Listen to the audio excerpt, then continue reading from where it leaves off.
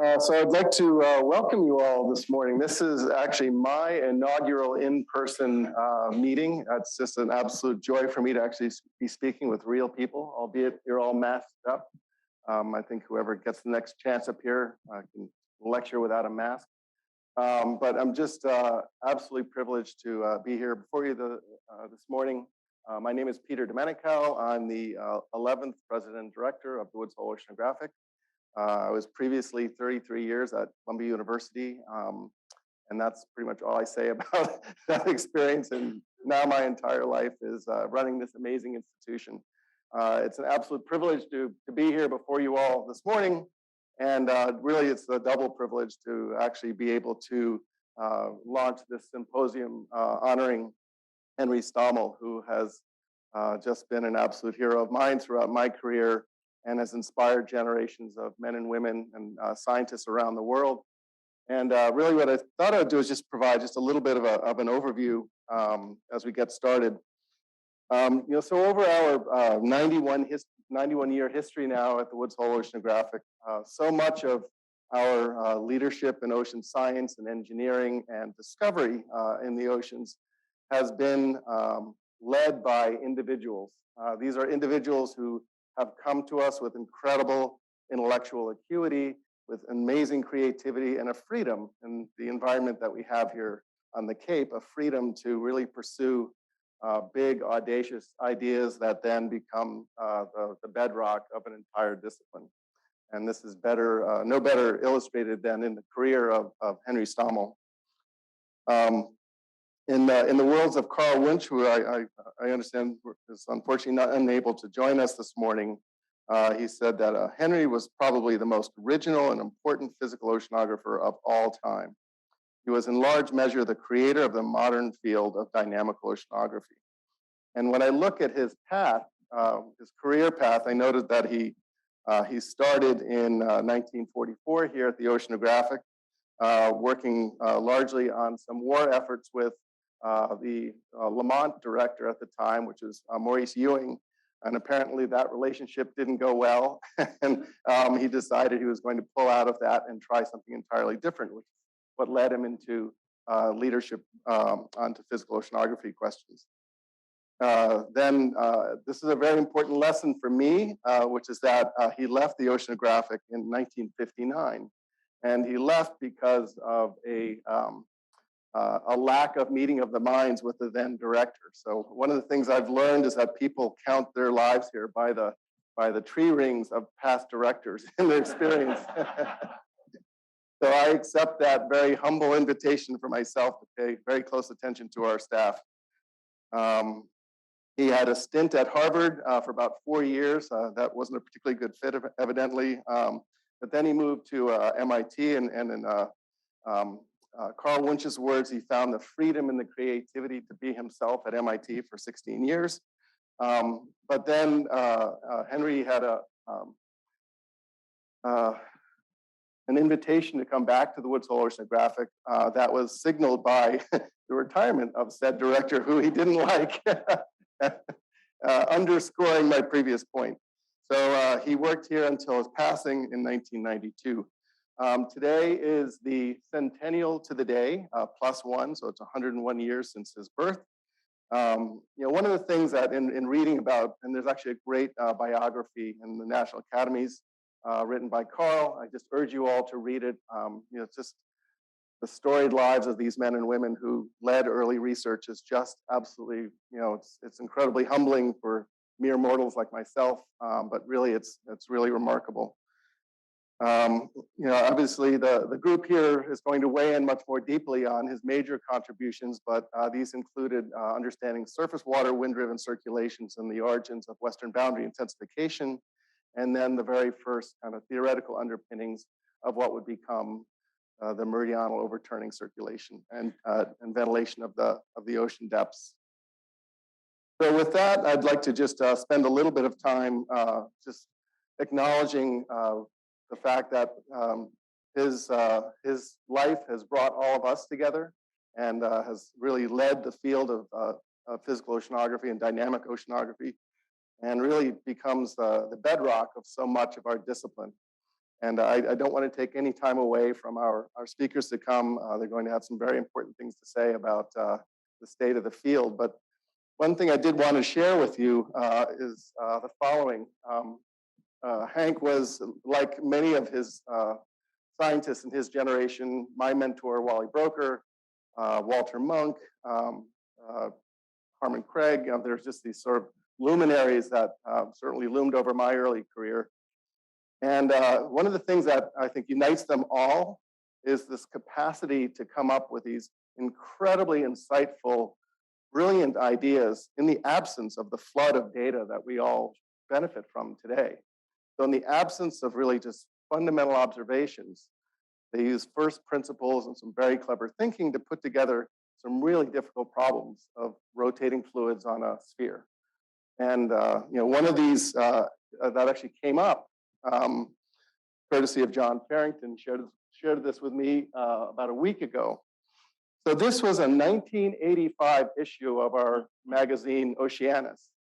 And in this, it's an article written by Henry on something that he called the Slocum mission.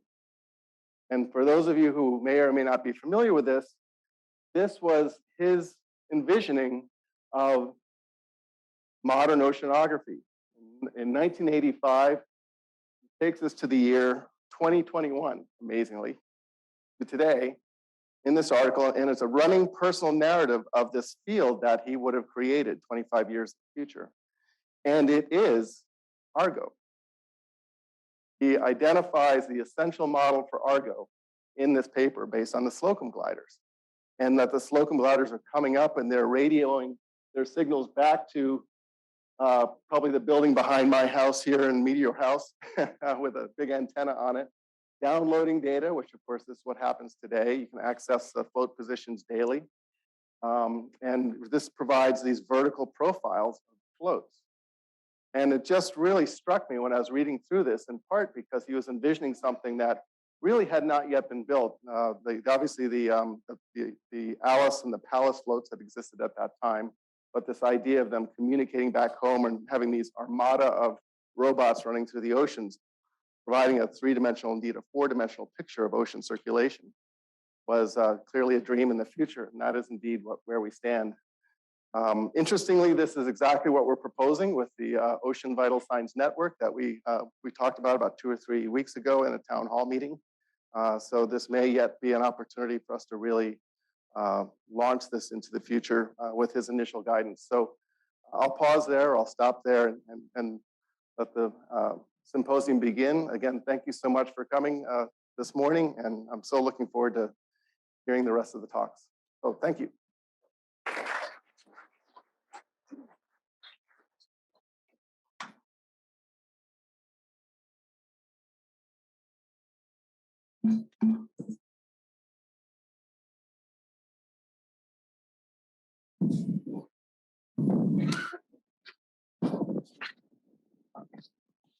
So a man who needs no introduction, but he'll have one anyway, Joe Podlosky.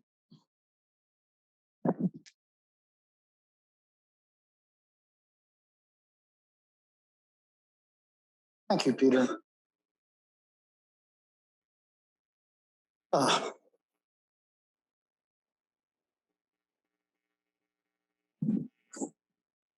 Well, welcome to the celebration of Henry Hank Stommel's 101st birthday.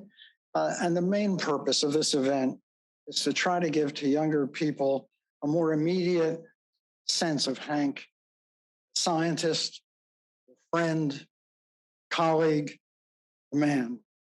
We've invited speakers who will speak to us of their memories of Hank, the influence he or his work had on them, and to allow those of us who knew him to freshen our memories, for those who never knew him, to obtain an insight into the richness of his person. Each speaker will have 30 minutes for this challenging task and are encouraged to leave a few minutes for questions.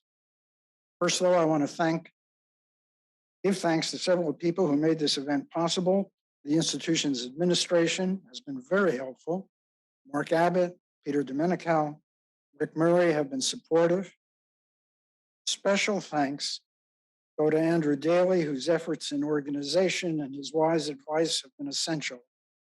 Matt Barton has done wonders dealing with the need for some remote participations. Susan Sholey and Jean Taft have been a very great assistance.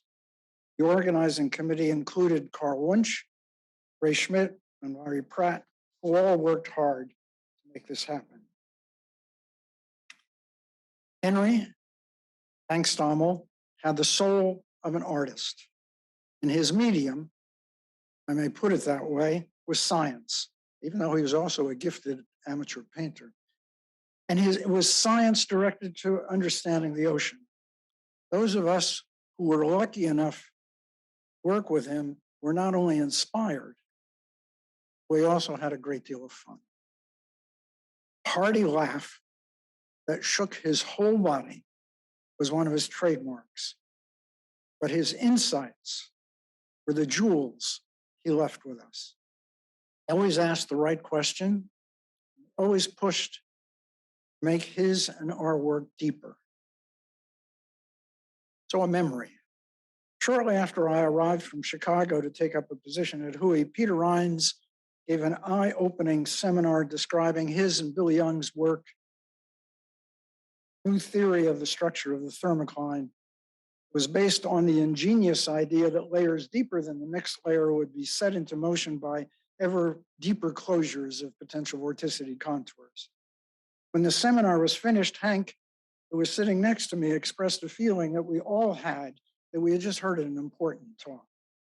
I felt it was one myself that had rescued thermocline theory from the prison of hard partial differential equations and restored it to the arena of physics. Hank's tone also expressed a feeling many of us felt. I wish I had thought of that. As we rose to leave, I said, but there's no outcropping of isopycnals in the QG model. Hank nodded. He too felt something had left out. A day or so later, he appeared in my office very excited with some results of a numerical calculation that he and Jim Whiten had done with a two-layer model with a single outcropping using planetary potential vorticity physics. I was impressed that the two-layer model had such realistic structure.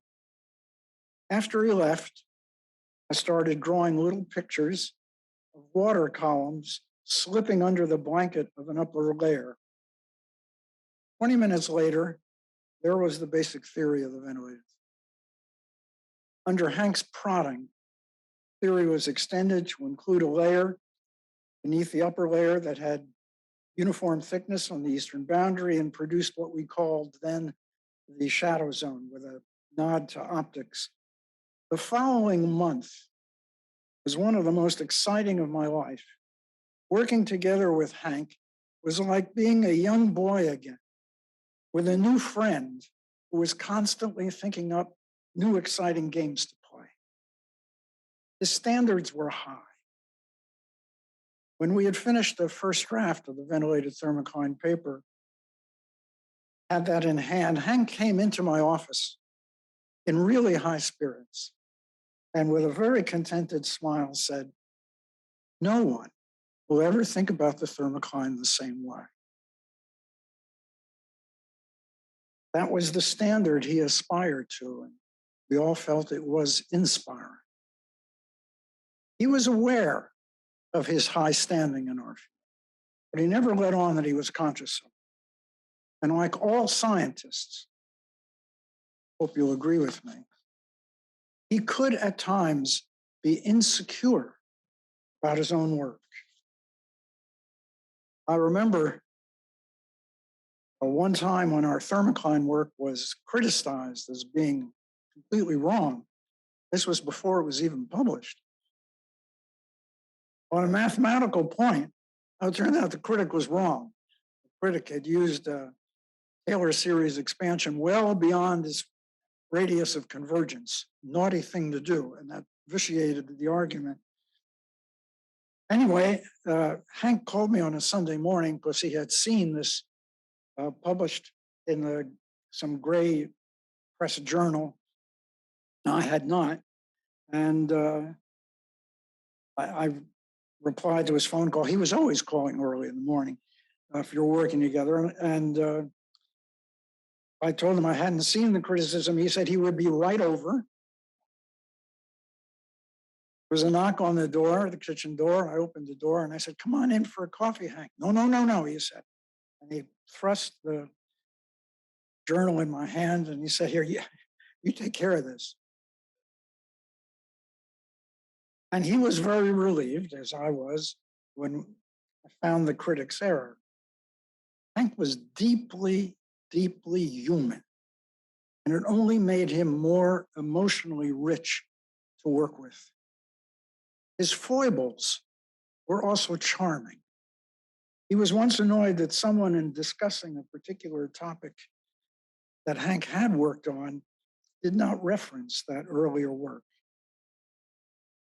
He paced his office back and forth, trying to find the proper and telling response. I know what I'll do," he said. "I know what I'll do to get back at him.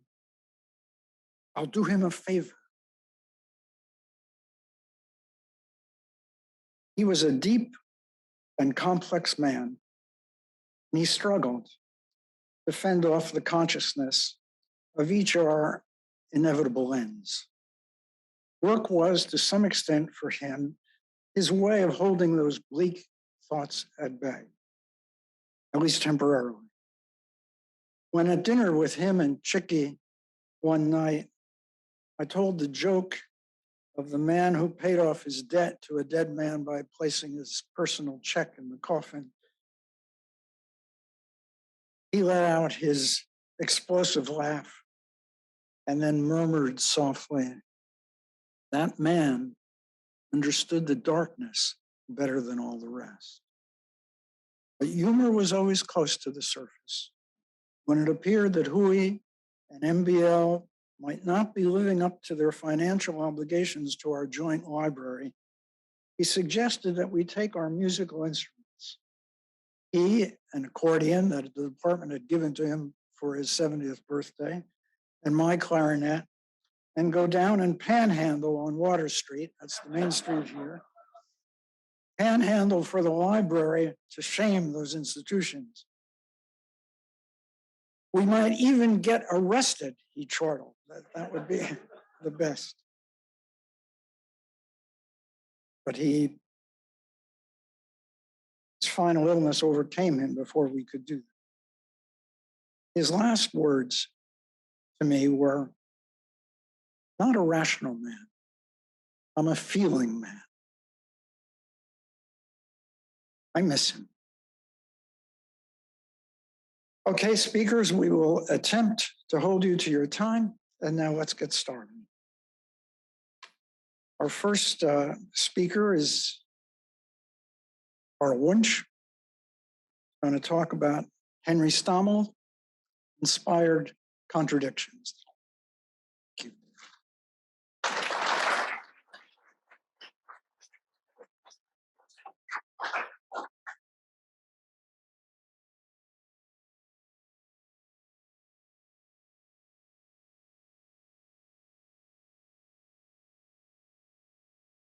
Yes, thanks very much, Joe. Thanks to all the people who've made this possible. I need to begin by apologizing a bit for some of the quality of the slides you're going to see, which have gone through various scanners and electronic transformations, but I will try to make everything clear. The slides are mostly for my benefit. Anyway, just to tell you very quickly how I came to know Hank, give you a little bit of background. He moved from Harvard to MIT, where I was a graduate student in solid earth geophysics, studying things like seismology. And a man named Ray Hyde, a well-known professor of geophysical fluid dynamics at MIT, told me that this man was moving from Harvard to MIT in what was going to be the fall of 1963. Ray knew I would be terrible in the lab, and told me I should go introduce myself to Hank. And I did. He was such an electrifying person that no, I had never heard of him, knew nothing about the ocean. I simply decided I wanted to work with him. That's a story in itself, which I won't bore you with. I just said this. Hank did move around. This is not my subject. From Woods Hole, well, Yale originally, Woods Hole, Harvard, MIT, and then back to Woods Hole. I took as a theme, partly because I know there are going to be many more speakers who will speak about Hank's life and influence on people, would be to take the tack that, in fact, he was a bundle of paradoxes and contradictions that I always thought was a major element in his creativity. So just now quickly, I'm obviously not going to talk at length about any of these things. He was a pacifist and a skeptic, but he did spend 6 months in divinity school and apparently was quite capable of running a sermon and ceremony.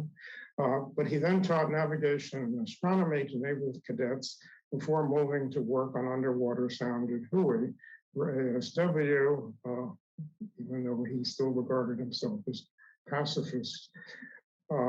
What he said about people often contradicted what he wrote in letters about them that were almost always positive.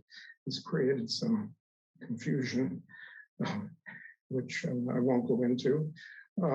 He was an enormously creative person, but when he got done with a project, he would wander the halls at MIT and Hui and probably Harvard before that, asking people what was interesting. And in a number of cases, he found something so interesting, he started in on it. He did claim to be mathematically incompetent, but somehow he always found the right mathematical collaborator, which isn't so easy.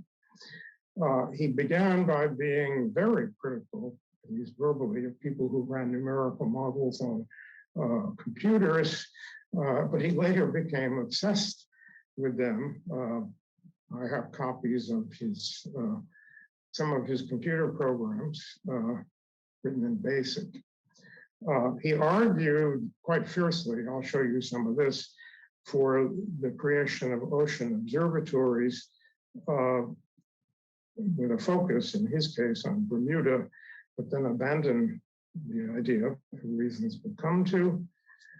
He did argue that oceanographers were much too focused on regional studies, that the ocean had to be studied as a whole. But at particularly toward the end of his life, but all through, he was focused on regional studies, most famously the Somali Current and the equatorial Indian Ocean, the Beta Spiral, and other people will talk about those at some length. And he did not have a PhD, and he never could make up his mind if that made any difference. Okay. The great paradox, and what I want to talk about, was his insistence, going all the way back to 1948, before his own most famous work was published, was that people were doing the wrong things observationally. His claim was that the ocean was turbulent and had very complicated boundaries, should only be studied globally and with new technologies that just required a few good engineers. And as it says, he didn't realize what he was creating, and leading to the old saying, you better watch out what you wish for. And we'll come back to that. Field oceanography, which is when he started, it was done like this. Basically, the hydrographic work, it certainly wasn't all of physical oceanography, but the part he was interested in was the large-scale ocean circulation, was done by taking a ship and making sections like this. It took essentially 100 years to build a picture of the ocean. Your temperature taken from the Fugister atlas, somewhat coarse resolution. And he then characterized this in a paper that, quite noticeably, was written in 1948, in which he pointed out the difficulties of observational oceanography. The profound difficulty that he refers to were actually two, but the one he focused on was that he knew that the ocean was highly turbulent. He never actually says in this or the other papers how he knew that. My own guess was he simply looked at the Reynolds number and decided, well, of course, it had to be turbulent, but I'm not sure of that. He also pointed out in the same paper, which is unreadable to the audience, that the complexity of the boundaries, which still haunts us, was a major issue in coming to understand the ocean circulation, which he did characterize as the central problem of oceanography. And there was this famous pamphlet, was never published. It was widely circulated, and it did lead to the phrase peculiarly dreamlike quality as applied to ocean theory and observations.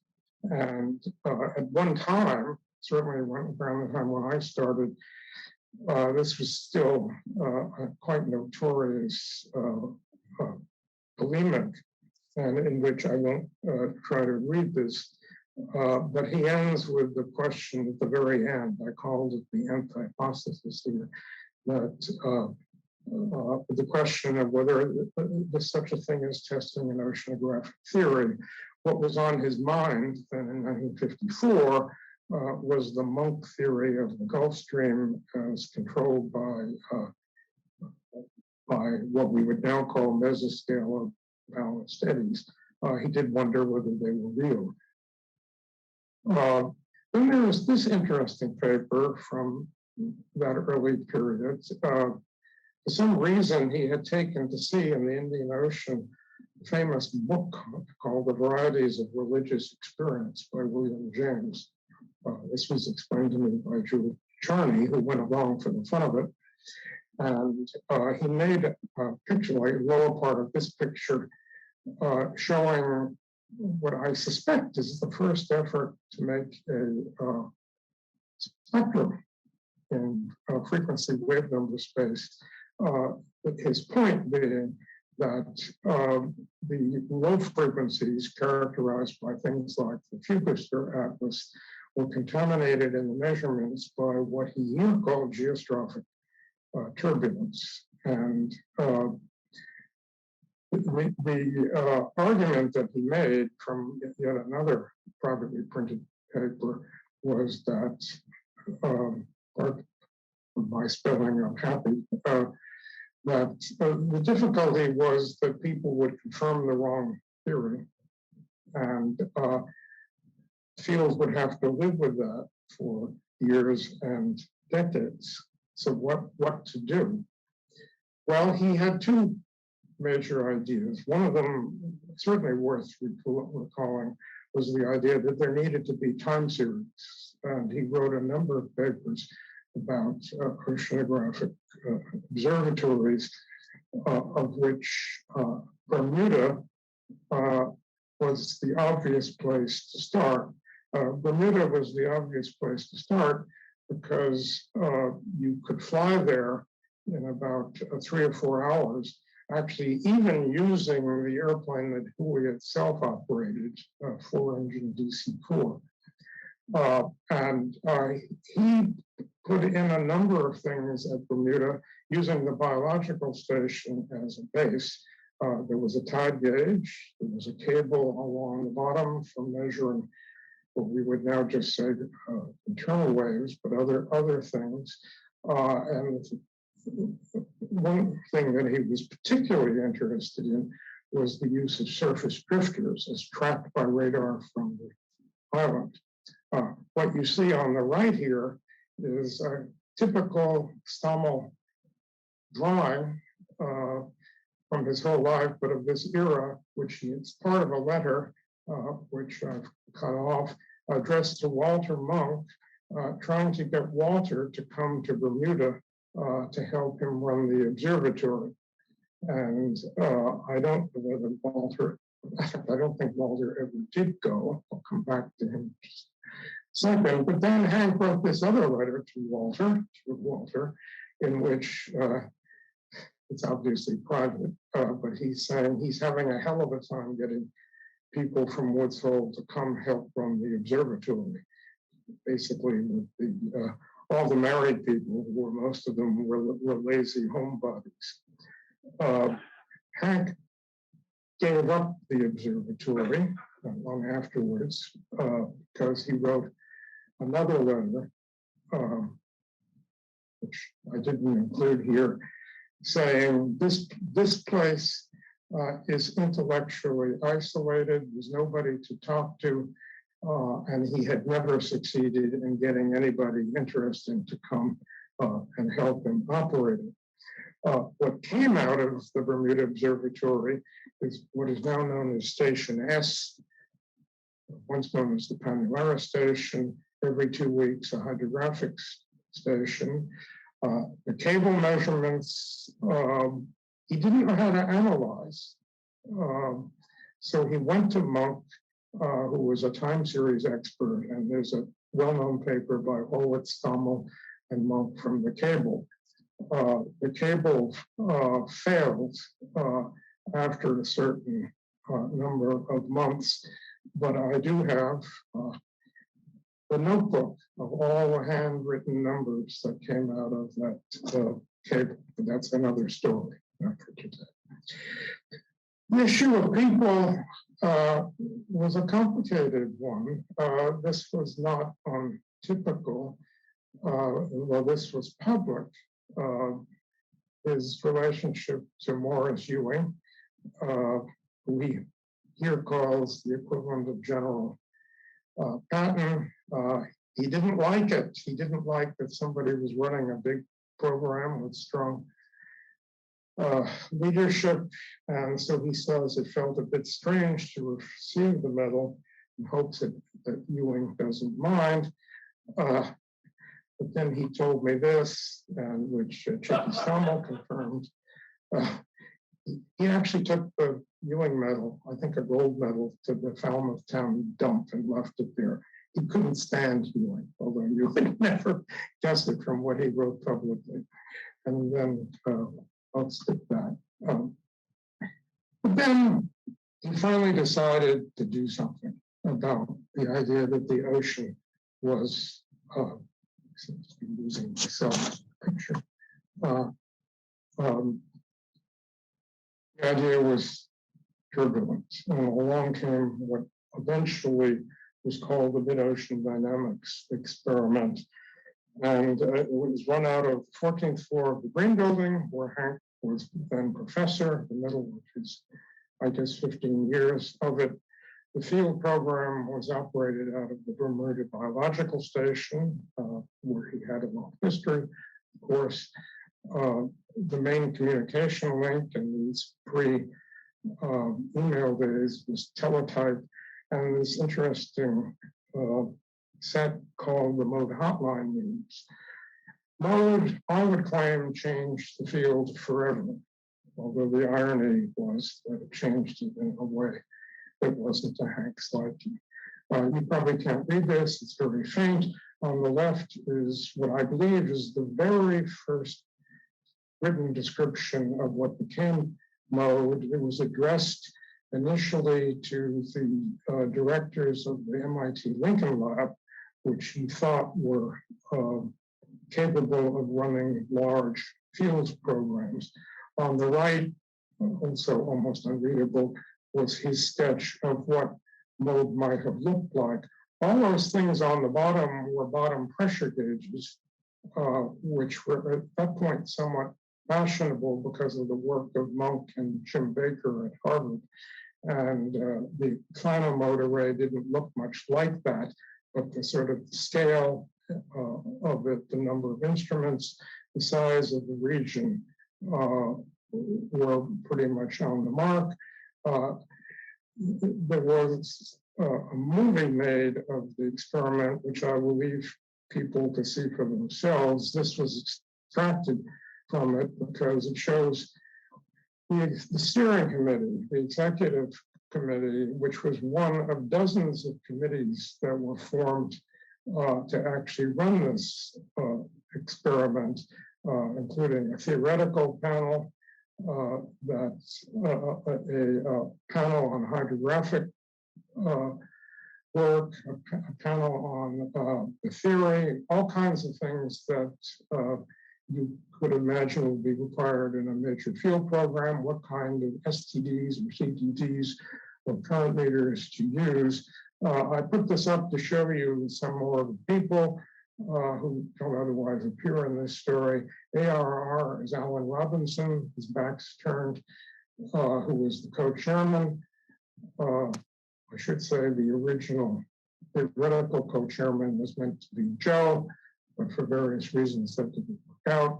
Francis Brotherton, a very powerful theoretician who turned out to love doing this. He came up every week from Johns Hopkins and then later became the director of NCAR. He liked running things. Nick, I hope everybody remembers, and of course, Hank, we're laughing about something. I have no idea what the joke was. Maybe somebody else remembers. Missing was Dennis Moore and or Bob Heimiller, who were the executive officers for the program. There was this thing called Mode Hotline News, which was kind of an interesting thing. It was basically mimeograph. This is just one example. It went on for, actually I have to look it up, something like 85 issues. Some of it is very interesting. Just to read out the contents of one of the issues, dated November 10th, 1972, is Brown, the deep sea pressure temperature measurements in the Pacific. That's Wendell Brown. Millard, Joyce, and Garrett, probably everybody knows them. Further comments on vertical temperature spectra in the mode region. Ted Pachapsky and Malone, his first name I can't remember. Mode region bottom topography. Tom Rossby, the SOFAR float tracks.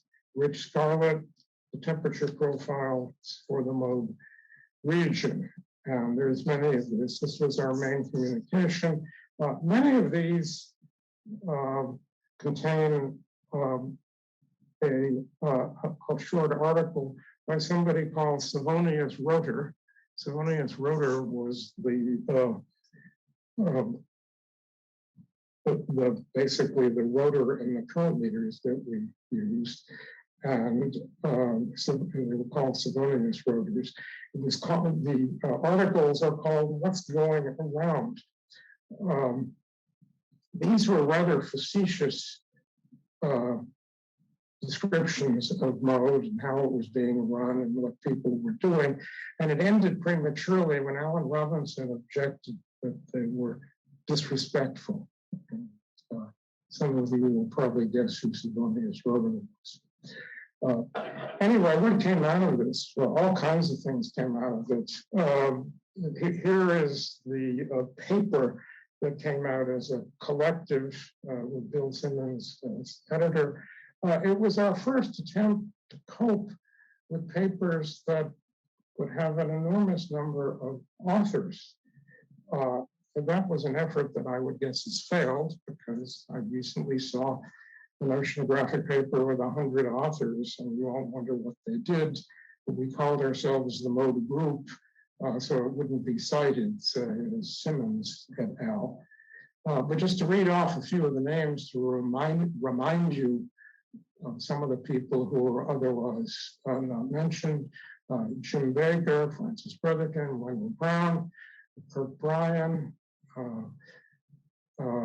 Chip Cox, Jim Priest, Dantzler, Russ Davis, Chris Fandry, Jean Fillou, Glenn Floral. It's et al. I won't read you the whole list, but say it was more or less a who's who of the Anglo-Canadian physical oceanography group. There was an atlas, which I guess is the showpiece. It too had a long list of authors and affiliations.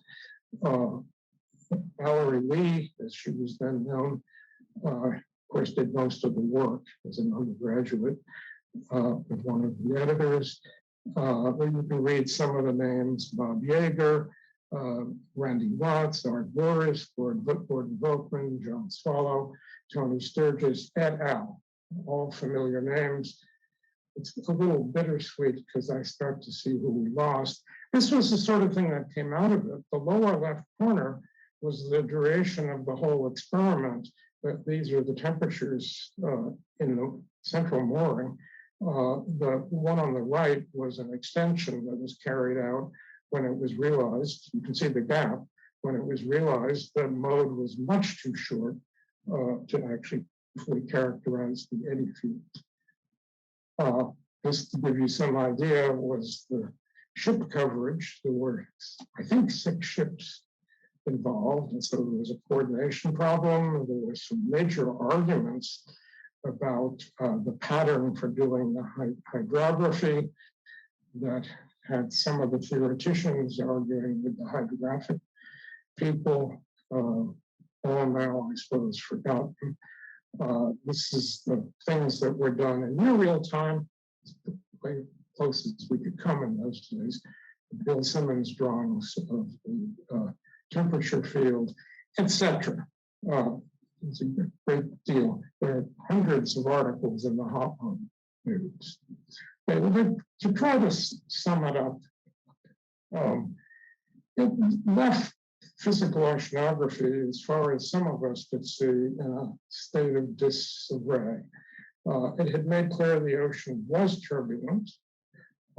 Enough was understood to realize that it did vary regionally, but you have to study it as a whole, it appeared. And that required new technology and also the standard theories of things like sphericity balance. One suddenly wondered, well, what did they mean? So here's a very quick and slight distraction into what became the world ocean circulation experiment, which at least in my mind was a follow-up.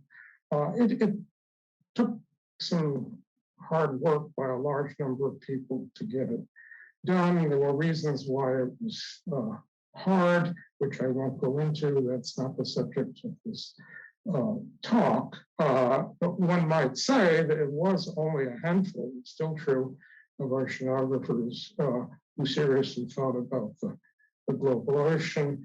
And I would say there is still a considerable culture of contempt for people who try to organize things, although that's diminished. So this was a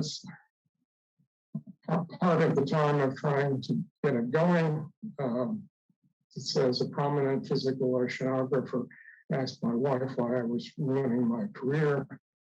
And the same person sometime later said he now knew why I wanted to do it. And of course, it was Hank himself, who would not accept that one needed large organized programs. Apart from hetons, as far as I know, Hank never wrote a paper on eddies, despite in some ways being the father of ocean eddies. He went off onto what John Swallow did call Anglo-Stommel field programs, particularly in the Indian Ocean. And having complained too much about the focus on the regional, he later in life he focused on the regional, the Somali Current, the equatorial Indian Ocean, the Beta Spiral area. And then he started writing sort of anti-articles in contrast to the ones from the 40s and 50s. He made up this word, the Homesteading Model of Scientific Life, which basically meant a PI, chief scientist on a ship with his own group. I do like the comment from this article, breaking the ground can only be done by individuals. One could argue that one. The prospect of being an independent investigator is one of the great attractions of oceanography, as contrasted to laboring within a pre-planned program, et cetera, et cetera. So you can see the contradiction between what he really wanted to be doing and how he had done oceanography and what he had created in the meantime, which was a true revolution. I could go on for hours talking about Hank. A great many other people talk, have written things about him, and he was a contradiction of many things. He had all kinds of activities that I haven't even mentioned. He loved making homemade fireworks. He liked running model trains around his backyard. He liked gardening, et cetera, far more than I can talk about here. So that's all I will say, and thank you all for listening.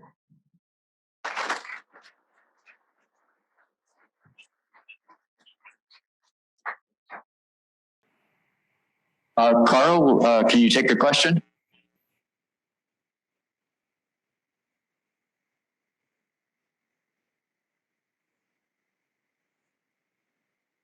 He can hear us. Okay. Okay, there was a forced unmute. Can you hear me now? Yes. This is Ray Schmidt. I was just wondering if you could say a little more about the relationship between Hank and Walter. Oh, okay. Before we get into that, I must say I was surprised. I thought I was giving this talk live. It was meant to be somewhat different from what you just heard, but it's all too late now. I did change it in the meantime. Hank and Walter, at the beginning of their careers, were in some ways very close, despite the fact that they worked on opposite coasts. They were two people, a very small minority, who independently had come to the notion that physical oceanography and related areas like biology had to be mathematically described. And they both had the same idea. They went in different ways. I have heard people say, oh, they were terrible rivals, but that's not true. There's a long, very cordial correspondence. There were trips back and forth between them, Hank visiting Scripps, Walter visiting Woods Hole. They met in New York. If you read the correspondence, which is online, it's all quite cordial. This was all in their 20s, maybe 31, 32. They developed families, they developed separate interests, and they tended to be doing different things. But for anybody who's really interested, there is in last March's Oceanography magazine, I tried to write up some of this. I hope this helps. The summary would be they were not rivals. They liked and admired each other. They had completely different personalities, particularly when it came to social interactions. Thank you, Carl. Our next speaker, Halpern. He's going to speak to experiences of a graduate student guided by Henry Stommel.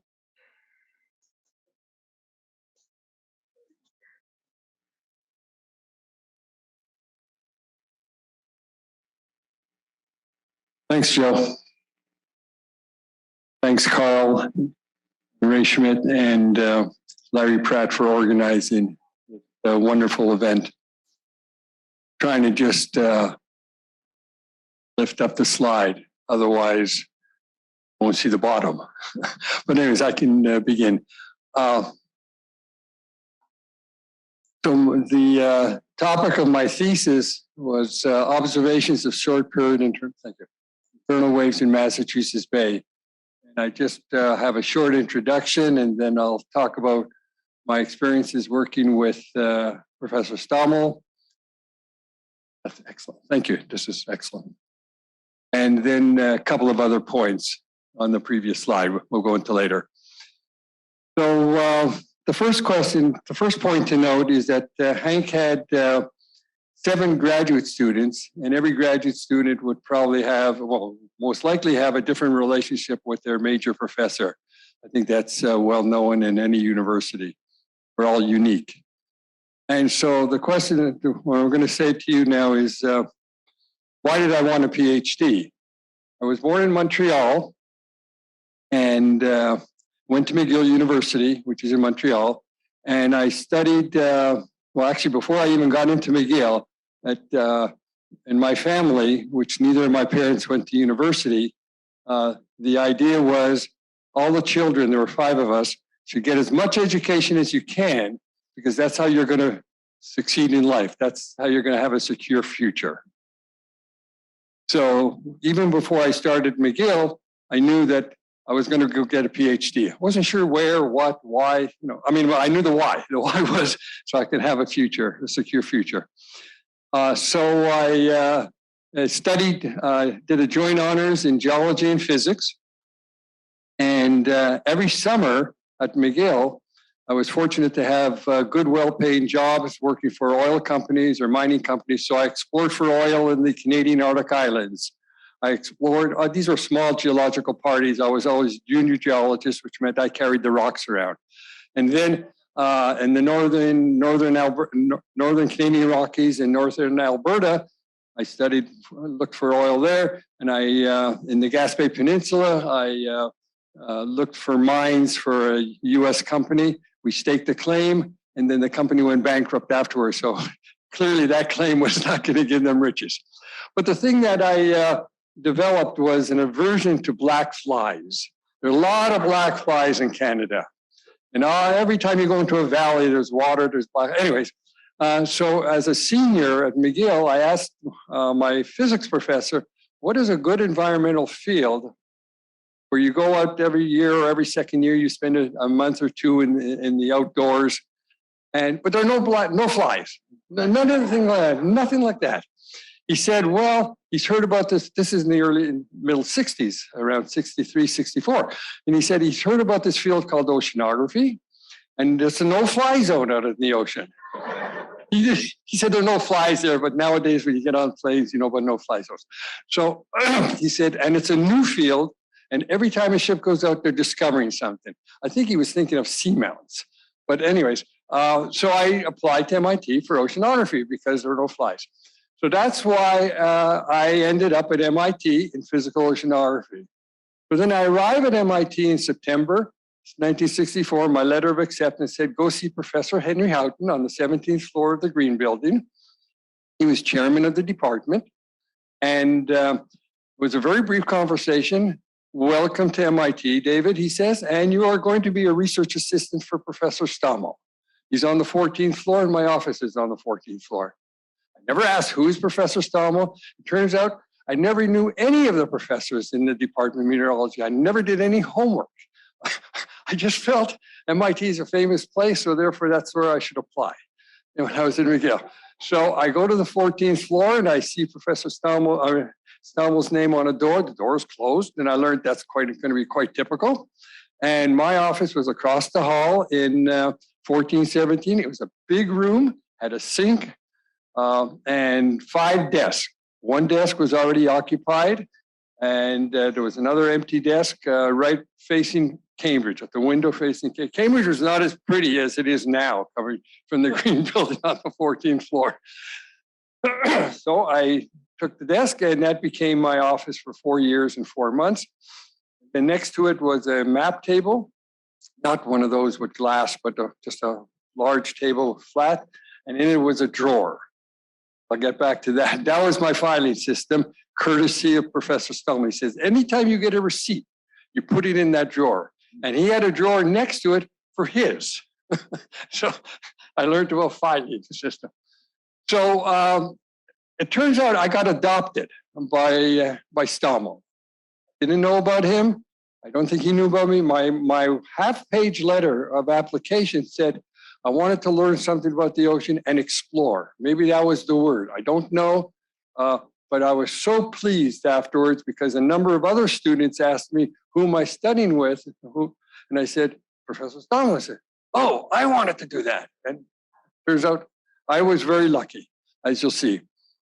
It turns out his office, I was at MIT about 2 years ago, visiting Carl Wunsch and Paolo Rizzoli, and his office is now expanded to twice the size. And whereas 1417, where I was in, has been reduced in size. So they just divided it up and still kept more graduate students. Andrew, should I press the button? Oh, I don't know which button. Which one?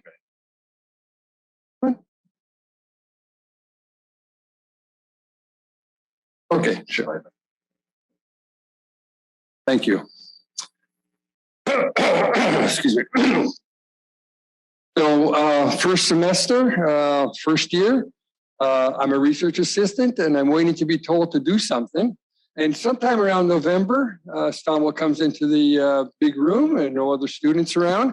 And he says, I have a task for you to do. And he shows me, he gives me a list of temperatures. I don't even remember if it was sea surface temperatures or at some depth. And he shows me this chart and he says, temperatures had a latitude and, am I on? Yeah, the temperatures had a latitude and longitude and plot, just put the temperature values at the proper latitudes and longitudes, but do not contour them.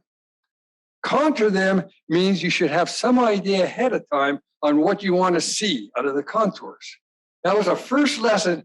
I had never analyzed data before, and I kept that with me as of to this day. When you start analyzing data, as most of you know, you have some preconceived idea of what you want to do. It may not turn out that way, but you should start with something. So I learned that from him. He did the contour, and I thought it was a good job. But I never really saw very much of him in that semester. We saw each other in the hallway once in a while, acknowledged each other, how are you, and things like that, very courteous. And I was so pleased that he allowed me to just study, do my coursework, take the courses that were required. And I was very fortunate in that respect. And I think he knew that this is the way a guy like David Halper needed. He needed time to study. So the second semester starts, and sometime in February, I see Stommel again. He comes into the room. No other students are around. I remember it was a snowy day, which is not atypical in February in Boston. And he says, it's time for you to do something. It is time for you to do something. I says, of course, yeah, what? So he describes the idea that when the wind blows over the Rockies, the wind's coming from the west, going to the east, it develops lee waves. And this, if you fly a lot, it's clear air turbulence, flying into Denver, out of Denver a lot. He said, those things should also occur in the ocean. If you have a submarine sill and the tide is going over it, then this should set up some internal waves. And he described Massachusetts Bay and a thing called Stellwagen Bank. Guess there's no pointer, but and I tried to show you this here. So this here is Stellwagen, the sill Stellwagen Bank. That's Boston in that direction. And here was the station I picked to do the measurements. And you can think of it this way: is if you have a stratified fluid in the summertime, there's a strong. Oh, thank you. Excellent. Thanks a lot. In the summertime, this is 80 meters down to here. So it's very stratified in this region here, whereas in the wintertime, this is all homogeneous. So it's like plunging this little submarine pump up and down into stratified water, and you'll set up waves. So those will be called internal waves. So that was my task. So Stommel said, go forth and discover the internal waves there. See if there are internal waves. That was my marching orders. And over the years, I've tried to, this is under the Stommel's motivation, I've tried to figure out, I never asked him, what was the motivation? Was it related to the Navy? Was it related to some national program? As a first-year graduate student, I didn't know any of those things. And I never talked to Carl Wunsch and many other people in the Navy. And it turns out this is another example of Stommel's curiosity. All his graduate students worked on different problems. In my case, he said, go find some internal waves. And his interest in that was, okay, every once in a while I would tell him what I'm doing. But it wasn't as if he was waiting for my results to fit into one of his projects. But to get started, he said, you need to meet with 3 people. Jane McNabb, who's on the 17th floor. Those of you who the old timers, not so old timers, but anyways, Jane McNabb was what I would call the administrative officer for the Department of Meteorology. She kept everybody's budgets. She ran the department. She made Professor Houghton look really good. So go see Jane McNabb, she'll give you a budget. Another person to see, and it's already been mentioned, Nick Foffenoff, Dr. Nicholas Foffenoff at Woods Hole, he ran the buoy group. Stomel says, he has a buoy for you. He's going to give you one of those, what turns out to be called Richardson buoys. The third person is Paul Ferris Smith, who worked in Woods Hole just across the street here. He had an office. He was the sales representative for Geodyne. It was a small company based in Waltham. They made current meters and other assorted oceanographic equipment and maybe other things. They were eventually purchased by EG&G, so they're part of a big organization now. So I had 3 people to contact. I got them a budget.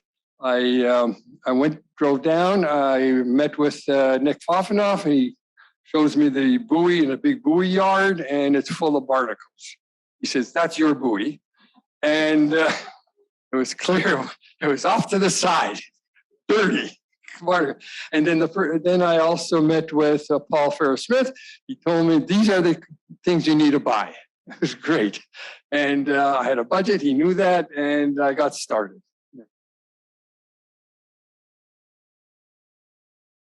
So my first summer, which is now the end of my first year, was summer of 1965.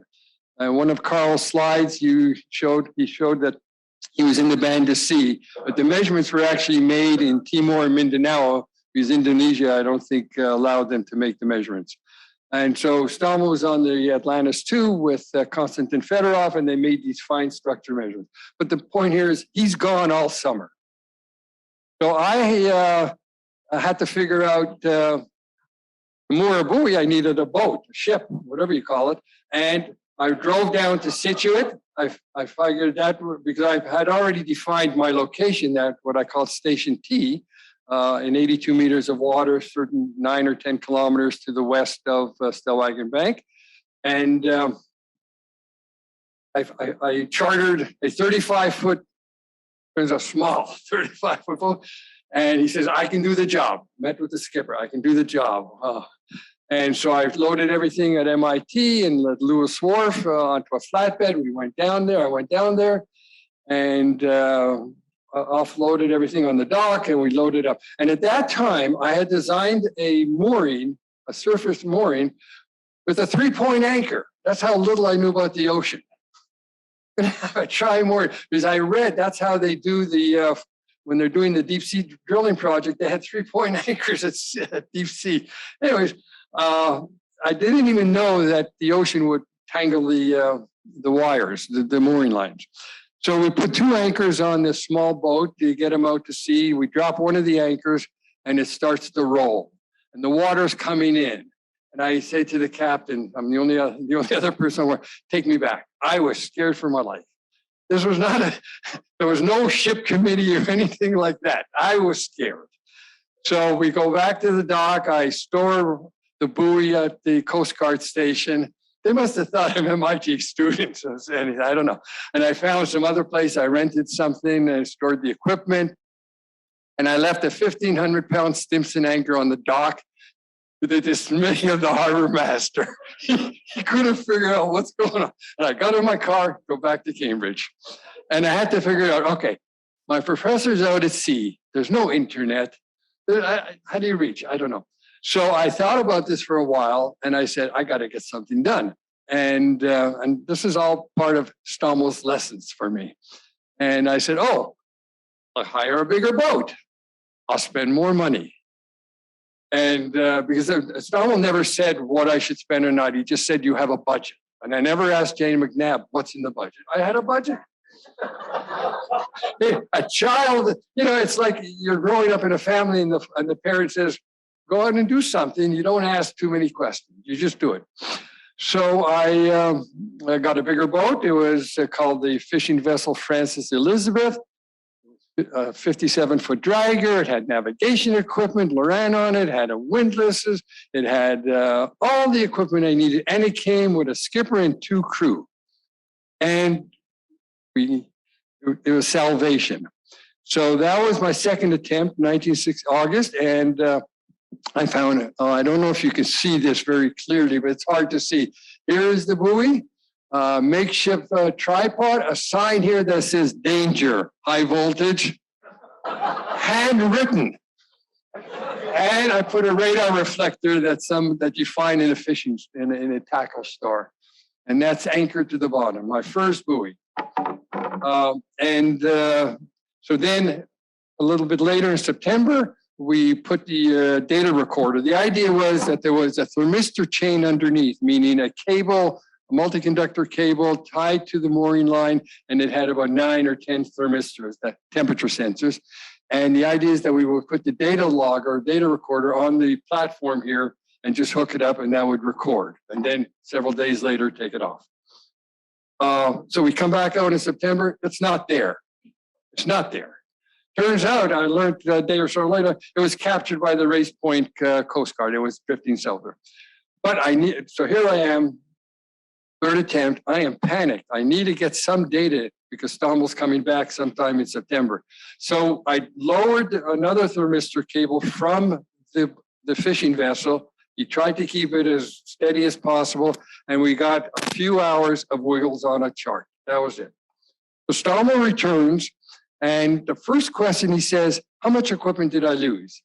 You got to remember, this is the middle 60s when Woods Hole Buoy Group is just learning to moor buoys, but they were in deep water. I'm in shallow water. I should not have lost. So I said, none. I did not tell them that anchors were lost because I figured that's expendable. I want to make this look good. And then he welcomed the site. I had this chart, little wiggles. He welcomed that. There was no way to say there was internal ways. So I just assumed sufficient progress had been made to continue.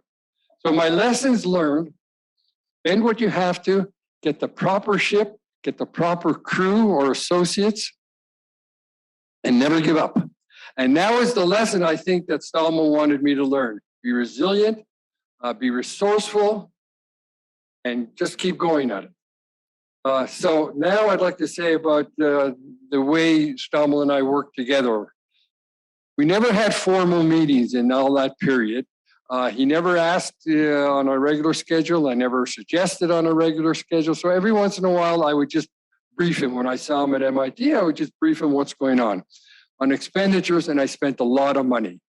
Well, I was having equipment and everything.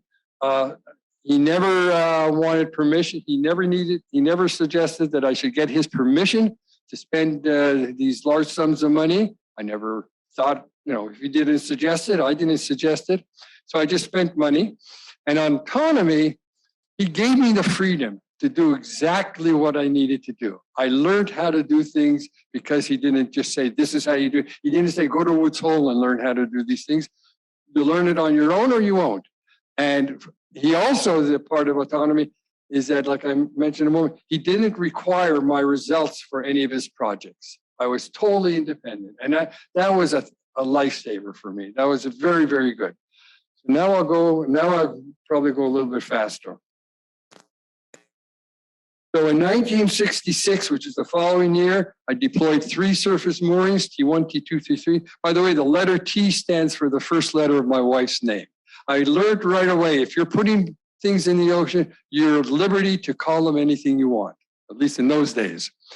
In 1966, I had 3 data recorders, each one on each buoy, only one worked, which was not that unusual, I learned later. That's the little curve, that's just a tiny segment of the curve of a 5-day record, and Stommel's intuition was correct.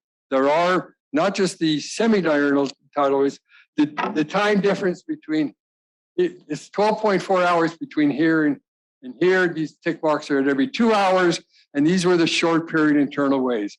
And when the water warmed up, it meant it was coming from the surface. This was at 11 meters depth, so it came down about 3.5 meters when you calculate it out. And this is something, maybe if you dim the lights, but there's three dots here. This is from an aerial photograph, flying in the Woods Hole courier aircraft. And these 3 dots were the 3 moorings. And you can see these bands. These are the surface bands I'll talk about. So in the autumn, and in 1967, the same thing, but I had 2 data recorders that worked, and I figured that's enough because I can get the direction of propagation. Okay. So in the autumn of 1966, Jane McNabb tells Stommel, Halpern's depleting your budget at an alarming rate. Those were the words. So here's the beauty of working with Stommel. So he says to me, why don't you write up a brief progress report, like maybe 2 pages, with a budget, and I'll talk to the Office of Naval Research. That's the people that were funding this work, the ONR. Talks to them, and they say, oh yeah, sure, go ahead. So I got an increase in my budget. Never have I had an increase so quickly, so rapidly, and so much. The joys of being a student for Stommel. So that's, so I was able in 1967, once again, I was able to charter the aircraft from Woods Hole.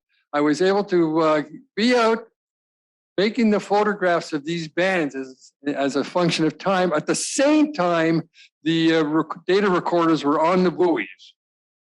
And so I was able to get the surface bands, the internal wave propagation, speed and direction. And that year also, because I wanted to know what the generating mechanism was, and I thought it had to do with Richardson number instability, which means that I needed to know something about the currents in the water, the vertical distribution of currents. So I also purchased some 3 current meters, put out a 4th mooring in the summer, and I was able to show that the Richardson number drops, well, below 1. I wasn't able to show that it dropped below 1/4, but it was close enough for graduate work. And then I towed also, developed a new instrument, towed a temperature sensor from the RR Schrock. That was the MIT boat. The MIT got a boat. So that brings me to this living with administrators. The captain of the MIT boat of the Schrock was a retired Navy captain. Has to deal with a graduate student. And we had a little bit of friction on the scheduling because I had to schedule very close to the actual. So Stommel gets a note sometime, says Halpern's not cooperating. So we go to, Stommel says, you have to come with me. Some time was arranged, and we went to the MIT Infinite Corridor, off the corridor. We went to some office, and it was wood panel. That's all I remember. And Stommel said to him, Halpern will cooperate, will be more accommodating, and we left. And on the way back to the MIT Green Building, he says, this is another lesson. He says, when you do innovative research, you have to learn to live with administrators like that. That's all he said. And he said, because his office was wood paneled, he was very high up in the administration. So I learned that. That I didn't really learn very well. That had nothing to do with Stommel. So then, 1968, at some point, this is the second one. How does a graduate student know when enough work has been completed for a thesis? There's no formula. So at some point in October, I called Stommel at Woods Hole and I said, I completed the work. I'm ready to leave MIT. He said, you've not been here very long. So I said, I'd like to come down to Woods Hole, describe what I've done. I did. I drove down. And that afternoon, he was in the back with his tractor overturning the soil. He's getting ready for the next year. He says, hop on the back. So this is this, I can see this now. So the tractor's going this way and back and forth, and I'm over his shoulder saying, this is what I did. This is what I would do my final report, my big report. So it goes on for minutes, lots of minutes. And then he says, okay, it's getting dark. Let's go in the house. He reads the conclusion, and he says, on this sentence, started with, it is tempting to suppose. And I have used that phrase in many, many papers, because I think I was saying I assume or something. Or he said, it is tempting to suppose. And it's the best phrase he's given me. And obviously I put it in. He says, fine, let's have dinner. I had dinner and with him. And he says, it's okay. Why don't you set up the committee meeting? I said, who's on the committee? Turns out Carl Wunsch, I believe, was on the committee, and Norm Phillips. And we set up a meeting, and Bill Simmons, who was mentioned was a postdoc, and Celie Martin was a postdoc for Eric Moeller Christensen, Professor Moeller Christensen. And that was the meeting, had 5 people and myself. Obviously, I passed, and I graduated in January. So I'd like to give a couple of reflections. His playful nature. You go into his office at that time, there was an axe on the wall, next to the wall. And at some point, I got the courage. I said, Professor Stommel, why do you have an axe in your office? He says, when he gets visitors and he wants them to leave, he looks them in the eye, and he looks at the axe. He looks them in the eye, and eventually they leave. Everywhere I've worked, they've never allowed axes in the office. Okay, and then the other one was, he was gone for a couple of months. And so I don't remember exactly when, but I do remember he asked me to open his mail. And when I decided that he should not get any more mail from that place, he left me a stack of paper that said that to whom it may concern, this person is deceased and doesn't want to receive any more mail. And it was my job to decide who's to get those letters. He never questioned me on that. And then, obviously, by allowing me to be the first person to measure and detect these internal waves, gave me the opportunity to have joy of discovery. There's no greater feeling as a scientist to be first, whether it's a theory or anything else. So I had that feeling. And then he inspired my future. You're going to hear this from everybody. We all had different impressions on that. But watching Stommel write papers, advise the community on where the future should be, and Vigil with his colleagues, I said to myself, that's the kind of community I wanted to be in. And I was very fortunate in my career to find that. And I have to go a bit faster now. Stommel was considerate, kind, gracious, thoughtful, warm, welcoming, generous. So Tim and I thought that you're supposed to have your professor come for dinner. So we were married in May '66, and in the autumn, Stommel cleared his calendar, came over for dinner in a tiny little apartment on Commonwealth in Brighton. And I had just told Tima during the day, I called her up, and she called somebody and said, what do you make? Our first entertainment was Stommel. And apparently she overcooked the meal and everything, and Stommel was very gracious. He said, wonderful dinner. He ate everything. He's a very gracious person. And then we were fortunate to go to the Stommels for Thanksgiving in Concord. And then one night in '67, I was having dinner with the Stommels, and Chicky says, congratulations, Dave. I heard you got married. Yes. Hank, go upstairs to the attic and get a gift for them. That's what Chicky said, not me. And he comes down with this beautiful antique clock, which we've had it in our entryway wherever we lived, and we've lived in many different places. And it's always to remind us of our gratitude to Hank and Chicky and the Stommels. And I think I've run out of time, so I'm so sorry that I do want to just mention one thing, that the place, the Station T that Hank had suggested, he was the first one to use it in 1971, and there's a note here, and I apologize. And he said he's been there several times to test an equipment that he was then going to tow in the Mediterranean. And he helped me get my first job. I think I'd just like to acknowledge once again, Professor Stommel. I'm grateful to him for adopting me in September 1964, providing a thesis topic and total support, and enabling and encouraging me to work independently and develop resilience. And obviously for his friendship. And Tima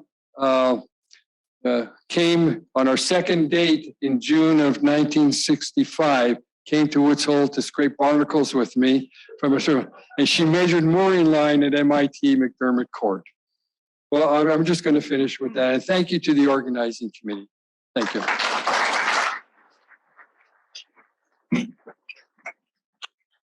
You're probably going to hear echoes of some of what Dave had to say about the marvel of working with and for Henry Stommel.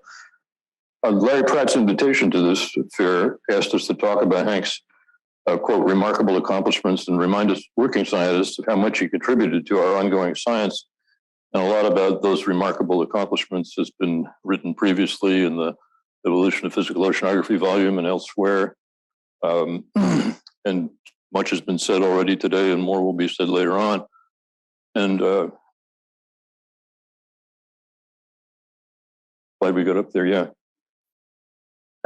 So, and Carl's biography for the Academy that was mentioned earlier, I think also is another wonderful source and for a single sentence description of Hank's accomplishments in the scientific realm. I can't improve on those words of Carl's in that slide. But instead, I'm going to focus on Hank's extraordinary supportiveness and generosity in supporting his students and his juniors, helping us to get footholds on our scientific pathways.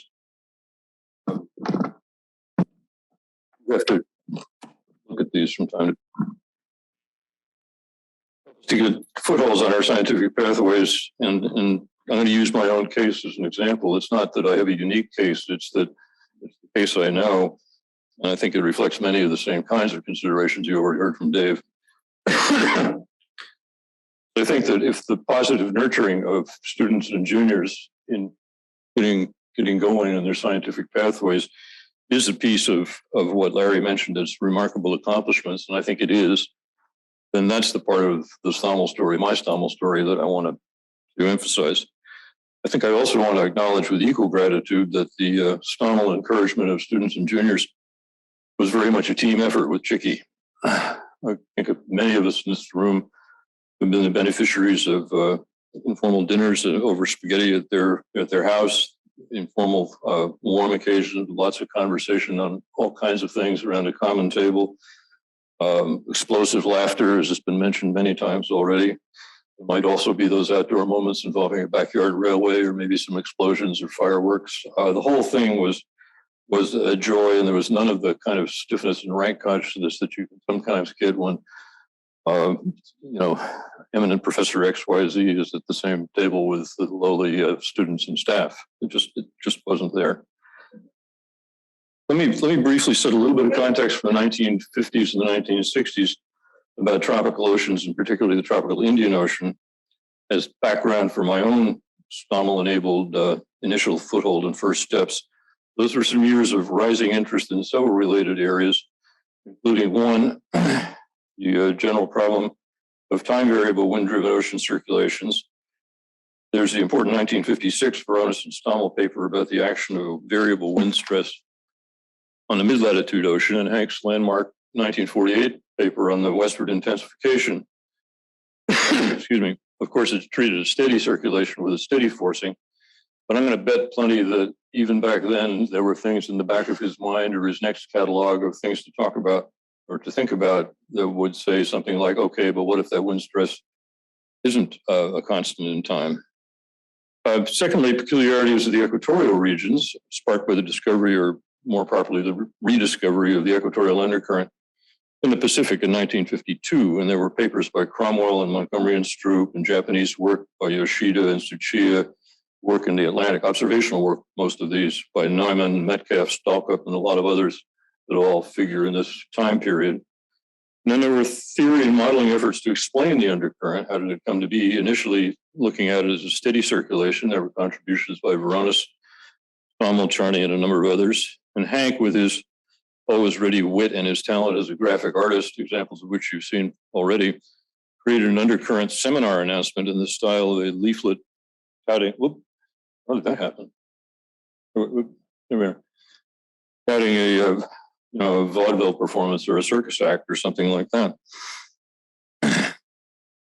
Item 4, there was this theoretical understanding of the equatorially trapped planetary waves and their faster propagation speeds compared to mid-latitude cousins.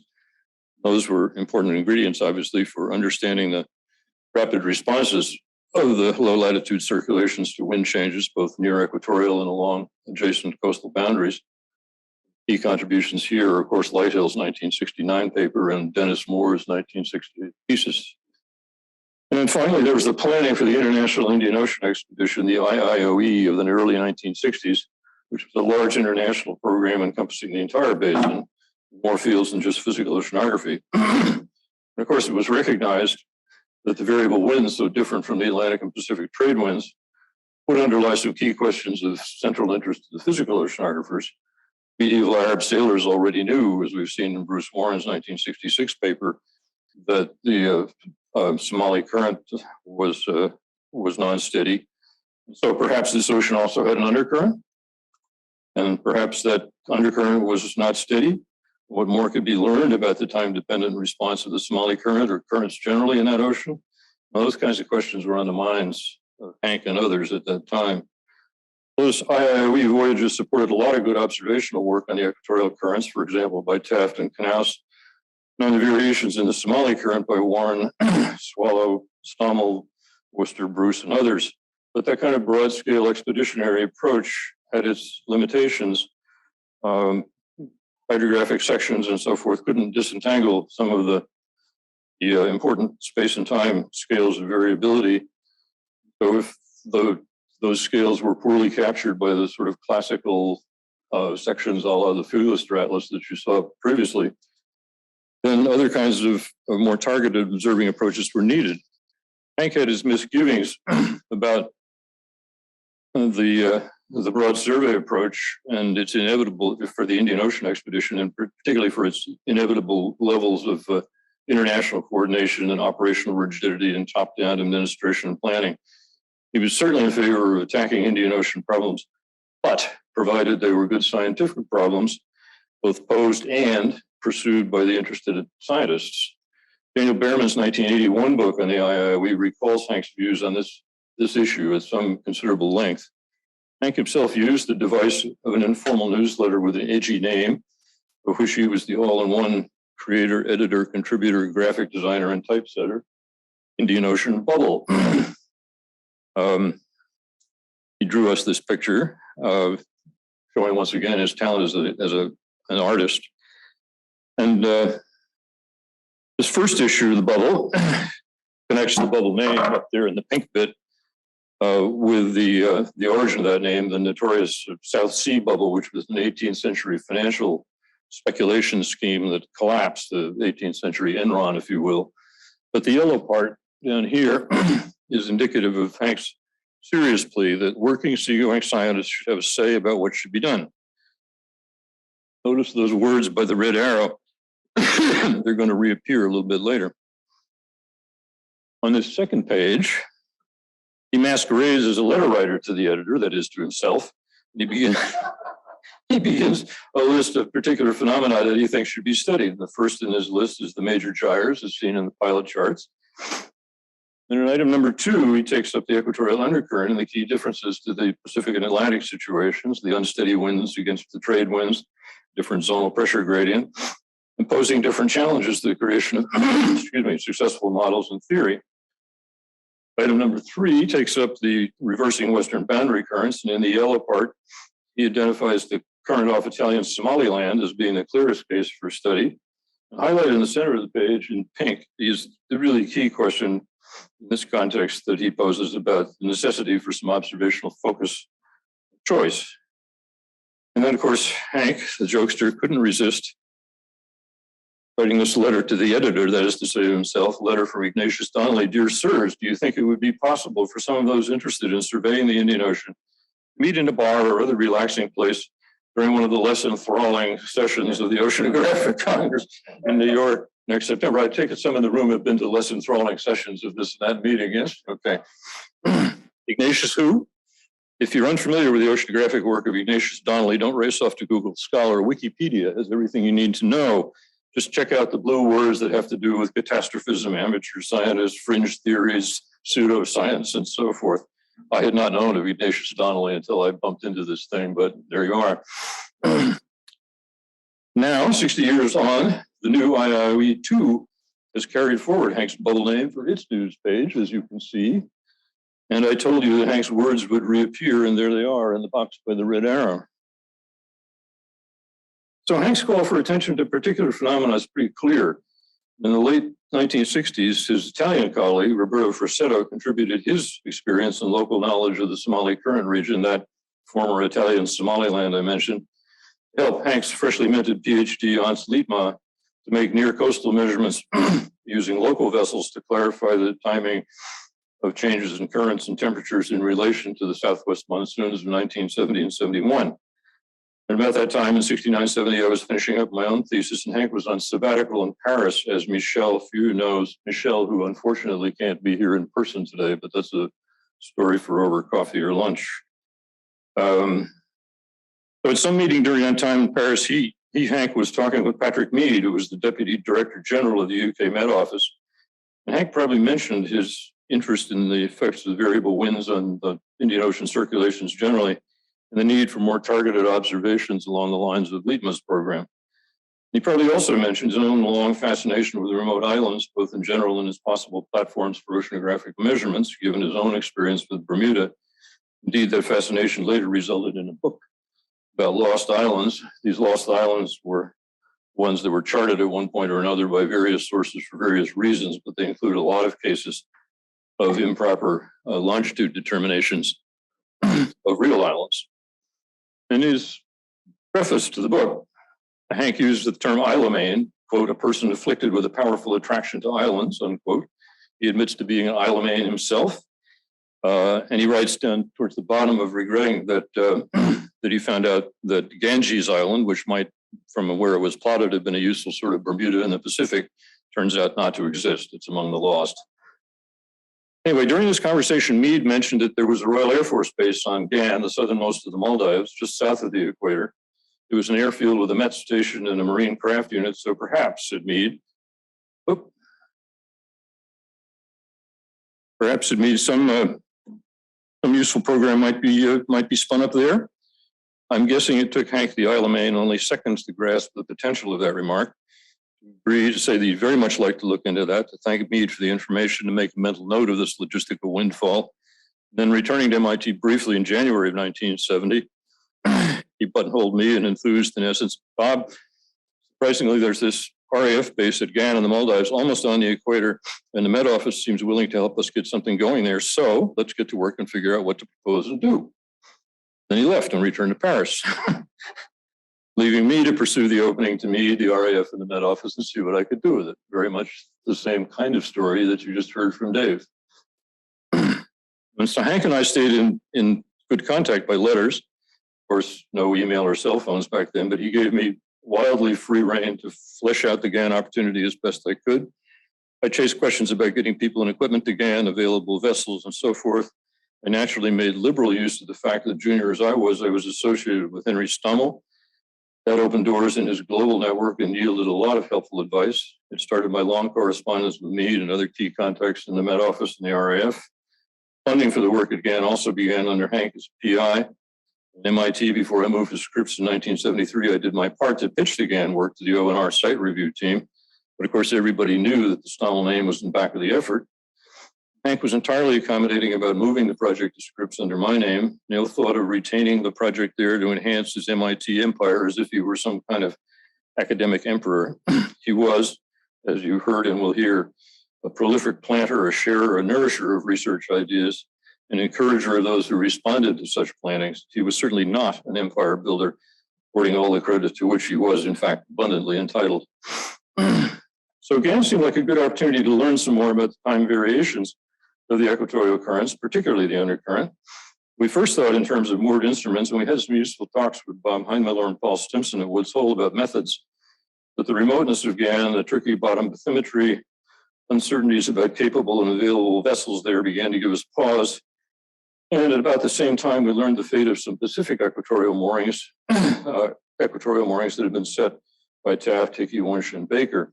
Mooring survival in those strong equatorial currents, unfortunately, wasn't great. Development of more reliable surface moorings for those conditions by Dave Halpern and his PMEL group lay in the future at that time. So attempting a moored time series at a faraway place like GAN, aiming to observe across seasons without huge data gaps, and uncertain arrangements about vessels and so forth, kind of looked risky. However, we became aware at the same time of the shipboard profiling current meter method that was developed and used successfully in the Florida current by Walter Dewing, his group at Miami. This whole package, slightly negatively buoyant, slides down the wire on a roller, which couples it from the heave of the boat up above. And the current meter measures the velocity relative to the ship as it goes. So this looked like a better method for GAN if, keyword if, sufficiently frequent profiles were going to be feasible in the context of available vessels, airbase operational requirements and needs, and on-site support by people there. There'd also be the added advantage of profiling all the way from the surface down and of learning in real time about any errors or needs for a do-over or whatnot. Hank, again, served as an introduction to Walter Dewing, who had worked on the IOE observations himself and was very supportive. I met Walter in Miami. I borrowed some equipment. One of his seagoing technicians, John Shearer, for a first visit began in 1971. Scout out the place. There's the setting.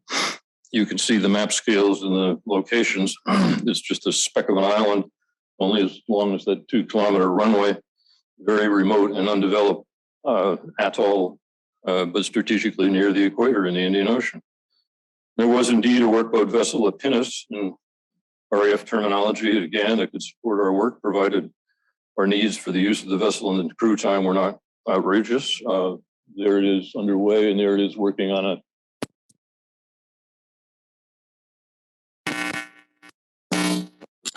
cable for the profiling current meter.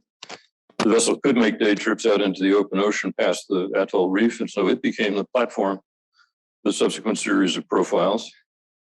PCM also involved an on-direct current meter, and again, Hank's global network of colleagues was the key, connecting me to John Swallow and to Swallow's student, John Gould, at the NIO in the UK. I think John may be listening to this speak. They used on-direct current meters at the time. We borrowed from them until we could obtain our own. It was easy to see why John Swallow and Hank Stommel were such close colleagues and friends, with their shared views on seagoing science and their shared habits of encouraging their juniors. Hank and John Swallow are now gone, but John Gould is a good personal friend now with 50 years and counting. In early 1972, I made several PCM profiles at stations around the atoll, enough to support the idea that at roughly an atoll diameter offshore, the immediate effects of the atoll on the currents, at least down to undercurrent depths, were modest, and so that such locations were reasonably representative of the open ocean flow. So with a once per week frequency that we judged to be usefully quick, but yet not unduly burdensome on the RAF and the Met Office personnel, we were able to start a regular series of PCM profiles alternating between a couple of sites, one north, one south of the atoll. In those pre-GPS days, of course, working from a airbase with a Met station also enabled the necessary measurement of the drift of the boat, the pinnace, during a profile in order to calculate absolute velocities. We used a small aerostat. Whoops, what happened there? Hello. I promised I pushed the correct button, boss, but I don't know. You'll see a picture essentially of a helium balloon, not the one we used, but we're able to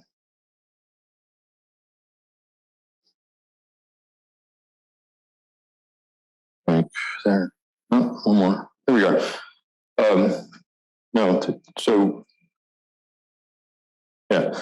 a helium balloon like this, of course, the Met Office personnel there again had plenty of experience with inflating balloons and so forth. And all we had to do in this case was to supply the helium because we didn't want to use their hydrogen for work on a ship with sparks and electrical equipment and so forth.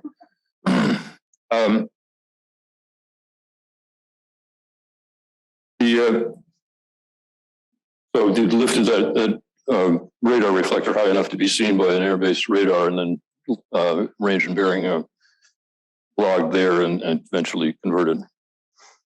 So as you can see already, the weekly profiles relied in a number of different ways on the men. They were all men, in fact, at that era of the RAF and the Met Office on GAN, stationed on GAN, for their repeated effort and their attention to something that really wasn't in their core line of work. The project couldn't have received and retained their support if it had been seen as an imposition. And Hank himself certainly would never have tried to overburden such men or pull rank on them. He would have respected them, encouraged them, interested them in the goals, the nature and needs of the project, and earned their cooperation. And all I did was try to follow his example as he would have done. As he remarked in 1974 on receiving the Bigelow Medal, quote, "Lest we think that science is all instrumentation data and theory, sometime when the weather is making up and our gear is hopelessly fouled in the water over the side, the wires jump the shiv, the sight of the bosun coming on deck is the most important of all. There is a need for a multitude of skills in the science of oceanography, for lots more medals to hand around." I think that he would have considered that the men of the Met Office and Marine Craft Unit there on GAN at that era deserved some of those medals. So with those preliminaries and routines eventually settled and agreed, the weekly PCM series got started in early 1973. It lasted for about 2 years, could have gone longer, but the British government had decided to close that airbase. And so that was that. I went 3 or 4 times to GAN to meet new personnel who were rotating in, keep things ticking over, and so forth. But by and large, the weekly observations at sea were made by them. The Andra instrument tapes were sent to Andra for conversion to computer tapes, and then sent to me along with the radar tracking logs, and I put things together and so forth. This all sounds kind of clunky in today's world of getting nice, clean Argo and Tau data sets on your office computer, but remember, this is the early 1970s. Results of the time series have been published, and Hank, who was generous as always in giving credit to those who did the hands-on work, didn't require co-authorship or senior authorship. I only hope and trust that my own published acknowledgments do justice to what was really his essential role in the origin and the pursuit of this work. I think that if Hank the Isle of Man had been there sometime in those years, he would have liked the oddness and the remoteness of this little island in such an undeveloped country, this sunset glimpse of the British Empire, the kind of scotch tape and baling wire methods that we put together, and the fact that nevertheless we were able to make a little bit of progress on measuring currents in the equatorial Indian Ocean. Just a modest bit, certainly. But I think that Hank might have enjoyed getting his own taste of the work at GAN. I think he would have liked seeing the island, making a profile on Pinus, and talking with the RAF and Met Office guys about his own sea stories and theirs, maybe over drinks watching a tropical sunset from the island. I don't know. Quickly in closing, let me return to Hank the printer and his sense of humor. He frequently designed stationery on which to scribble notes to friends and colleagues. There's an example of this on the website for this symposium. Another example stems, I believe, from the McCarthy era and communist paranoia. I never heard Hank on McCarthyism directly, but I can guess, or you can read the foreword to his collected Starbuck essays, which is also on the website. My few remaining blank sheets of this particular design have since been lost, but it was simple and easy enough to remember that PowerPoint enables the creation of a pretty decent replica thereof, and with any luck, there it is. It was so simple and so on point about closet commies and pinkos that, that was the work of 5 minutes. So anyway, here's to Hank for his scientific genius, his kindly, generous mentoring, his support, his relish of body-shaking laughter, as has been mentioned, his friendly pranks, and so much more. And with that, let me close.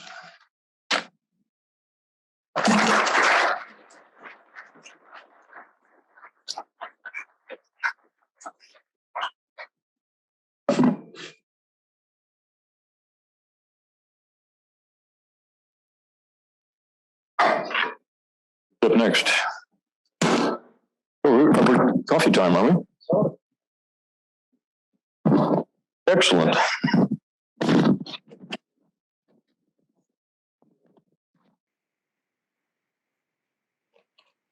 Hello, Andrew. Can you hear me? So many memories.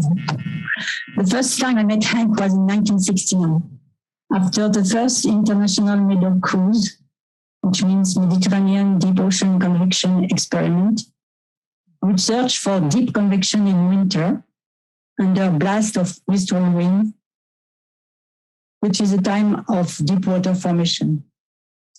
Hank was one of the instigators of the experiment, with John Swallow, Paul Ciania, and Henry Lacombe. It included 6 ships gathered in Toulon Harbor, the Atlantis II, that you can see here from the US, the Discovery, the Hydra, the Maria Paulina, the Jean Charcot, and the Origny. I was on board the Jean Charcot under the leadership of Paul Ciania. But I must tell you the story of my boarding on board the Jean Charcot 50 years ago, last century. I chose physical oceanography because I was attracted by the mysterious sea. My choice included going to sea to get observation by myself. But I was not aware that being a woman was a severe handicap. So when a cruise was scheduled, I naturally asked the chief scientist, Paul Ciania, who had been my teacher, if I could take part in the cruise as a member of the group. To my surprise, he was quite reluctant. He told me that ship cabins were for 2 people and he couldn't lose a berth on board. Fair enough. I asked my office mate, Catherine Maya, if she would like to embark with me. She forthwith accepted. So when I told him we were 2 girls, he couldn't say no. But she told me, if there is any problem, you will disembark at the next port call. On board, he put us in a cabin close to his. Of course, everything went smoothly, but we were not allowed to go out on the deck. He was afraid the girls couldn't stand the rough weather. As you can see here, during the Medoc experiment, most of the time the weather was rough, with dry and cold wind in winter, which enhance exchanges between air and sea, decreasing sea surface temperature and increasing sea surface salinity, which helps increase surface water density, convection, and formation of deep water. So the 2 girls had to work inside all day long, often till midnight, correcting temperature, calculating density by hand, and drawing the various profiles and sections, searching for homogeneous stations. No computer in those days. After the 1969 Medoc experiment, Henry Lacombe and Paul Ciania invited Hank to come for a sabbatical year as guest lecturer in our lab in Paris, the Physical Oceanography Laboratory at the National Museum of Natural History. Hank accepted to please Chicky, who enjoyed listening to organists in Paris, as he didn't like to be away too long from his cherished garden. I understood that later. At that time, Paul Ciania told them to come to me if they would like help settling in. And in February 70, Hank joined us on board the Jean Charcot for the Medoc 70 experiment.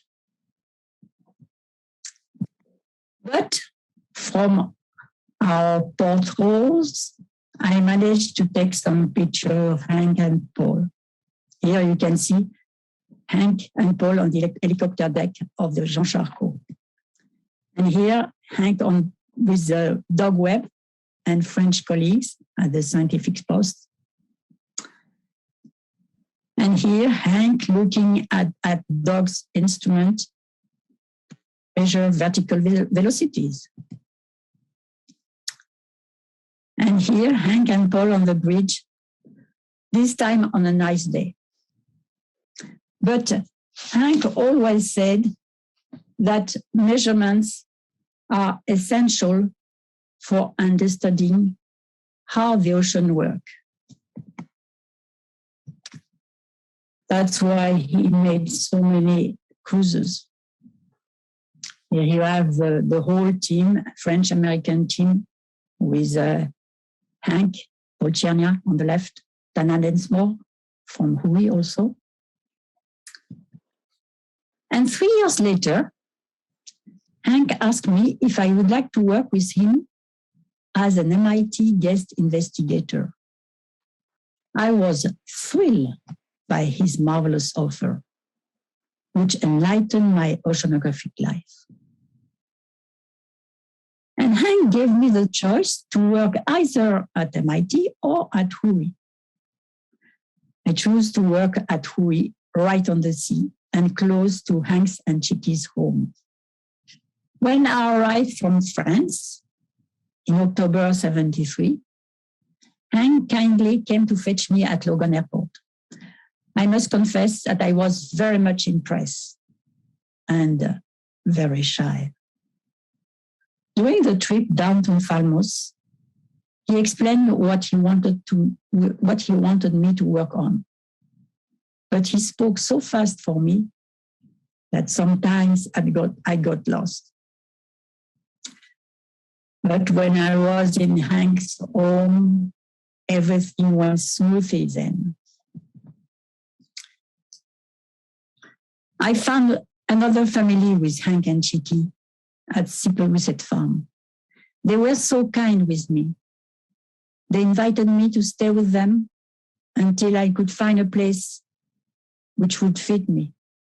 And to find a place, they even lent me their second car. It was like a dream. I had the great fortune to share the same room as Hank in the Smith building of Hui, the corner overlooking the Martha's Vineyard ferries and the Hui ships in the harbor. What a pure delight. I'd like to talk about Hank's garden and generosity. When Hank brought me to his splendid and immense garden, I showed him my interest for gardening, although I never had any experience. Then, all of a sudden, he told me, "Here is a row for you. You can grow what you like." What a splendid gift. Hank was such a generous friend. A few months later, we compared our tomatoes, zucchini, turnips, and others. Obviously, his were much nicer. Every weekend, I had a marvelous time with him and Chiki in their garden. I learned a lot from Hank, not only in oceanography. Later, we had to move to the Clark building, and we together transfer his numerous papers and data sheets. The Clark office was 2 minutes walk from my little apartment in the house where Bruce Warren was also living, but the view of the sea had disappeared. At the end of my first year, Hank asked me if I would like to stay 6 more months. Without hesitation, my answer was, of course. Then, having the Indian Ocean Marine reports in hand, we decided to look at the way the summer and strongest monsoon winds started each year along the Arabian coast, where there are more data due to tankers going in and out of the Persian Gulf. It is a region where the winds reverse twice a year, as well as the surface currents. We can reach 7 knots there, with intermonsoon periods with no wind. We found that there are 2 ways the southwest monsoon starts, either all of a sudden the wind becomes quite strong along the western coast. Or it starts gradually over a month between May and June. At that time, Hank had in mind the indexed experiment. In the meantime, Hank had the idea of making an oceanographic atlas guide, like the Red Guide Michelin for the French restaurants, that he would like to call the Green Guide. He enjoyed the name and the idea. As we were gardening together, he told me, you could write one page about the content of each atlas during your spare time that you will find at the MBL library. It's how the Atlas Guide appeared in '78, and it turned out blue. Here you can see the Guide Michelin, the French Guide Michelin for the restaurants. The first cover try, where he wanted me to be a first author, but it was his idea. So I wanted him to be first author.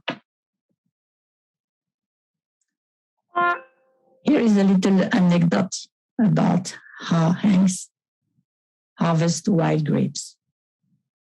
One day at Symposium farm, Hank decided to harvest some wild grapes. I was a little surprised to see Hank with a chainsaw in his hand. We went to his wood, and he set his sights on a nice wild vine with lots of grapes climbing up around a tall tree.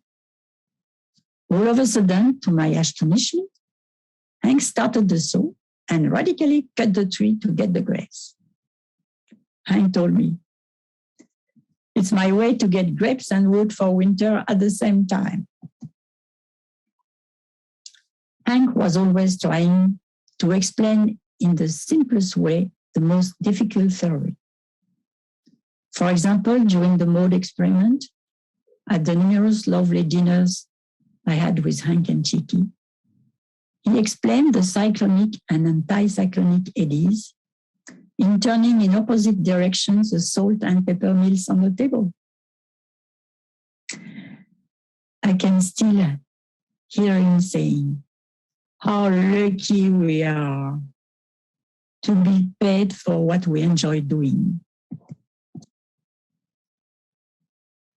I'd like to say a few words about his concern about others. One day, as he often did, Hank asked me to come to one of those charming dinners that Chicky knew so well how to prepare. The guest was Dennis Moore.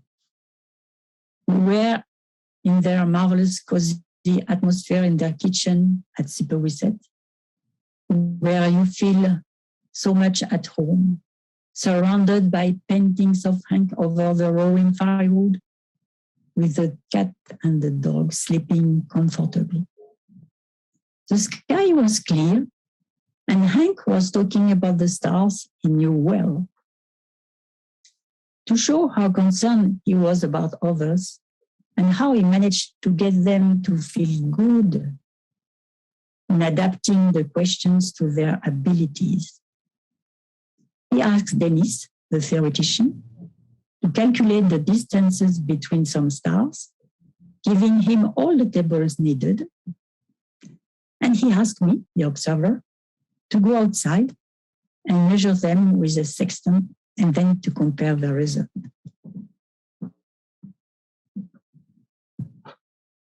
Hank was able to make everything with his hands and love it. When he was young and first got his own money, he told me that the first thing he bought was a turning lathe, and he was still using it, as you can see. Here is a little movie of Hank and Chicky in their marvelous Sipowicet farm.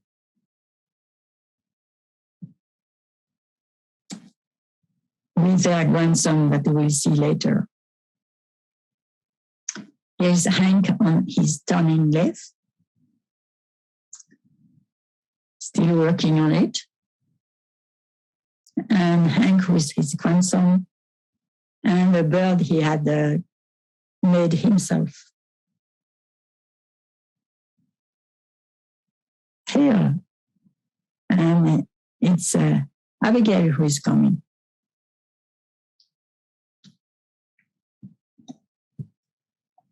Hank was also a prolific painter. Here are some examples, there are many, many of them. Okay.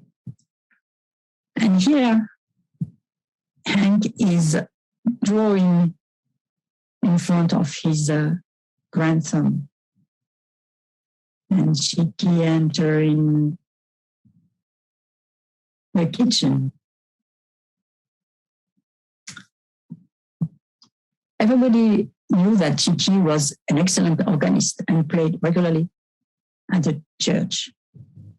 One day, entering Hank's and Chiki's home by the kitchen, I heard a very nice piano piece and discovered that it was Hank who was playing the piano so well. Another challenge, when my parents came to visit me, I discovered that Hank could speak French. He had never spoke French with me, and he was right. Hank loved to play pranks on his guests also. One of them he liked a lot, as many of you who were caught will remember, was where friends were visiting his garden, was to blow his loud train whistle without warning. Some jumped with fright, and that made him laugh like a young boy. Sorry. Oh, here it is. One day, I saw Hank, after long hours of work, going outside to have a tour of the garden on his self-made little train, which he had built for his grandchildren, but not only for them. There is a short movie of Hank and Shiki putting out his train 99, ready to go, with one of their grandson. And here it is Hank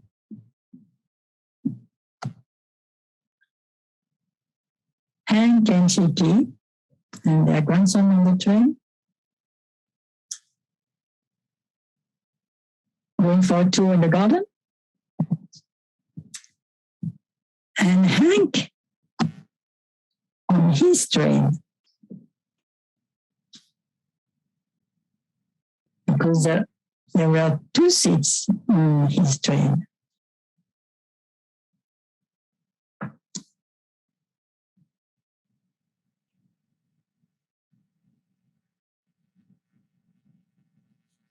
To hop, jump off. Hank was unique. He was a good person. He did judge by external appearances, but by interior capabilities. He had the joy of a pure child. He had great humility. He didn't look for honorific position. He was just interested in solution to problems that he shared with people to work on. Hank was always passionate about something new, and he tried to communicate his passion to others. Thus, he seeded a large number of oceanographers in the world. I never saw Hank angry with someone, but sometimes He was angry with himself. For example, when he lost a cigar he had put in his pocket, that he loved to smoke, but was not allowed to smoke. When I gave my first talk on sea surface temperature evolution in English at WUI, it was summer, when many eminent oceanographers were there. I was nervous. Hank sensed my stress and came to comfort me. He said, "Don't worry, Michelle.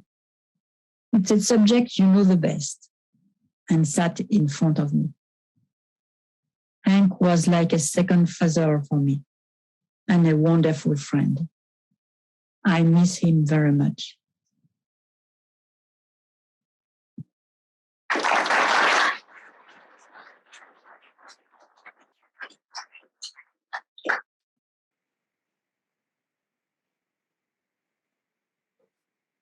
Hello. Oh, good, good. Does anybody have a question for Michelle? First, I will say that I'm very sorry not to be there with you. We wish you were here too, Michelle, very much. I'm very sad. There are few. But Valerie, our friend Valerie, formerly Lee, the Turmaran, has a question. Hi, Michelle. I have a question. I want to know when eventually you were allowed to go out on deck. When the weather was good. But I had the chance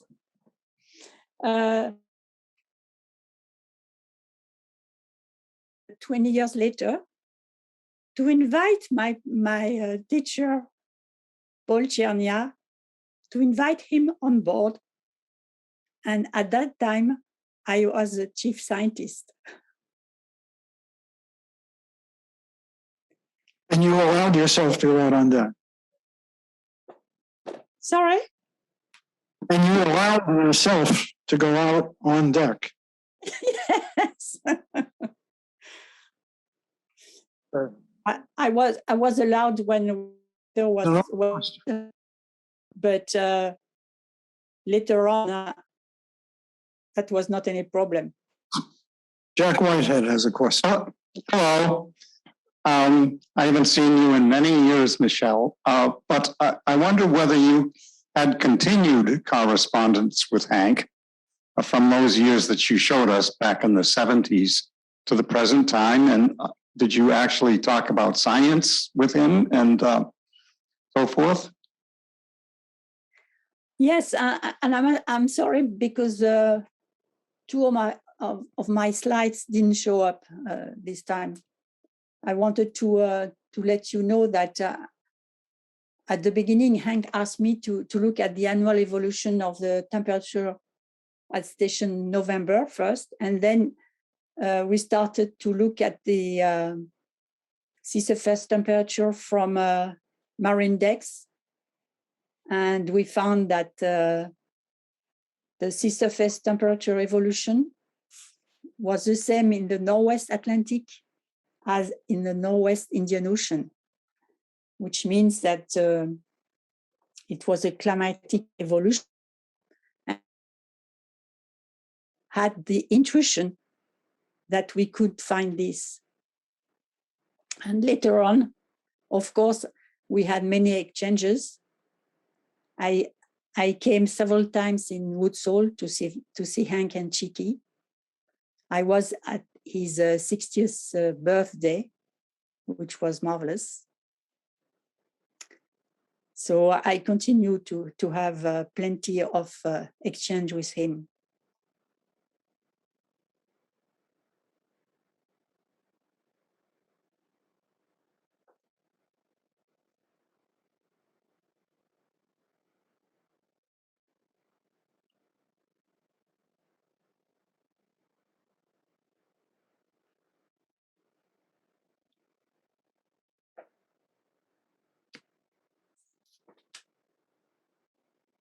Another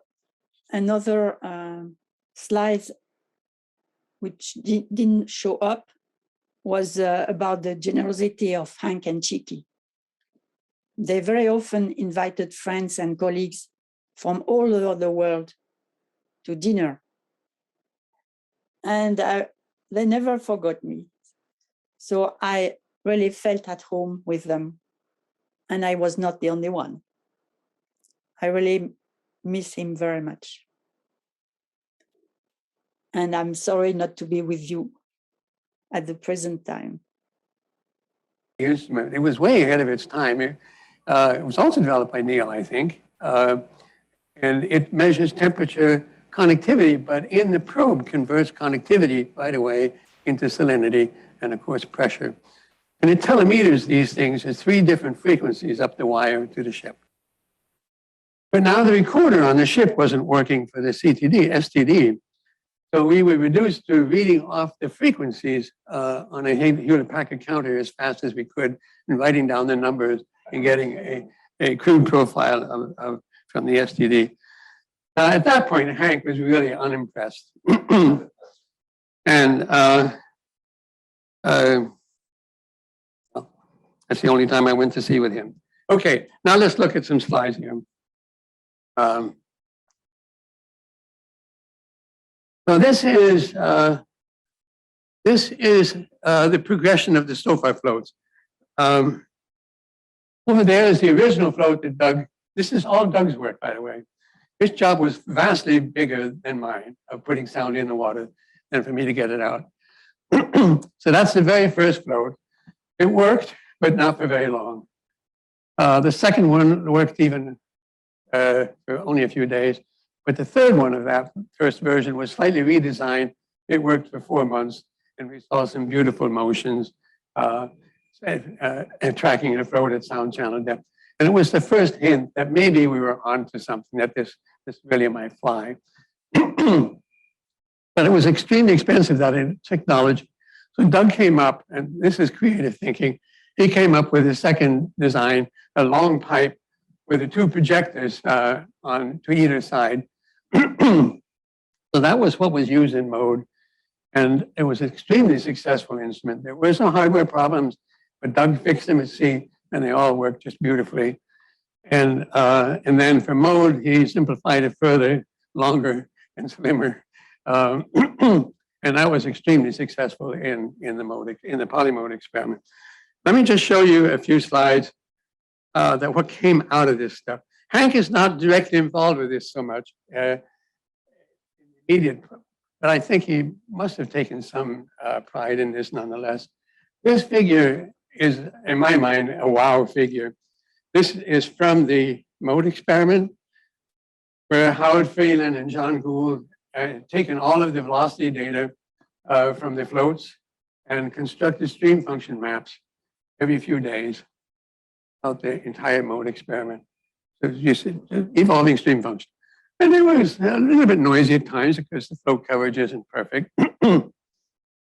But then he takes a slice, Howard and Peter, they take a slice through that evolving field, one north-south and one east-west.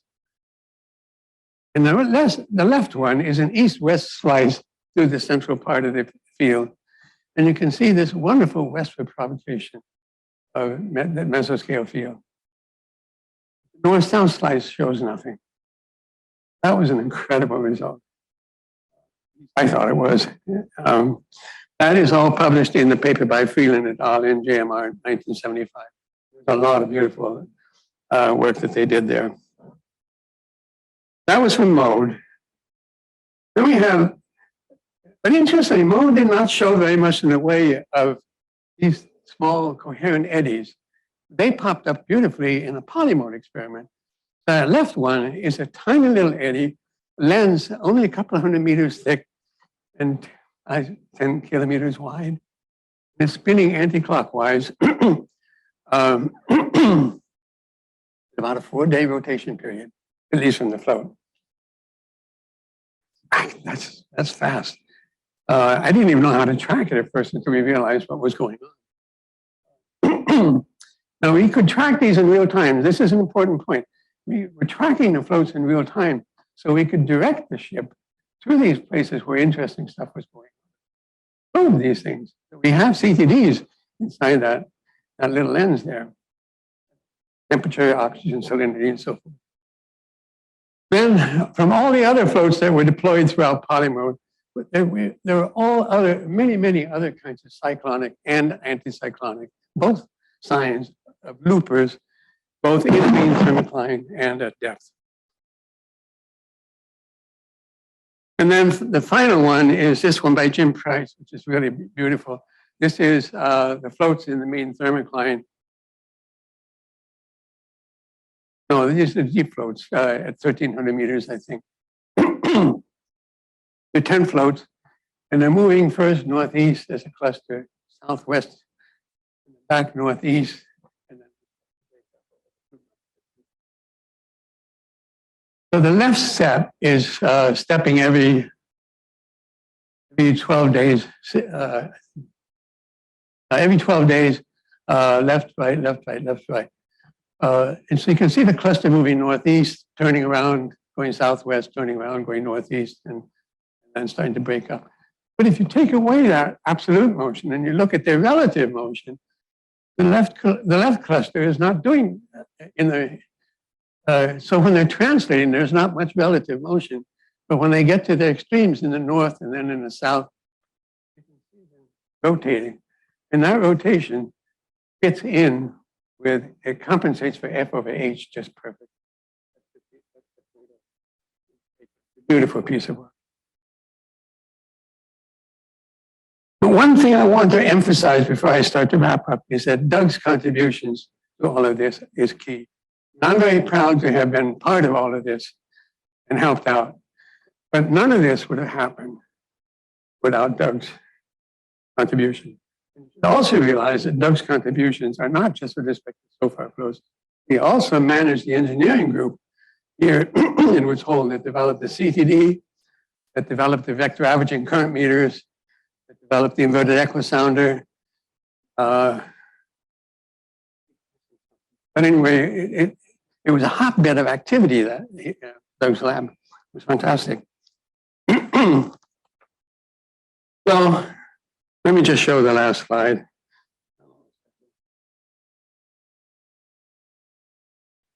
Now, Hank wasn't directly involved with any of these flow studies, but I like to think that he took some pride in what he had initiated with Doug and the science that came out of these activities. As the above examples illustrate, this is more of a float message now. The floats enable us to probe and visualize the mechanics of oceanic. I also suspect that if Hank were here with us today, he would agree that we have only scratched the surface. There is so much more to learn about the ocean machinery yet to be explored. Thank you. Thank you for this.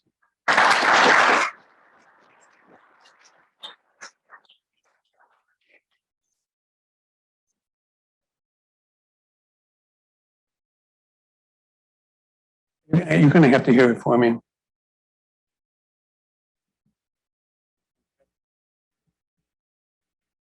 Hi, Tom. It's Brock Owens. Hi there. I remember John Swallow had come to visit Hank when they did the very original float experiments to discover that the ocean was turbulent, right? And those were acoustically tracked floats as well. How much was there interaction between Hank and John in thinking about developing the concept of acoustically tracked floats? I'm going to have to ask Doug to answer that question. I did not have that kind of conversation with Hank very much. He just walked into my office and tossed this thing at me, and then everything else was with Doug. Hank was he was a funny guy. I mean, he threw things at you and then he left you to sink or swim. I was a graduate student during mode. I remember we know how data comes now just naturally through the net. And at the time, I was a graduate student for Francis Brotherton at Johns Hopkins, and we would come in on Saturday mornings, and from the Mode Hotline Center, there would be the fax machines or something, and you would have to feed in. Right, It would count down 5, 4, 3, 2, 1, and you had to put the phone down all at the same time, and out would come data from the experiment. yeah. And I also remember Chris Vandry and Chris and Francis were helping you doing the first objective mapping in order to try to help Doug figure out where to find where the floats were. They were doing. Okay. It was a very interesting time. Yeah. Now this was all, mode was fantastic. I mean, it was all in real time. We were tracking the floats in real time. We were getting the hydrographic stuff in real time. Yeah, that was it. That was, by the way, I should have mentioned this. There's a movie, Carl mentioned it this morning. There's a movie called The Turbulent Ocean. Some of you have seen it, but those young ones of you who have not, who are coming up to speed, that movie is now, I mean, getting close to 50 years old. This is 1970. But it is a wonderful expose of the mode program, the various instruments. Doug does a beautiful job in that film of explaining the SOFAR flow technology. Valerie talks about the CTD work. That movie is available through who? That movie is available through Hui. I got it right here on my keychain. Yeah. So Carl actually gave it to George Tupper and I, and we actually had it digitized and put on the web. That's how it got. It's really it is a wonderful movie. It's worth seeing. I mean, that's where all these instruments that you take for granted today, floats, CTDs, current meters, they really got their that's where they're really put to work.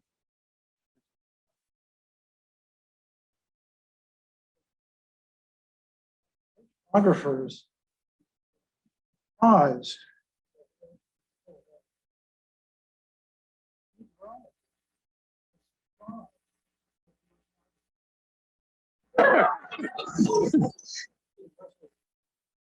With the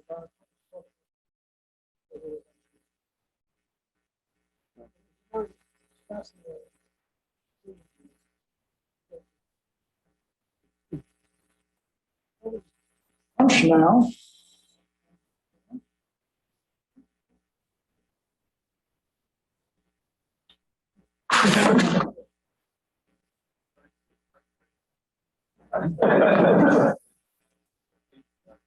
Oh, under the tent. Right out. Thank you. Thank you so much. Do you remember Yvette? Yeah. I think that was one of my first cruises. It's probably my second cruise. Well, here we go. Afternoon session, and we're delighted. We're delighted to have as our speaker now Doug Webb, who's going to talk about My Neighbor Hank. Doug, take it away.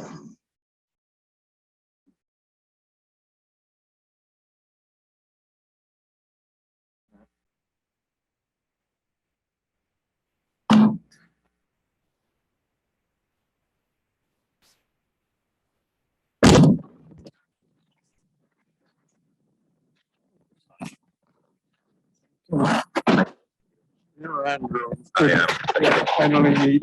Yeah. Thanks so much for coming. Thank you.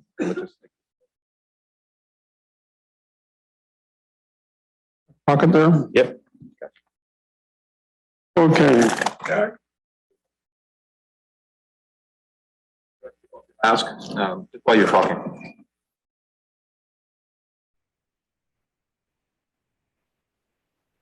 So this is about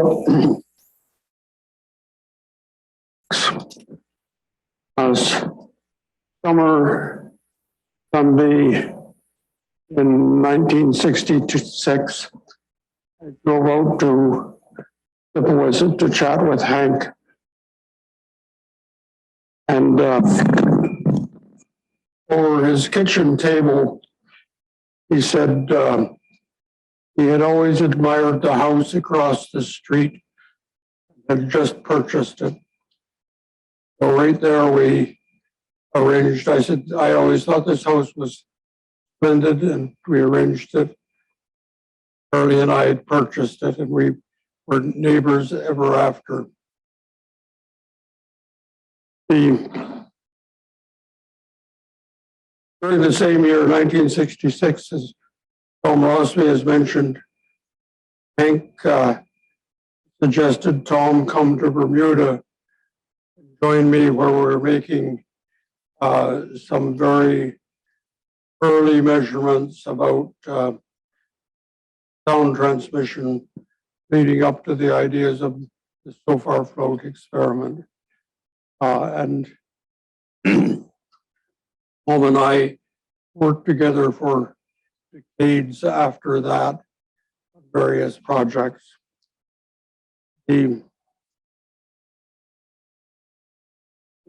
interesting aside is how much luck often plays a part in your work. That in '66, we knew so far we needed to have estimates of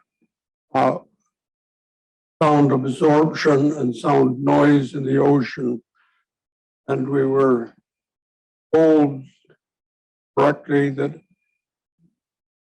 although the Navy might have those numbers, their very extensive work on submarine detection, they would never tell us. So I had the good fortune to meet a Navy scientist who was well informed. I gave him the experimental plan with all the numbers, calculations.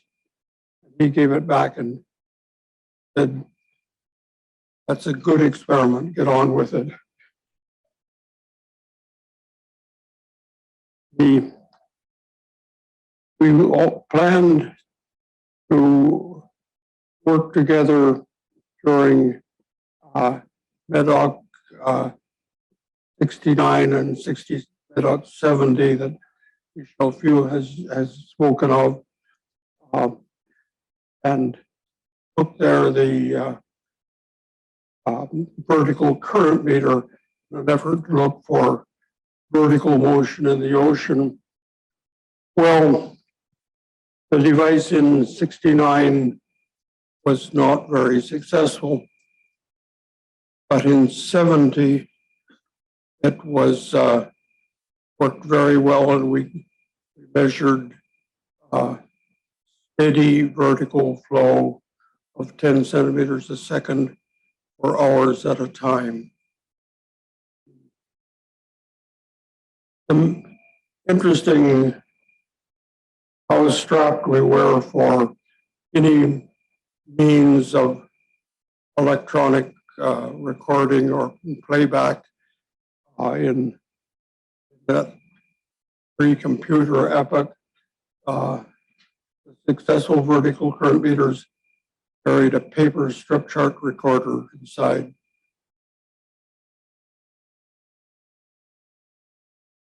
Well, during MEDOC 70, sitting in Hank's cabin on the Charcot, he outlined his ideas about a mid-ocean dynamics experiment. My sense is he just was pleased to have someone to chat to and go through this thought experiment in his head. But when we got back shortly afterwards, President Johnson went on national television and announced the International Decade of Ocean Exploration. And Hank stepped right in and led discussions about creating what became the Mode 1 experiment. And Tom and I put together 20 of the first SOFAR floats, which worked quite well there, changed the way we,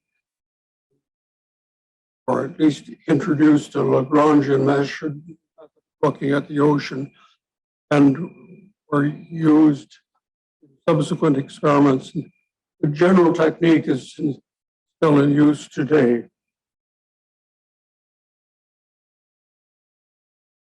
In many ways, Hank was an interesting neighbor. He would walk across the street sometimes and chat with him, especially Sunday mornings. He would sit out behind the house, frequently smoking a cigar. Glad to have someone to talk to. I talked to him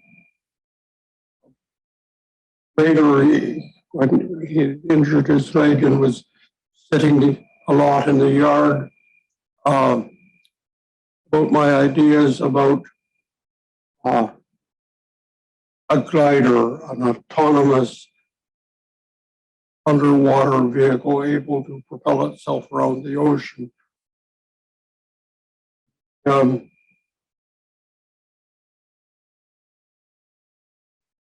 At first, Hank, it didn't catch Hank's attention. He didn't get engaged in the discussion. A few days later, for some reason, I brought up the notion of a competition. Immediately caught Hank's attention. He said, "We'll give a glider to each of the major oceanographic institutes. He said, we'll create a race." He said, "and then they will see how little they know about the interior of the ocean." Later on, we talked again about the glider. I said, "Well, I think it would help if it had a name." And I had visualized it as ability to go long distances and long range and long times. Visualized a circumnavigation, suggested that we would call it Magellan. Said, "Oh no, don't call it after some Portuguese admiral. Call it after the local guy who was the first navigator, and we called it Slocum." So he gave it the name. Hank had somehow managed to fire a whistle from a Canadian Pacific steam locomotive. Got a large compressor and tank, which was being discarded at the Woods Oceanographic, put it in his backyard, and most afternoons at happy hour, we would hear a steam locomotive arriving in Sippawisset.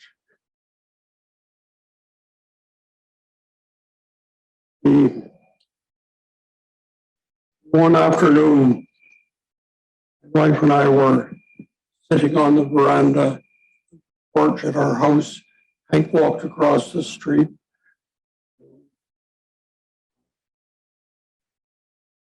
He was going on travel, and would we pick up the post?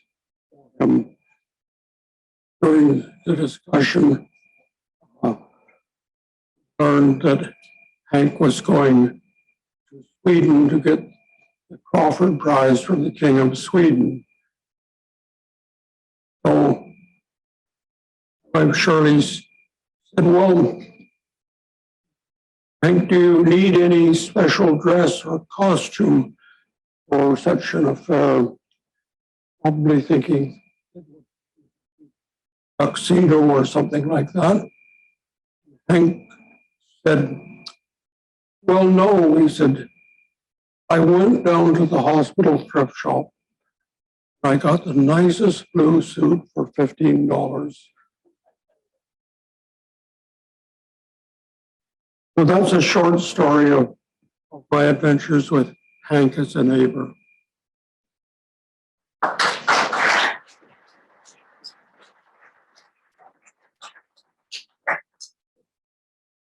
Will you take questions if somebody has a question? I'm sorry. Somebody have a question for Doug? Questions?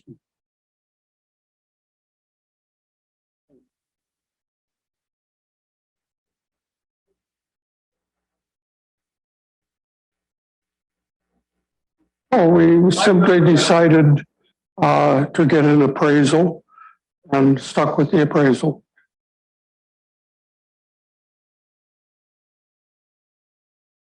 Okay, thank you. Okay, somebody needs to disconnect me here. Andrew, can you disconnect the Valerie? Thank you. I'm going to talk about a dream come true.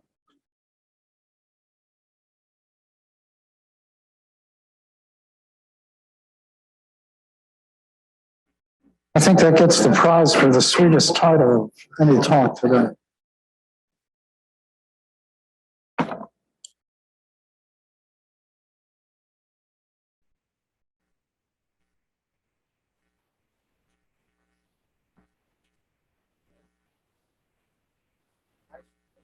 Is it on? Yeah. No, I think I'm just stand here. That's okay. I'll try not to move too much. Okay, great. Well, it's great to be here, and I thank the organizers for inviting me. And it's nice to see some young faces and some familiar, slightly older faces. As Joe said, the name of my talk is A Dream Come True. And some of you might be wondering what a young girl who grows up on a farm in New Jersey dreams about, not about milking cows. And even though we lived 100 kilometers from the shore and we only went to the sea one day a year, I dreamt of being an oceanographer. My father was in publishing, and when I was 12, he brought home a book about Jacques Cousteau. And ever since then, I wanted to study the oceans, even if I really didn't know what that meant, okay? And luckily for this audience, especially, I ended up working for Hank and not for Cousteau.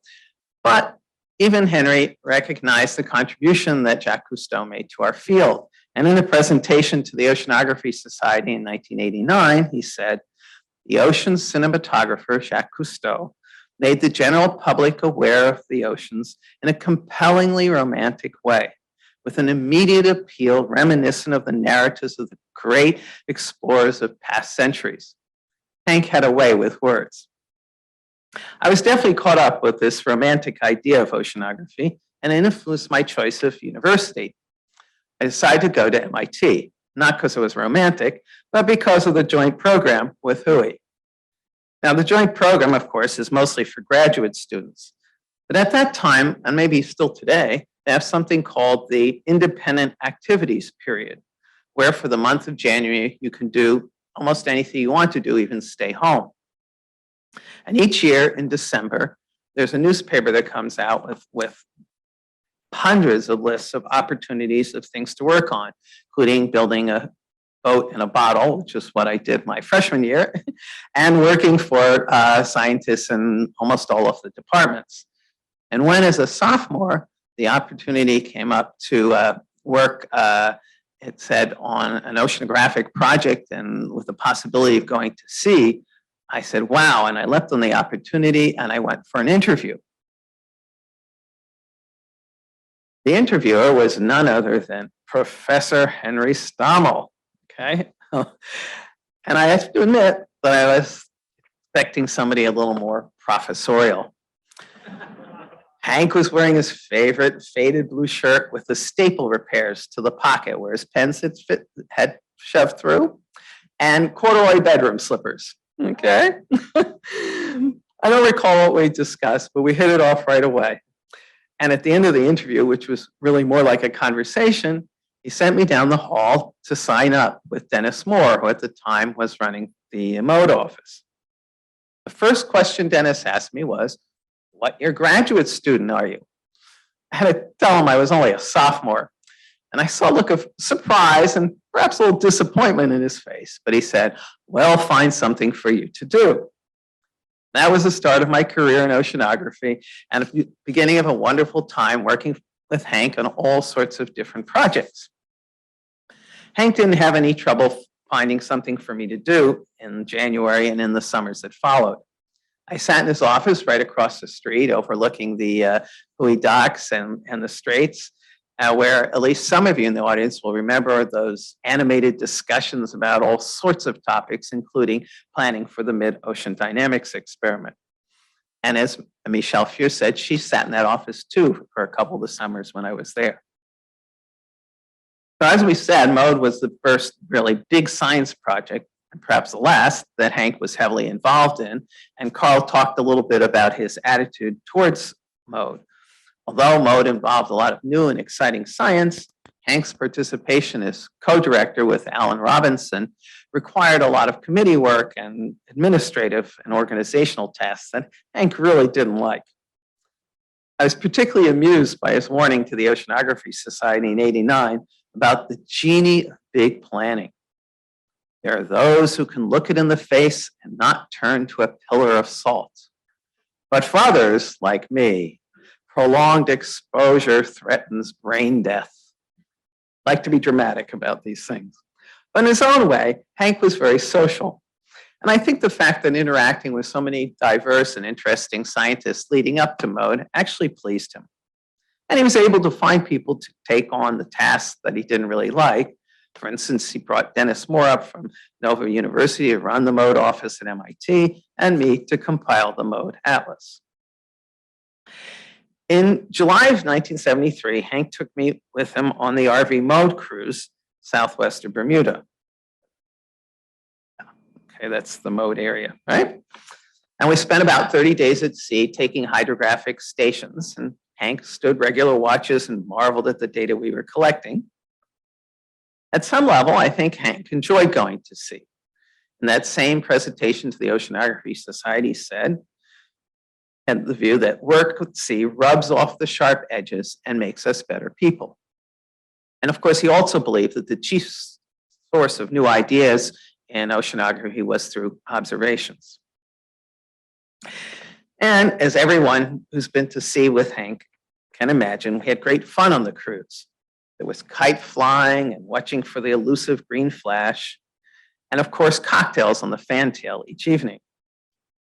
Hank described this moment in his Lost Islands book. Somebody else had a slide of that, okay, in which he suggested that you translate yourself to that enchanted crimson hour at sea when the sun is low on the horizon. And here you can see the sun is setting behind us. And you can see, I think there's the female's the scripts technician. Her name might have been Sue. I don't know if you remember that. And David Neergaard and Peter Rhines having this cocktail. Okay. The funding agencies, the funding agencies, NSF and ONR, wanted a movie about MODE. And the MODE co-chairs, Alan and Hank and Dennis, interviewed a lot of different producers, and they finally settled on Winton Horton, whom I didn't know until recently was Walter Monk's brother-in-law.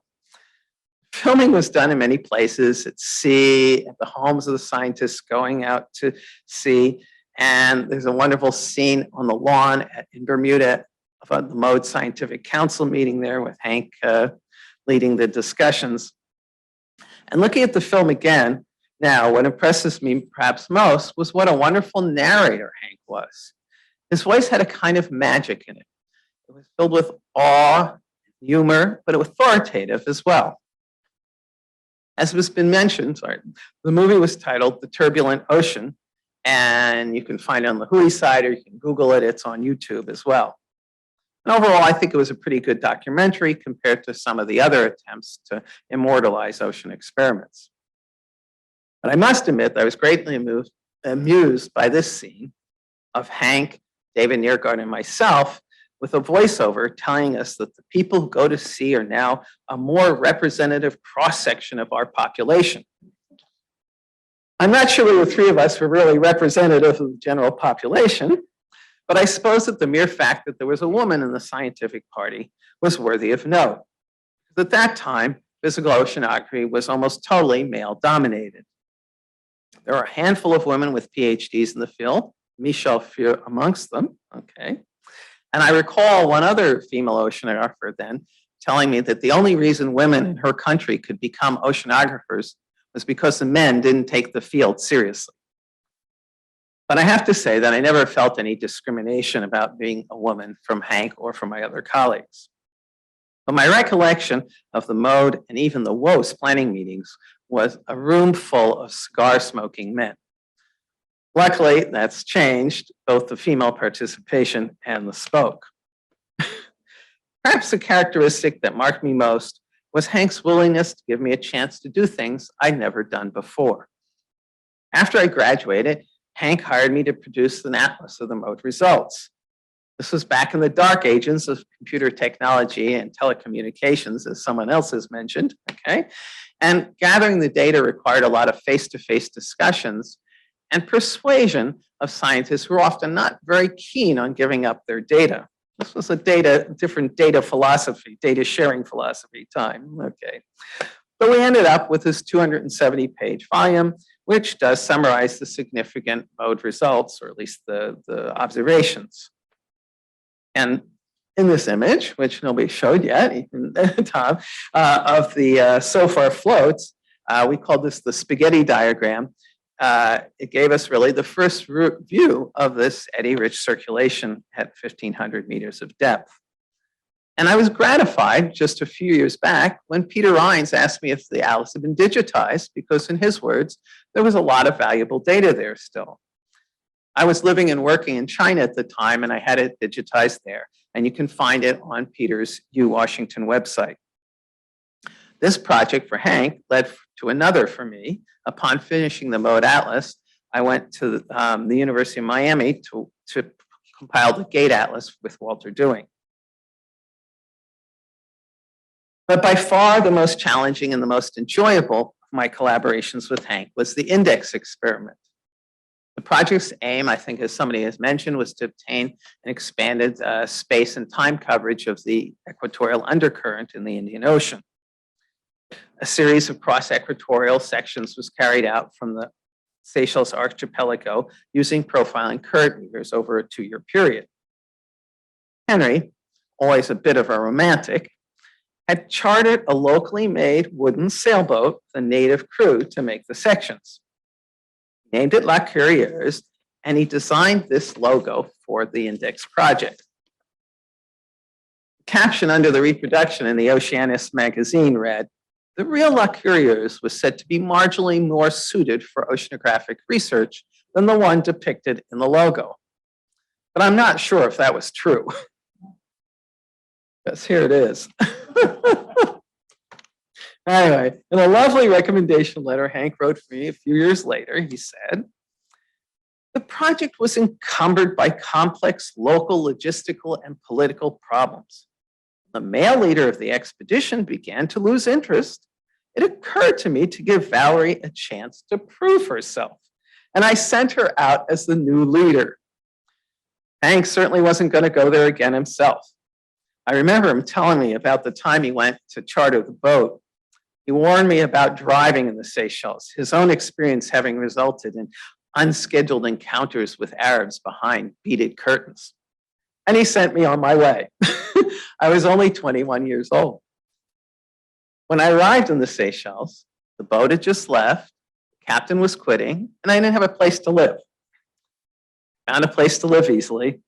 And after hunting around for a legitimate licensed captain, who was non-existent on the island, I hired a sailboat skipper who was sailing around the world with his family to be the new captain on contract to the MIT. I signed.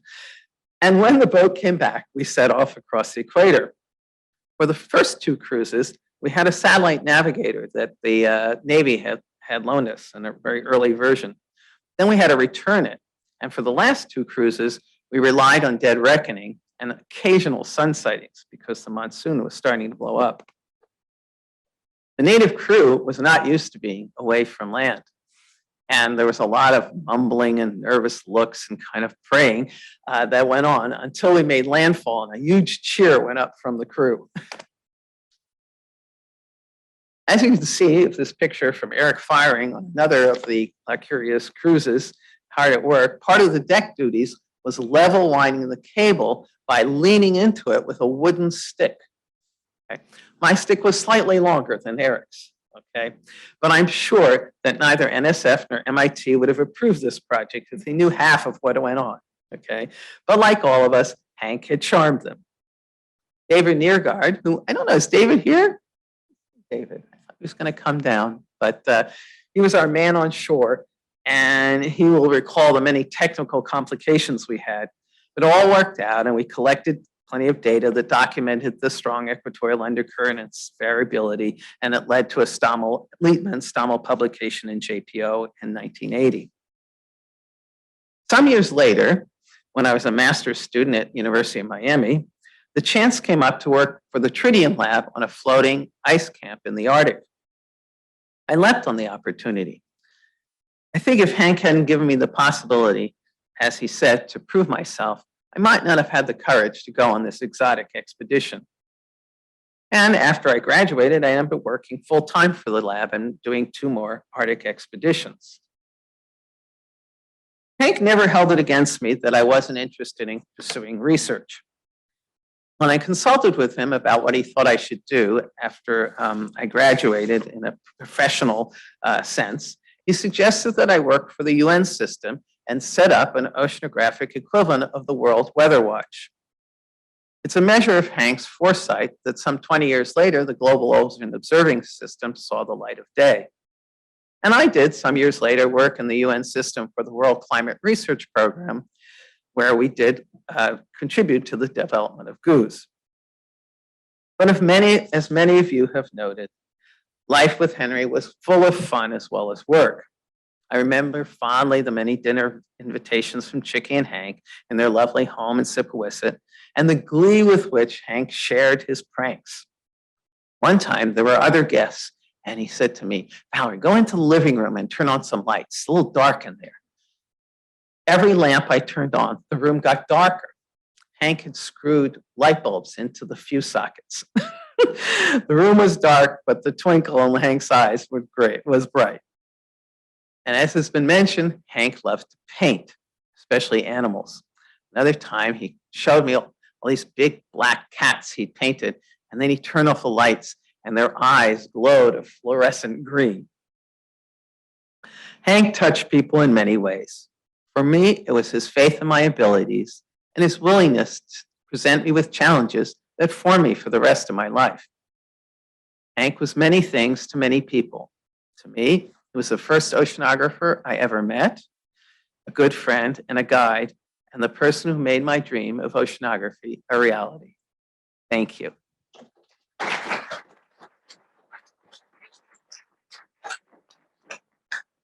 Are there any questions? Yes. Questions? Please. How was it? How was it being a woman?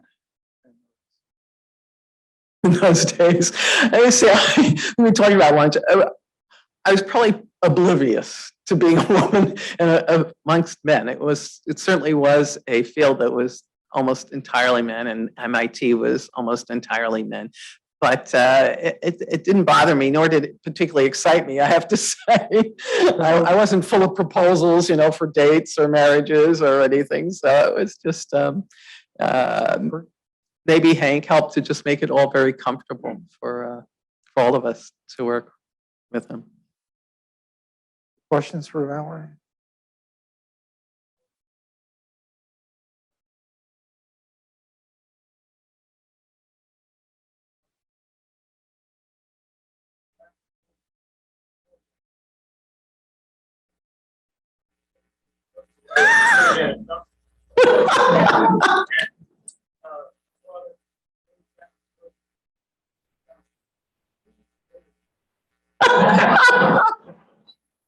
I'm not sure I actually remember that story.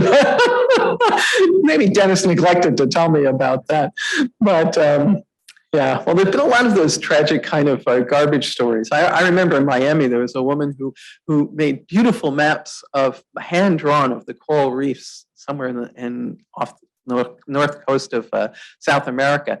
And she kept them in a big garbage can, all rolled up. And one time the garbage people came and they threw them all out. Those were irretrievable, but yeah. Later, and then devote oneself to the problem. Also is key to have a mental image of the oceanic phenomenon that you're interested in. And then finally, collaborating with scientists with similar passion and interest and for the subject was really critical to Stommel. So first off, identifying and approaching problems.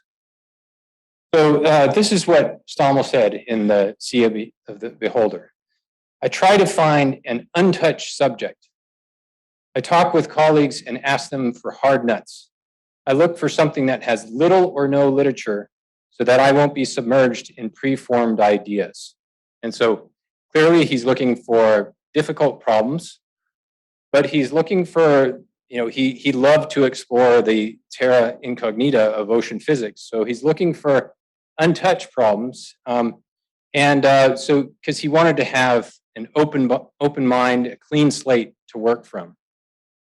And he didn't want to be submerged in preformed ideas. And so he didn't want to be too influenced by existing literature from not only from other people, but also himself. And Joe commented on this in his introduction to the section in, I think is it volume 2 on the wind-driven circulation, where commented on this, that it was also fascinating to see Hank at work on the ventilated thermocline problem. Not once do I remember him trying to save any aspect of his earlier picture of the thermocline or suggesting a connection between the old and new model. His thinking was in the present, and his mind was fully engaged in the adiabatic model. The older models had had their time, and he had moved on to newer lines of thought that seemed to him more productive. And Joe goes on, as any artist, Hank was ready to abandon outworn ideas, accept new ones, or adapt and modify the ideas of others. And so, I really agree that he seemed like this amazing artist, and he was just overflowing with creativity, and really didn't stick to the past.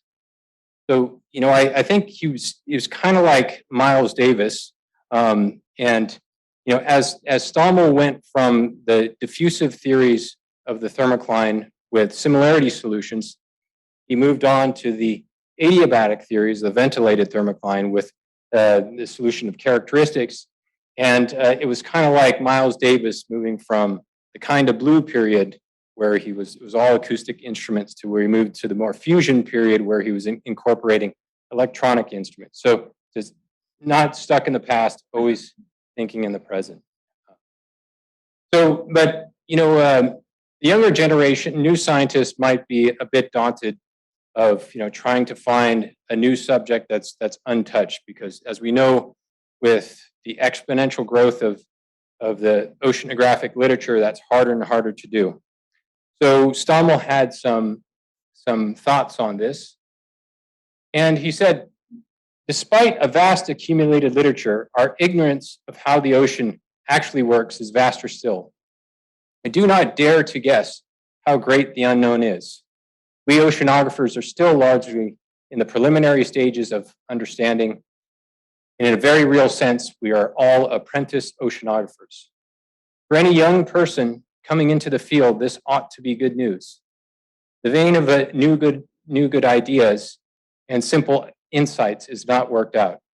If you just stick to thinking about the ocean all the time, you're bound to turn up something that no one else has thought of before, or find some unexpected facts that turn everything upside down. So I think this is, really a very positive attitude to have. To, thinking that, the mysteries of the oceans are really limitless. And in reading the autobiography, he was really critical of textbooks that used overly definitive statements about the ocean. He thought that was deadly. That was his words, that it would kill this enthusiasm of people starting in the field.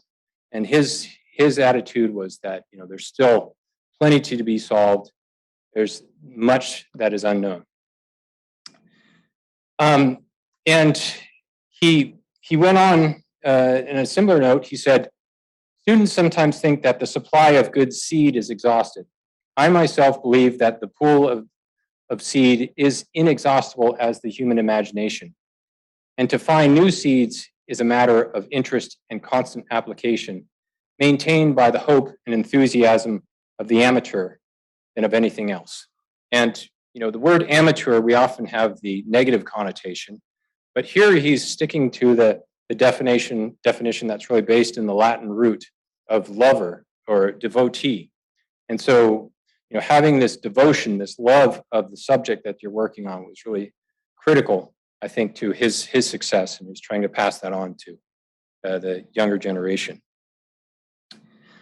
So in the, I not only was taking material off of his autobiography, but also the book that he wrote, A View of the Sea, which is written about the same time.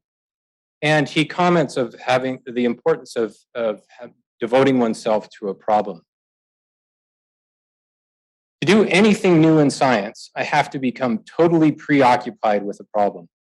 The kind of preoccupation that other people seem to be able to sum it up when they are confronted by a lawsuit or a serious illness. The problem simply has to be in the forefront of my mind all the time, at night, on weekends, while I'm cutting the grass or painting the bathroom. So that's some serious preoccupation. But it shows the sort of hyper focus and concentration that Stommel was able to do and which he used to really tackle these amazing, profound problems. So I think I also read that Ahrens described this characteristic of Stommel's, that he would sink his teeth into a problem and basically just not let go until he got that insight that he was looking for. So, but he also warned against dangers, things that could impede that focus and concentration. Indeed, this matter of the necessity of constantly thinking about one thing may help to explain why distractions can dry up the creative springs of so many ambitious scientists who permit themselves to be lured into administration or world affairs or submerge themselves in teaching. Few can serve two masters. So I think Stommel might be pretty horrified of what the multitude of distractions that we currently have. It's the incessant emails that you have to answer. It's the constant chiming of your smartphones with the notifications, and we know all the ills of social media. So we should do ourselves a favor, get flip phones, turn off your Twitter account, and that, because I think that those sorts of distractions are really impeding us from these having this time to concentrate and develop these profound theories that are still yet to be made. So one way to break off from all these distractions, or at least it used to be, is to go to sea. And Stommel really loved going to sea, as we've heard in multiple talks today. And this is what he described of life at sea. The cabin at night and between stations is a good place for contemplation.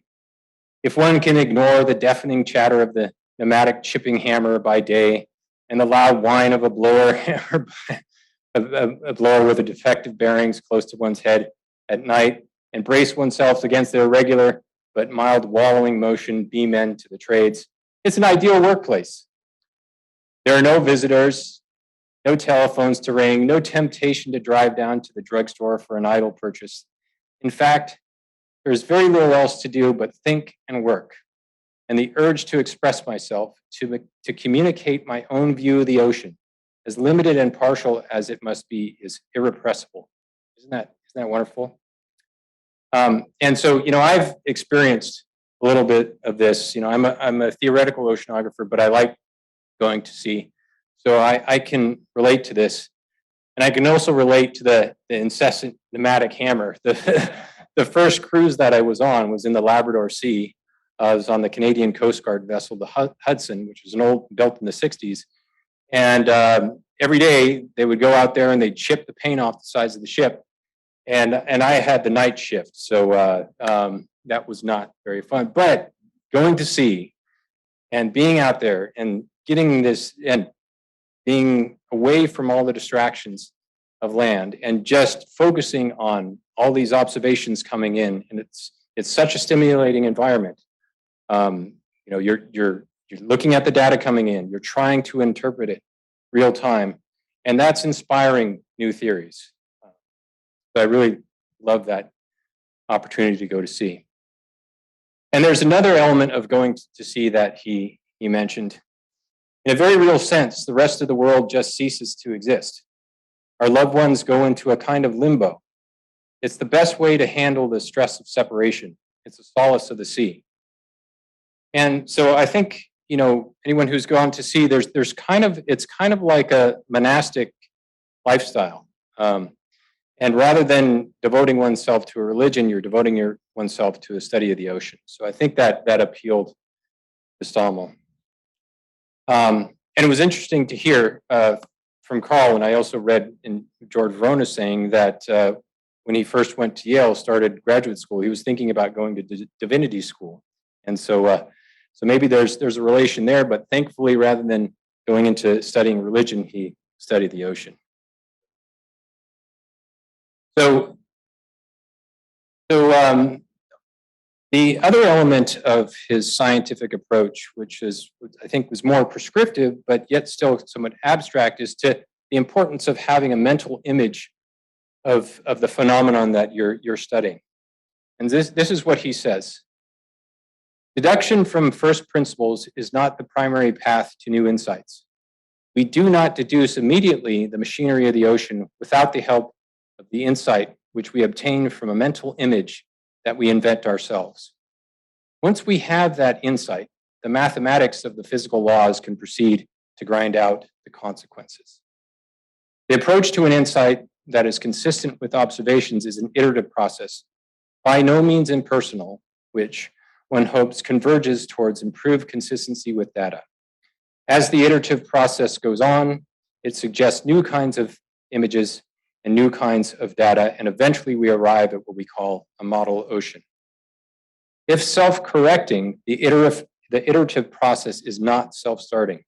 It needs an initial insight or mental image to begin with, a seed. The seed image cannot be too far from the truth, or the iterative process will not converge. So this is still kind of abstract. And so I think to make it more concrete to understand what he was talking about, I'm going to look at a couple of examples of discoveries that he made where I think the seed image is fairly clear, but it'd be great to get your all insights to see if you have other interpretations. So the first discovery that I'm going to go over is his discovery of the deep western boundary currents. And I'll describe that he described this discovery in the Sea of the Beholder. I decided to try to think provisionally of the deep flow being driven by a slow vertical velocity of, say, a centimeter a day upward into the thermocline, regarding this as necessary to balance the conduction of heat downward from the thermocline by small-scale eddy mixing. Whereas we naturally expect the cold, deep waters in the ocean to originate in polar regions and flow toward the equator, the model showed exactly the opposite. This was a bizarre result. Arnold Ahrens and I found that we could resolve the puzzle by connecting the interior flow to the source regions at the poles with an equatorward flowing western boundary current. And so I think the seed image that he started with was something like this, shown in the schematic. And this is a figure from John Marshall and Alan Plum's book of a zonally average density field, but it basically shows that you have a surface layer separated by a picnic line, and then there's the abyss. And so if you have turbulent mixing that in that thermocline or picnic line, to balance that in a steady state, one way you can do that is you can have upwelling of dense water from the deep. So I think that was the seed image that Stommel was starting from. And it's interesting, that balance, we typically associate it with Walter Munk, his abyssal recipes. But Stommel had talked about this at least 6 years before. And I don't know if Stommel was the first one to think about that balance. But it was not necessarily Walter Munk. But anyways, then Stommel had the insight that, okay, if you have this upwelling, that's going to drive vortex stretching. And to balance vortex stretching, you could advect planetary vorticity, which implies a poleward flow. But then all that poleward flow is going to these source regions where you're forming this deep and abyssal waters. And so that was the cognitive dissonance that said, hey, wait a minute, we need to close mass, the continuity of mass here. That's where he said, okay, we need a deep western boundary current to do that. And he realized that the vorticity dynamics in the deep western boundary current can be much more complicated. You have nonlinear effects, mixing, and so that this simple balance between advection of planetary vorticity and vortex stretching is broken, but you can close the circulation. So I think the seed image was this one. But you can see that he definitely used deductive reasoning to figure out the deep western boundary currents, but it started out with a seed image before then. So another example is, oops, the critically important figure did not show up. Okay, but I think you know what I'm talking about when I explain it. So it was the discoveries of the Stommel demon and the ventilated thermocline. I think the seed image that was critical was Iceland's 1939 temperature salinity diagram, where he showed that lateral variations in temperature and salinity in the surface layer in the wintertime were correlated very strongly with vertical profiles of temperature and salinity in the subtropical gyre. And so Iceland interpreted that TS diagram with the following sort of schematic diagram that was shown here in pointer.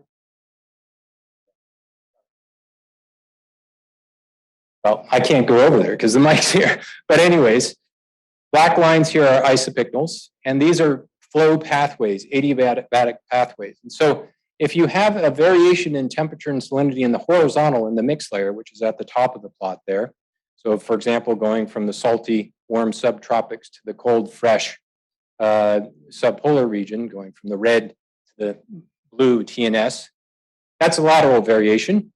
And if you have a vertical circulation along those isopycnals, that's adiabatic, that's conserving temperature and salinity, those lateral variations will get mapped into the vertical through that advective process. And so I think that was the seed image that was in Stommel's head when he was, in his mind's eye, when he was thinking about these theories. So Stommel's demon showed that the temperature and salinity relationship in the picnic line is set by the wintertime near surface TS relation, because it's that fluid, that subductant, is less likely to get re-entrained into the mixed layer.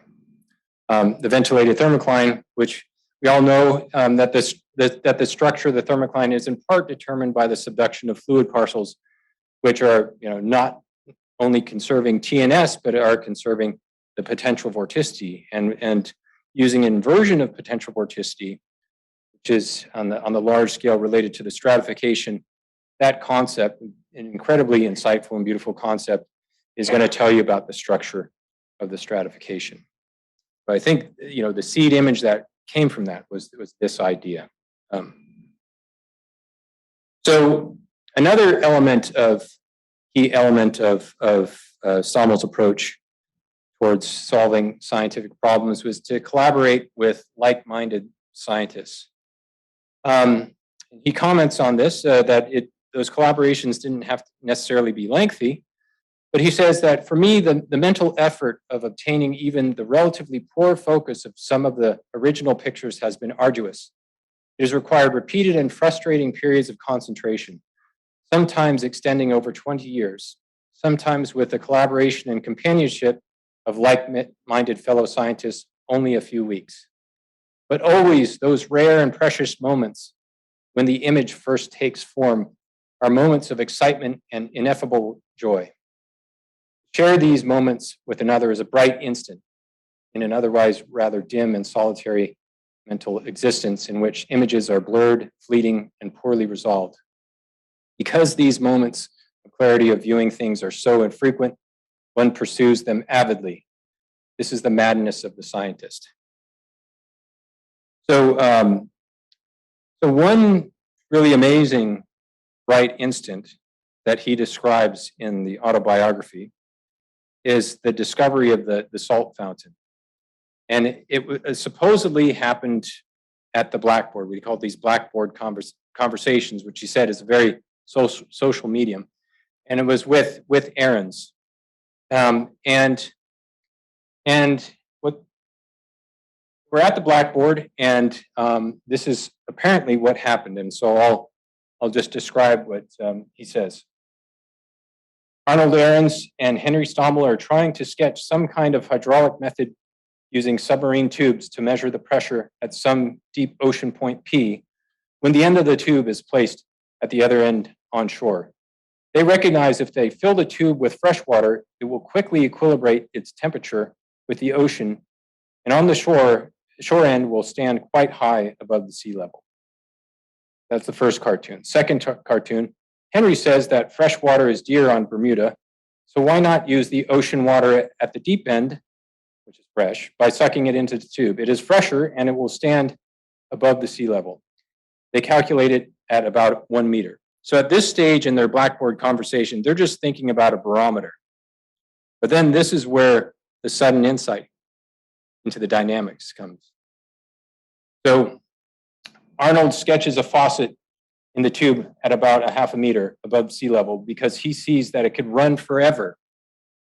They both run downstairs to Duncan Blanchard's lab where they build a little working salt fountain in a battery jar. So that's the discovery of the salt fountain. And according to Stommel, this was all done within 10 minutes. So it sounds apocryphal, but it came from his words. Was anybody there to witness this? Okay, so we don't know, but it's an amazing discovery. And it was through this social interaction that was, I think, really facilitated by the environment that's set up at Hui, of having these scientists that you could communicate with and just have the opportunity to have these spontaneous conversations to make these discoveries. And you know, it might seem just like a curiosity, salt fountains, but you can see that that double diffusive convection, which is kind of a subfield in physical oceanography, it came out of this. Because here the tube, it automatically sets the diffusion of salts to 0, but heat can diffuse through the tube. And so when you relax that constraint but realize that the molecular diffusivity of salt is much less than temperature, double diffusive convection arises. Okay. So at this point in the talk, I had hoped to do a live GFD experiment in honor of Stommel. I was going to bring this portable rotating table. I'll see if I can start the movie. Work. It's a table that was designed by a team of middle and high school students from Nueva School in the Bay Area, really precocious kids that I've been collaborating with. And you see it's quite compact. It's small enough that it can fit in that container box, and the container box doubles as the experiment, as the tank that you do the experiments in. So I was hoping to bring it. But I thought about all the logistics constraints. How am I going to get that through security? You know, it's got wires and everything. Oh, it's for a GFD experiment. It's a study of rotating fluids. Yeah, right, buddy. But they call it the wave table. It's still a prototype, but we're hoping to. I mean, the design. It's portable. It's affordable. It costs less than $200. It's easy to build. All the complicated parts are 3D printed. And we're going to have instructions on the web of how to build it. And the idea is to send these out to middle and high school students, or that they can build it themselves to demonstrate the physics of oceanic and atmospheric flows. So I couldn't bring that today, but I thought I'd show an experiment that I did for my class last year in COVID times. We couldn't actually go down to the lab, so I had to record it. And it illustrates the physics of Western intensification. And we're using John Marshall's setup here, which I bought when I first went to Stanford 13 years ago. It's still running well. The camera's a little poor, so we replaced it with a different camera. But you can see the experiment, rotating table, and we have a sloped bottom. And those of you in the know, that's the topographic beta plane. I'll explain that a little later. And I drive motion by sucking water out with the wet, dry shop vac. And so this is, this slope bottom. It represents the curvature of the Earth, the effects of the curvature of the Earth. Very simply, we have a rotating planet. It's curved. Taylor columns, the red lines, they're pointed in the direction of the Earth's rotation vector. You duplicate that, or you simulate that in the lab by putting a slope bottom, and so that those Taylor columns, they vary in length as you go from one side of the tank to the other side of the tank. So if your tank is rotating counterclockwise, northern hemisphere example, the shallow water side of the tank corresponds to the north. The left side of the tank corresponds to the west. Okay. So we're going to look at this experiment. And so the camera's aligned, so the shallow side is up. So we're looking north here, west is to the left. And let's get the movie going. Oops.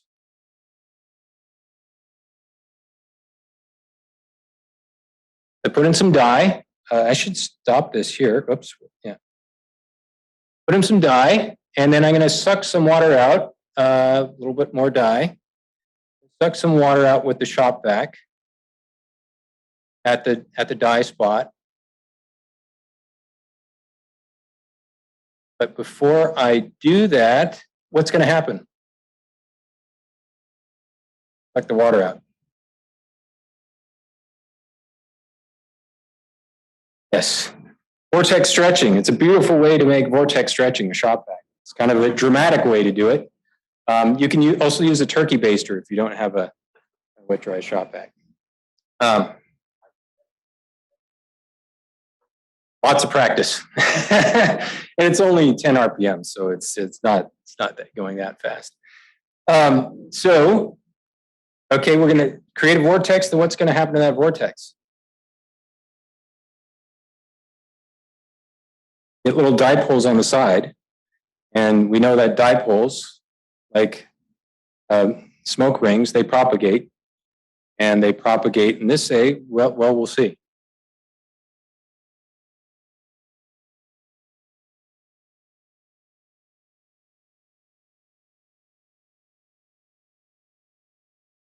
Beautiful vortex. Now take a look at what happens when it interacts. Well, it's going to the west. That's the key. It's going to the north and to the west. Take a look at what happens when it interacts with the western boundary. It develops a dipole. You see to the south here, there's. And what does that anticyclone do? It's going to the south. Unlike the cyclone, it goes back to the north, but they're both going to the west. And so you see this beautiful asymmetry when you're on this spherical planet with rotation, that if you generate a disturbance that's influenced by rotation, all these disturbances, they propagate to the west. And so this is how I like to illustrate the fundamental physics of Western intensification. You create a disturbance, if it's you change the winds in the gyre, that would set up a signal that propagates to the west, the energy piles up there, and you're going to have an intensification to the west, which Stommel discovered. I love making vortices and using different colors. It's fluid art in action.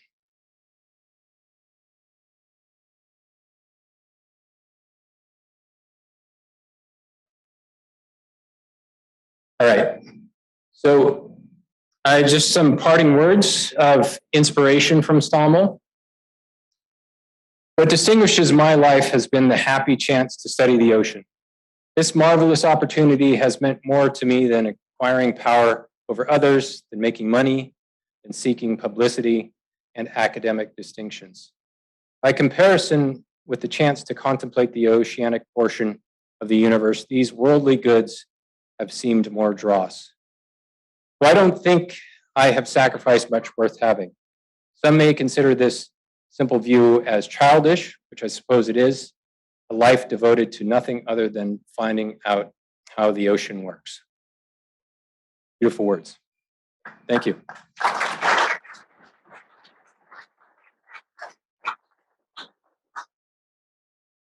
Thank you, Leif. That was really fun. Questions for Leif? All right.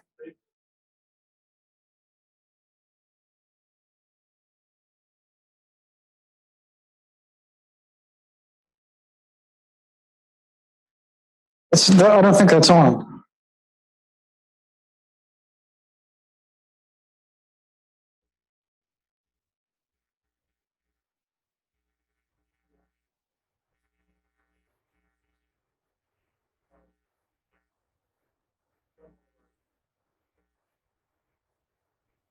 Find untouched problems.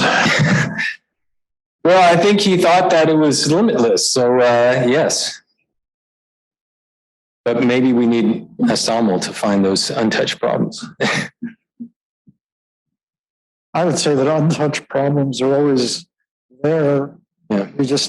Most people don't know they're there until somebody else touches them. Right. I do have a comment about the mental picture of the phenomena. And it also goes back to Carl's talk about contradictions inherent in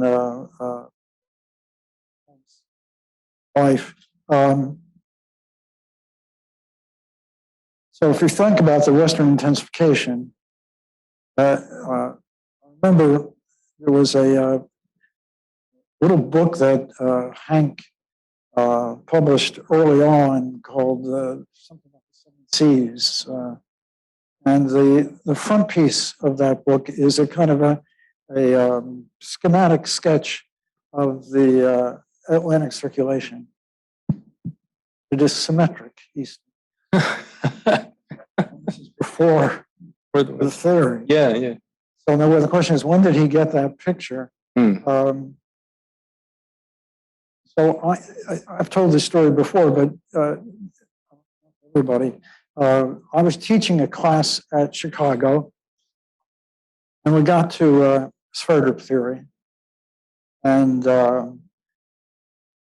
used that class to talk about it. And I ended the class by saying, well, we have here in the sphere group balance a first order equation for the street. Can't satisfy boundary conditions on the east and west. It's beta that got us into this fix by dominating. It's got to be beta that gets us out of it. Yeah, right. I was going to talk about the boundary layers the next time. Yeah. I went back to my office and said, I wonder what Hank thought about that, whether he thought in those terms. Yeah. So I called him up from Chicago, and as fortunate I was, he picked up the phone. Said, Hank, did you think about sphere group theory when you were? He said, no, I didn't know anything about sphere group theory. And I said, well, how did you find that? He had a quite different picture.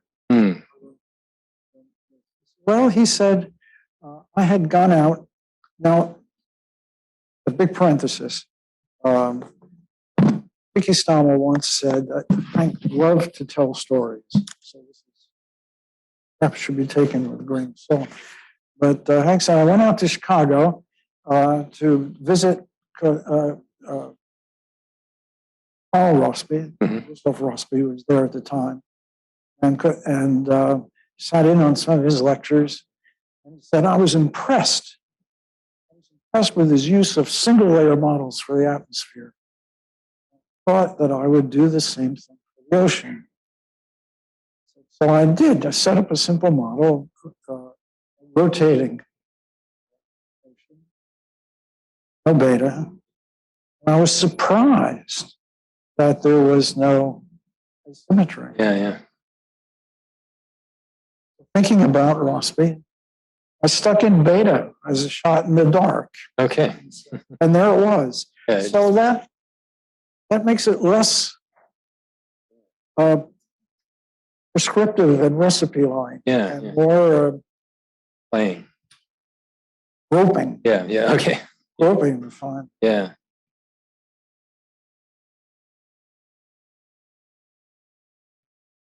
Leaf asked if there was anybody who knew anything. Can't hear you. Can't hear you.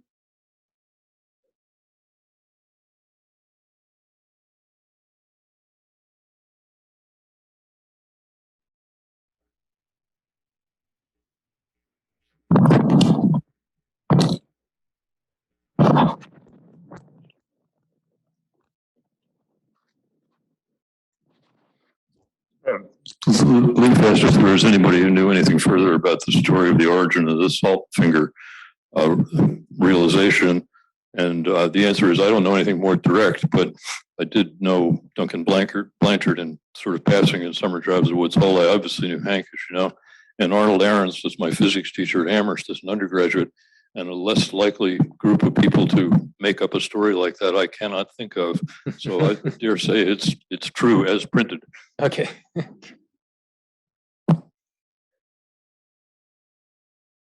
Then someone said, we could take away the pipe.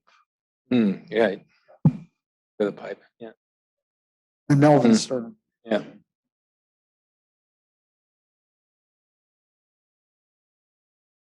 Hey, thank you very much. Thanks.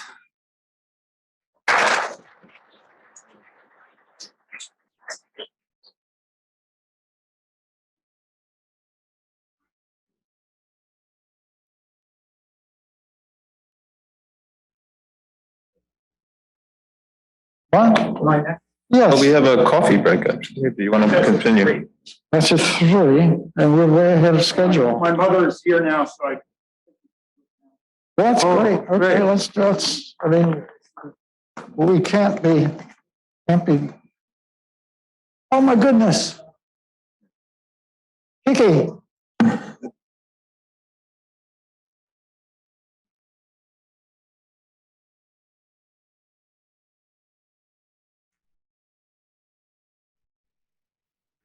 Come on.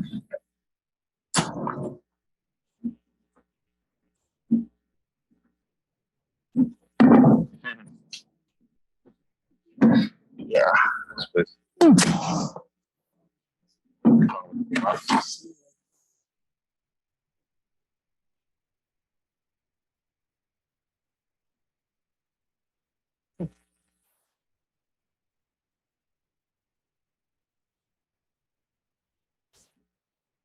I can go into this way.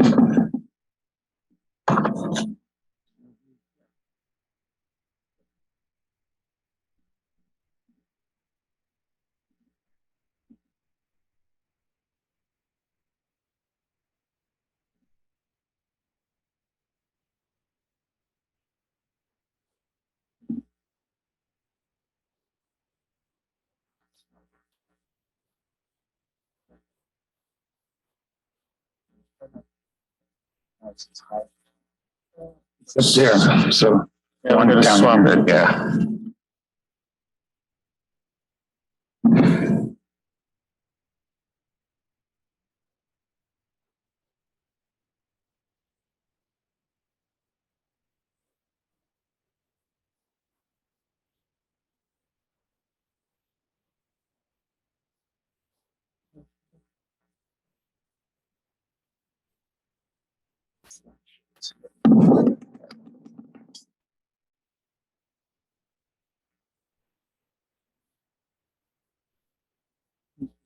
There.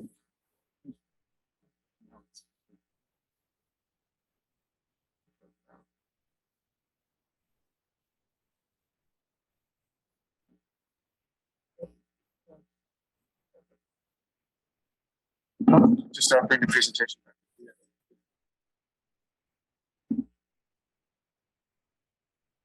Like close this? Yeah. It was already up. What's up?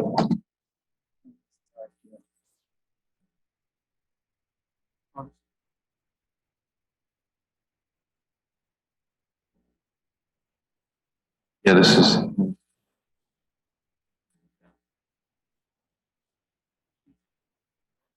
Oh, yeah, it's on your ear.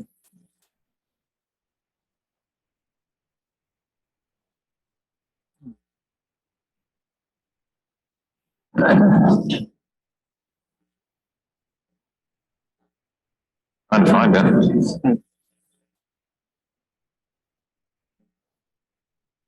It is, right? That's just. No, that's not opening it.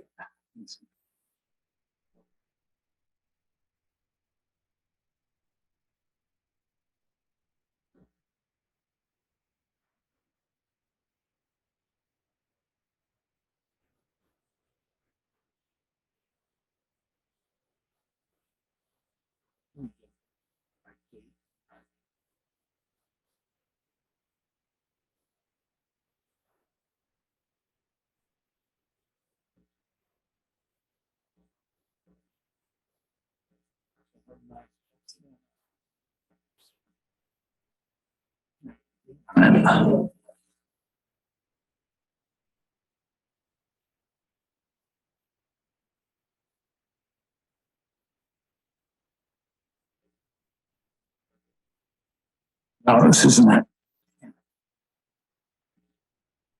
So where is it? Yeah, you.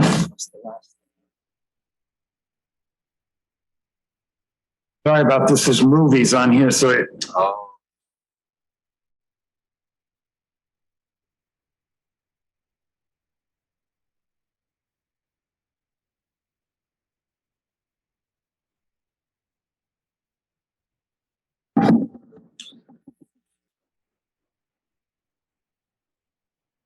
Oh boy.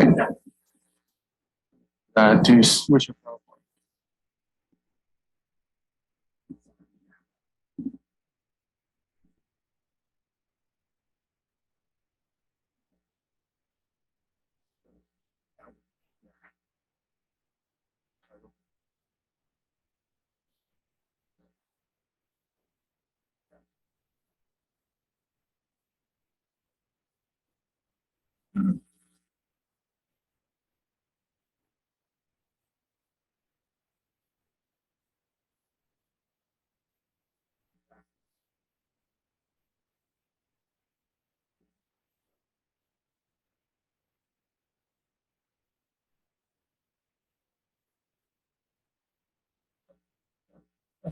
This will do it.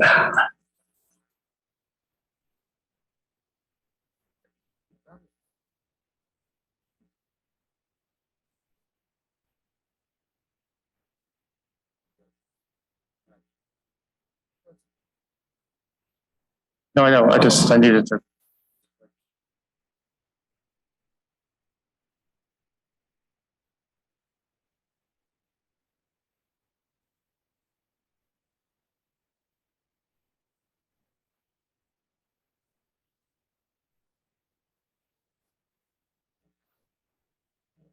So.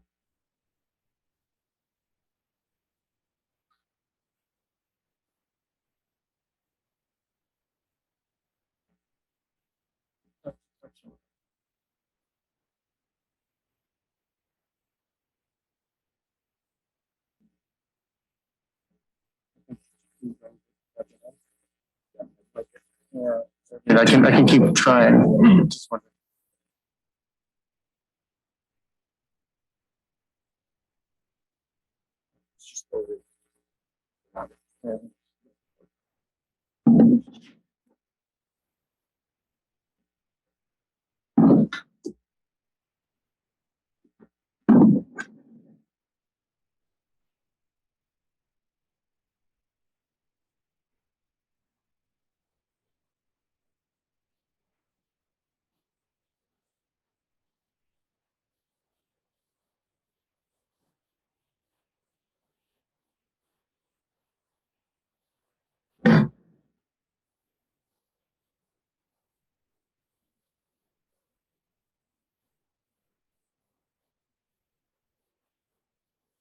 Sorry, I can't get it.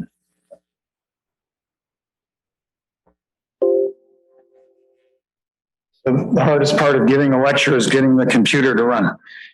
I'm Elijah Stommel, the middle child of three. I thank you all for inviting me to give this presentation today. My mother, who's sitting in the back, Chicky,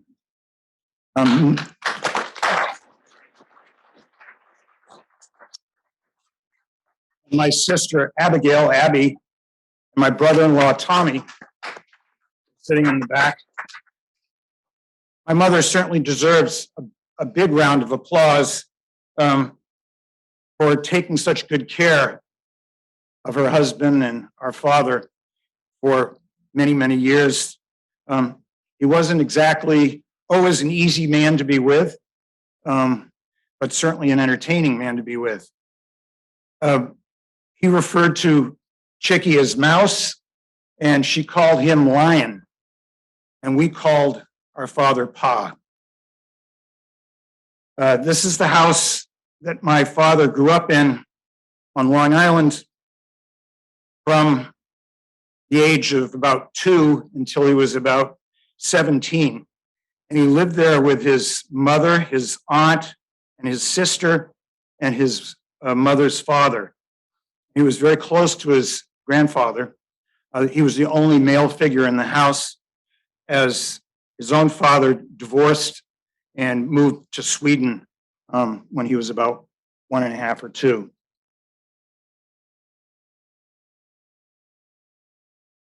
When my father won the National Medal of Science in 1989, I remember 3 things about it. One, that there were tears in his eyes when he received the award, because he said how proud his grandfather would have been of him. And his grandfather died when he was about 12, when my father was about 12. So then there was no male figure in the family anymore. The other 2 things I remember about that visit to Washington was that I lost my luggage and the hotel had to give me a suit to wear. And they found a waiter's suit that had tails. And the other thing I remember is an old brother and his and one of the recipients of the Medal of Science. He was a geologist, and I had his name, which now I can't remember. It was Croft, maybe. Anyway, we were in a limousine with these 2 older brothers, and one turned to the other and he said, "Next time you're in one of these, you'll be supine." My father thought that was entertaining. This was in 1904. Father, right there, about the age of 12. I'm sorry, age 14. And one of his classmates actually was a patient of mine up in New Hampshire. And I can't remember his name off the top of my head, but Jack Lieberman, I guess his name was. And he remembered going to school with him, and he was quite fond of him. About 3 years after, about 4 years after that picture was taken, he went off to Yale on a scholarship, and he thought, this was September 18th, 1938. And he said to himself, boy, this is a very windy little city, New Haven.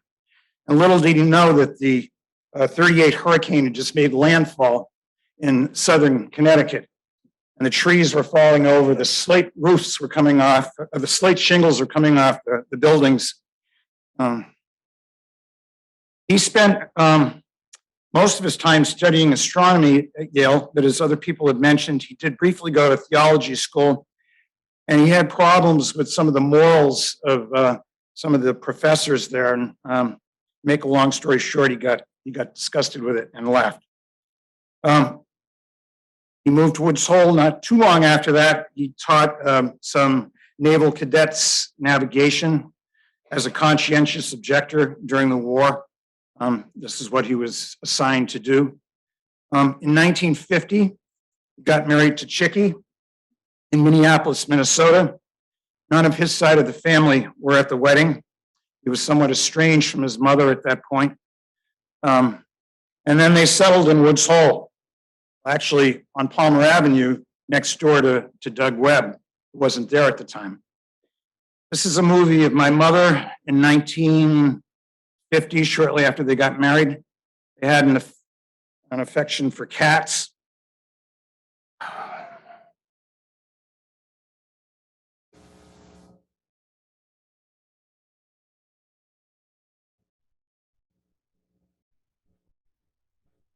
I think I gave you a copy of these, Doug, a few years ago, didn't I?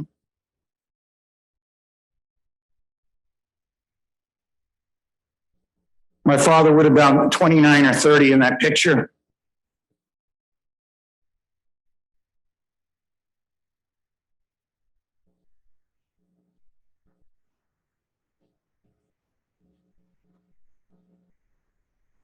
This is before any of the children arrived.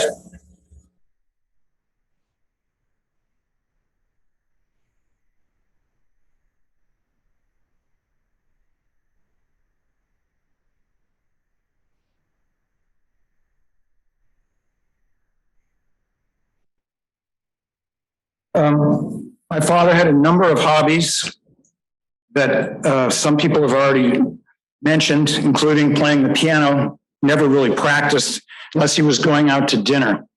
And I think, as Abby can tell you, and my mother can tell you, it was about the only time he ever played the piano was before we went out to eat somewhere. And that gravitated towards the accordion as he got on later in years. He was an avid gardener. He loved to print. He loved fireworks. He loved his toy train. He loved painting, and he was a voracious reader. He could read a complete book in one day. And I was talking to somebody yesterday who told me that he really only needed to write something once. There was almost no editing that got done. He really had a talent for writing. He was a generous and loving father. He bought Abby a horse when she was about 12, I think. And, horses aren't all that safe, but the neighbors had horses, and he wanted her to have a horse. He got me a motorcycle when we were living in France, which I quickly destroyed. And he took Matthew on a private vacation to St. John's, Newfoundland, shortly before he died. So he was very loving, very caring, and we were all very much fond of him. This is my father at about the same age as in the movie with the cats. I think that if he had had more formal training, this is my own thought, that he might not have been as creative a scientist. And he always complained that he didn't know enough mathematics and enough physics. But he seemed to overcome all those obstacles and surrounded himself with people that could do those things if he had troubles with them. But I think this image hit him as a young man really conjures up his creativity and his energy, just a tremendous amount of energy that was very focused. There are several people that you can think about in history that really never had any formal training. William Faulkner, the great writer, Thomas Edison, and Jascha Heifetz, the famous violinist. He never needed a lesson in his life. It was already there. The creativity was there. The mechanics were there. It's just a matter of fulfilling his dreams. He came up with a society for sub-professional oceanographers. I don't know how many of you are aware of this on the small screen. But William Leighton Jordan was a oceanographer from, or he called himself an oceanographer. This award is given infrequently to the oceanographer who in the opinion of society has made the most misleading contribution to the field. Ignorance and utter incompetence do not automatically qualify. Work cited must be distinguished not only by being in error, but it must be outstandingly bad. Wrong both in fact and principle, revealing the most mistaken vision and the most faulty insight. Overambitious, well and plausibly presented, artfully written, and totally misleading and false. The award commemorates an illustrious founding member, Mr. Jordan, author of many theoretical works on oceanography, a fearless critic, as titled Admiralty Falsification. Anyway, so he was quite proud of that. And he nominated both Val Worthington and Fritz Fugelstor, who he felt were deserving and weren't trained above and beyond their undergraduate levels. And I'm not sure even Val Worthington or Fritz Fugelstor ever went to college. I'm not sure. Anyway, they accepted nominations. There's a famous book written about albatrosses, and especially dead albatrosses, and what bad luck they are for seagoing people. A live albatross is supposed to be very lucky, but not dead ones. Anyway, my father did receive this. This is Art Maxwell on the left. I think I saw this picture earlier today, and Art Maxwell was on the right before, so I don't know. But he was proud to have this, and it sort of demonstrated you had to be somewhat of a debutante on some level to get this award.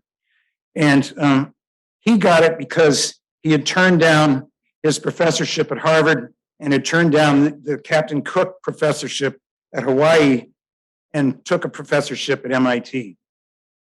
They thought that was noteworthy enough to get the award. One of his friends, Sumner Pike, who was a retired, well, when I knew him, he was a retired diplomat who worked for various government agencies, was a self-made millionaire from Lubec, Maine. He made his money originally on sardines, and then he went on to be a stockbroker in New York. Anyway, he lived with his brothers in Lubec, Maine, and was friends with FDR, who had his summer camp across the border in Campobello. He won the award. I'm sorry I don't have my notes because the computer's not working right, but it had to do with some type of water and a different type of water after 5 p.m. in the afternoon. This is a humorous picture of my father's. They had often mice in his pictures. There's a zebra in the middle there named Perkins, who was my mother's mother, was very fond of zebras and had an imaginary pet zebra named Perkins. So I think he made this painting for her. And there's, if you look carefully, there's quite a bit of activity going on there. And the sailboat seems to be in distress in the background. This is a drawing of all the dead cats that they'd had buried in the cemetery.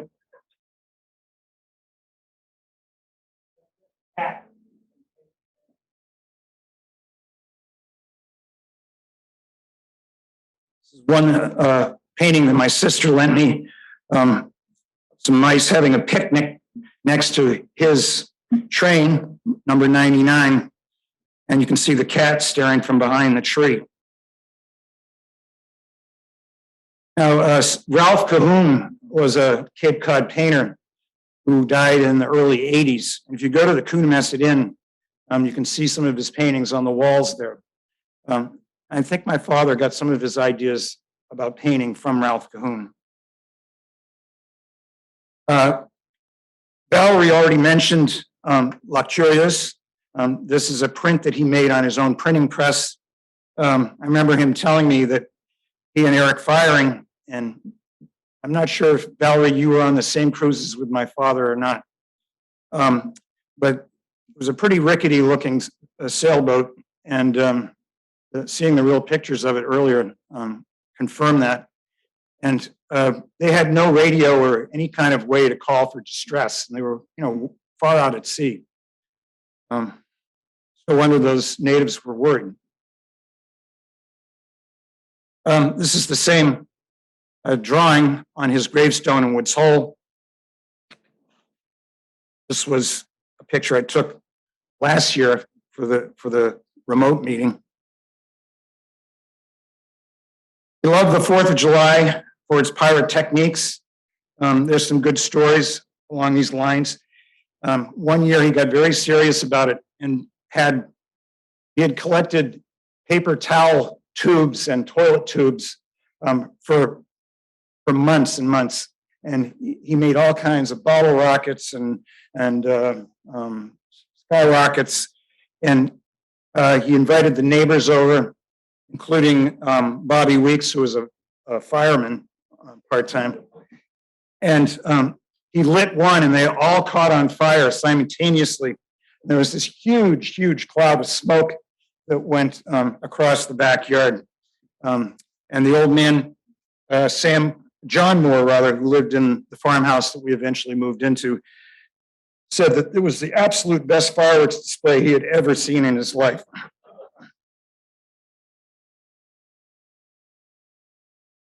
When my father went out to sea, I don't remember what cruise it was on, he was talking to one of the doctors who was on the boat for the infirmary. And he said, damn, I can't remember where I put that black powder. And so, of course, I found it. And a friend and I made a pipe bomb, which then blew up in our hands. And my friend had to go to Boston to get black powder picked out of his eyes. And I had 3rd-degree burns on my hand. Another time when he was out at sea, we had just moved into the farmhouse, and there was about a half a dozen completely functional lawnmowers that came with the house. It was an extra bonus. My father was out at sea. So my brother, who was mechanically inclined, decided that we should make a go-kart. And Chicky was all for it. She thought it was great to keep us busy. So we took all 6 lawnmowers apart and got a belt off of one, the tires off another. And Matthew basically put this thing together. And my father came home that afternoon just in time to see Wesley Weeks, who was the next door neighbor who was mentally disabled, driving down Palmer Avenue in the go-kart. And somebody said they'd never seen my father get mad, but he got mad that time when he saw all the lawnmowers strewn around the backyard. So he did spend a lot of time at sea, but not all of that time was hard work. This is when they went across the international date line.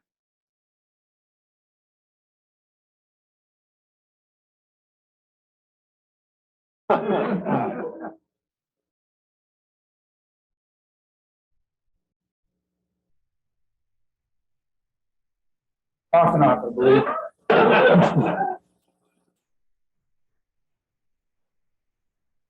I don't know who the other ones are.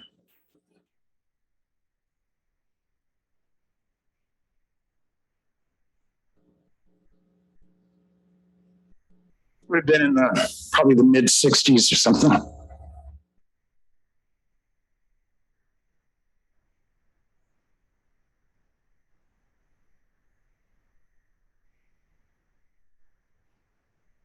They're having some kind of a cult affair there.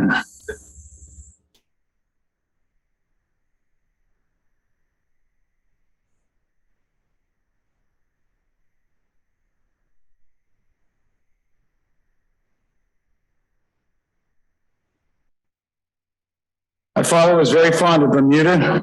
This is a picture of my brother, Matthew, my mother, outside the biological station.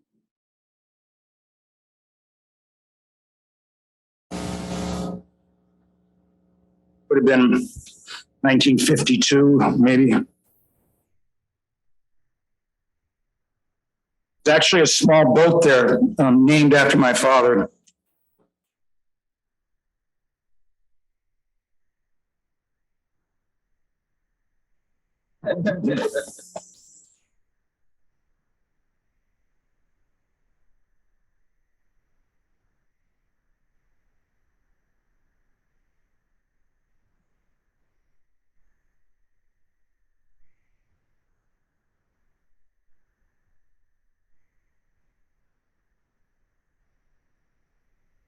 That must have been me, yeah.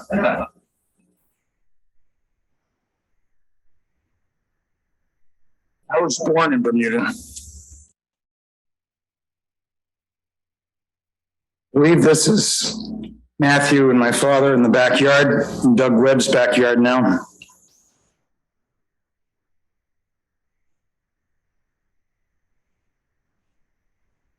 Would have been about 1951.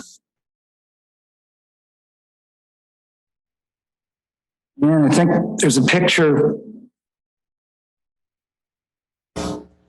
Train. This was maybe an older train that eventually got renovated when we moved across the street.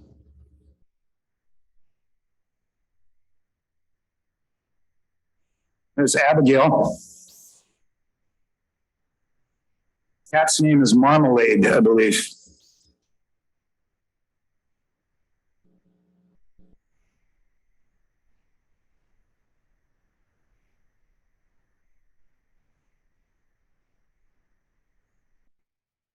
There's no question that Abby was the favorite of the children to my father. He told me once, he said, if you have a daughter, you're going to love her more than you're going to love anybody else.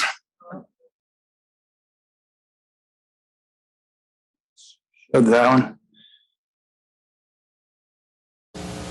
This was a cruise, I believe, on the Atlantis.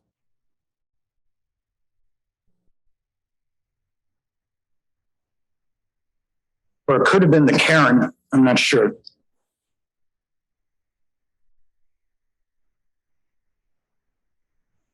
That would have been an early swallow float there, is that right?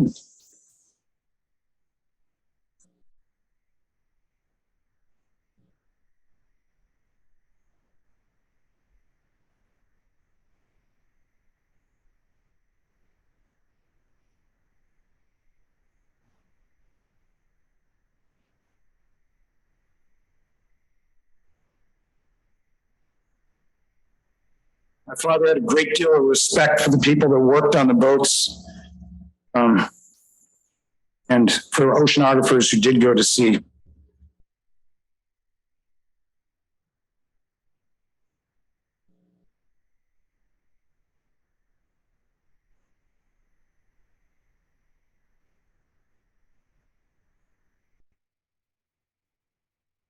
So Hank had a lot of friends, and these are friends that have all died. And I can tell you about a few of them. Out of all the people on this list, the one that always interested me the most was Pierre Villander. He was a real character. And I remember at Walsh Cottage once we were at a picnic, and he told George Veronis that he could stand on his hands for a minute. And George said, I don't believe you. He looked in his wallet. He had $17 in his wallet. So he said, I'll bet you $17 that you can't do it. So Pierre Villander did do it, and then did it for another 30 seconds or so on one hand. And you can tell that he'd been practicing this all year. You know? And another time he was able to hold barbells out in front of him for 2 minutes that weighed something like 60 pounds, and he bet somebody else that. He came on a ship once from Sweden and brought a folding kayak with him. And he unfolded the kayak in New York City Harbor and paddled it to Woods Hole. Another time, he gave a lecture in 1978, the day of the huge blizzard, and everything was shut down. Claude Frankenhill got stuck in the Green Building and couldn't get out. And nobody showed up for the lecture except for Pierre, who walked all the way from Alan Robinson's house to the lecture. And he was so furious when he got there and saw that nobody was there. He stopped at every bar room on the way back to Alan's house and had a drink. And he also got banned from Monte Carlo because he figured out a way of winning money on this, the roulette wheel by some kind of a strobe effect that he figured out. So he was a character. Arnold Ahrens used to come every summer. I was a little scared of him. He was kind of fierce. Apparently, he would lock the doors at Amherst if you showed up late for one of his classes and you couldn't get in. Henry Charnock was a character, British, came from Southampton. Lovely guy. Forgot to mention Claude Ronnie, who was our family's neighbor for many years. He was an aviation photographer and worked with Joanne Malkus quite a bit. He and my father were very fond of each other. John Swallow was a very kind, soft-spoken man who spent probably more time at sea than any other oceanographer, even more than my father, I think. Alan Robinson was definitely the best dressed oceanographer. Sumner Pike was the man I told you about who grew up in Lubec, Maine, and had all kinds of government associations. My mother was particularly fond of Jules Charney. Bill Van Arx, if you went over to visit him, he could take a telescope out and point it anywhere in the sky and would know exactly what he was looking at. Fritz Fugelstor, his father was the cook at the White House. He used to tell stories about having dinners in the White House in the back room. That was kind of interesting. And he lived on a beach in a hut for a year or two and was an artist in Provincetown. Emerson Hiller had my father's great admiration as a scientific research captain.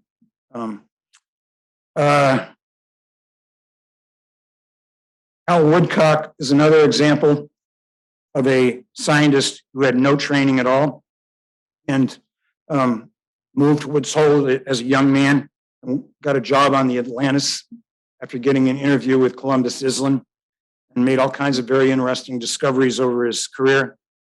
Jeffries Wyman lived in the big stone house over on Noshawn in Hadley's Harbor for one winter. He was related to the Cabots. And he was a famous biophysicist, and he was a professor at Harvard for years. He was friends with Chickie's father early on. They were classmates together at Harvard. He should have won the Nobel Prize with Jacob and Monod for discovering mRNA, but he was not included in that award. But he started doing meteorology out of the blue, and I thought that was pretty unusual. Ray Montgomery was an early oceanographer whose mother was the librarian at the MBL library. So this was some of the interesting friends that are now gone that he cherished.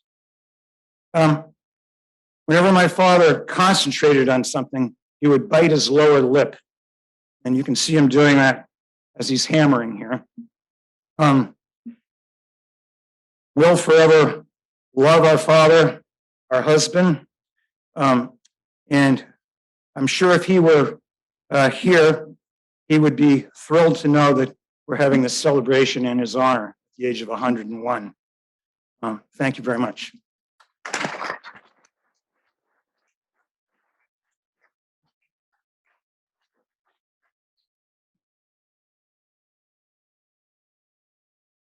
Somebody have a question for Elijah? Rick?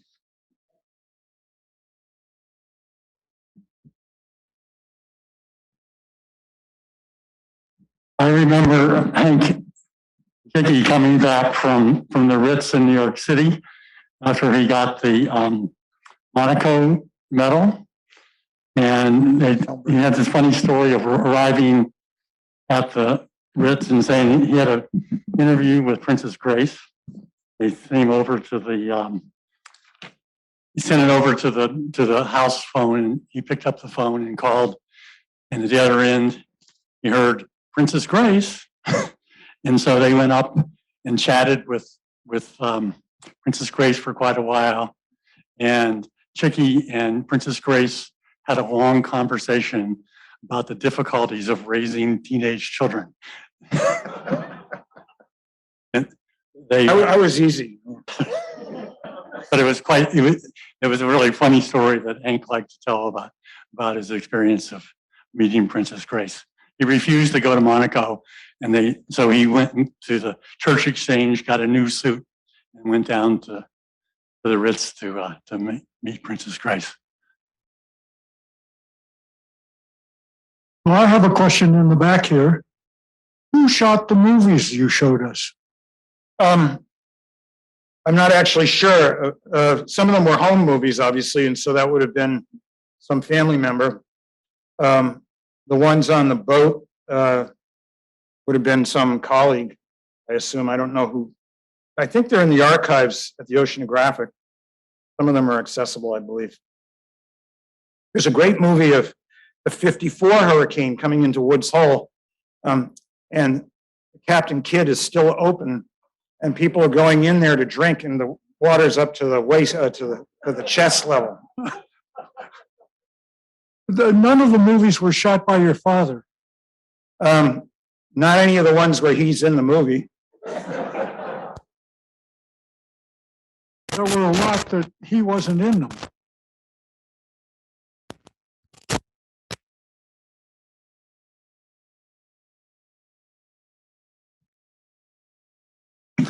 Yeah, I was just wondering, my daughter asked me, how did Henry get the nickname Hank? Not sure. Abby, do you know the answer to that?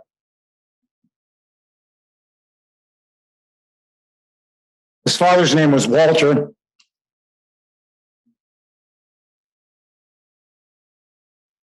And a common nickname for Henry?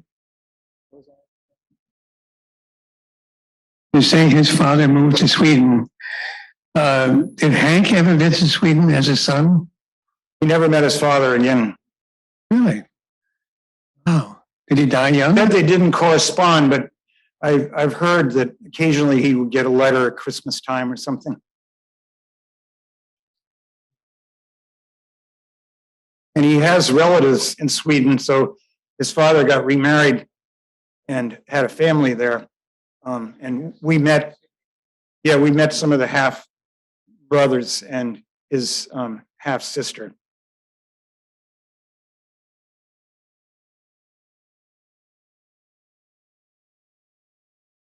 Okay, thank you very much. It should be around this area, half an hour difference. All right, so we're going to continue the last two talks. Harry Blyden, who initially planned to be here. Good afternoon.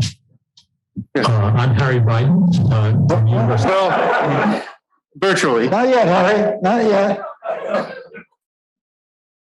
Changed his mind and is going to participate remotely, and for security's sake, we recorded him beforehand.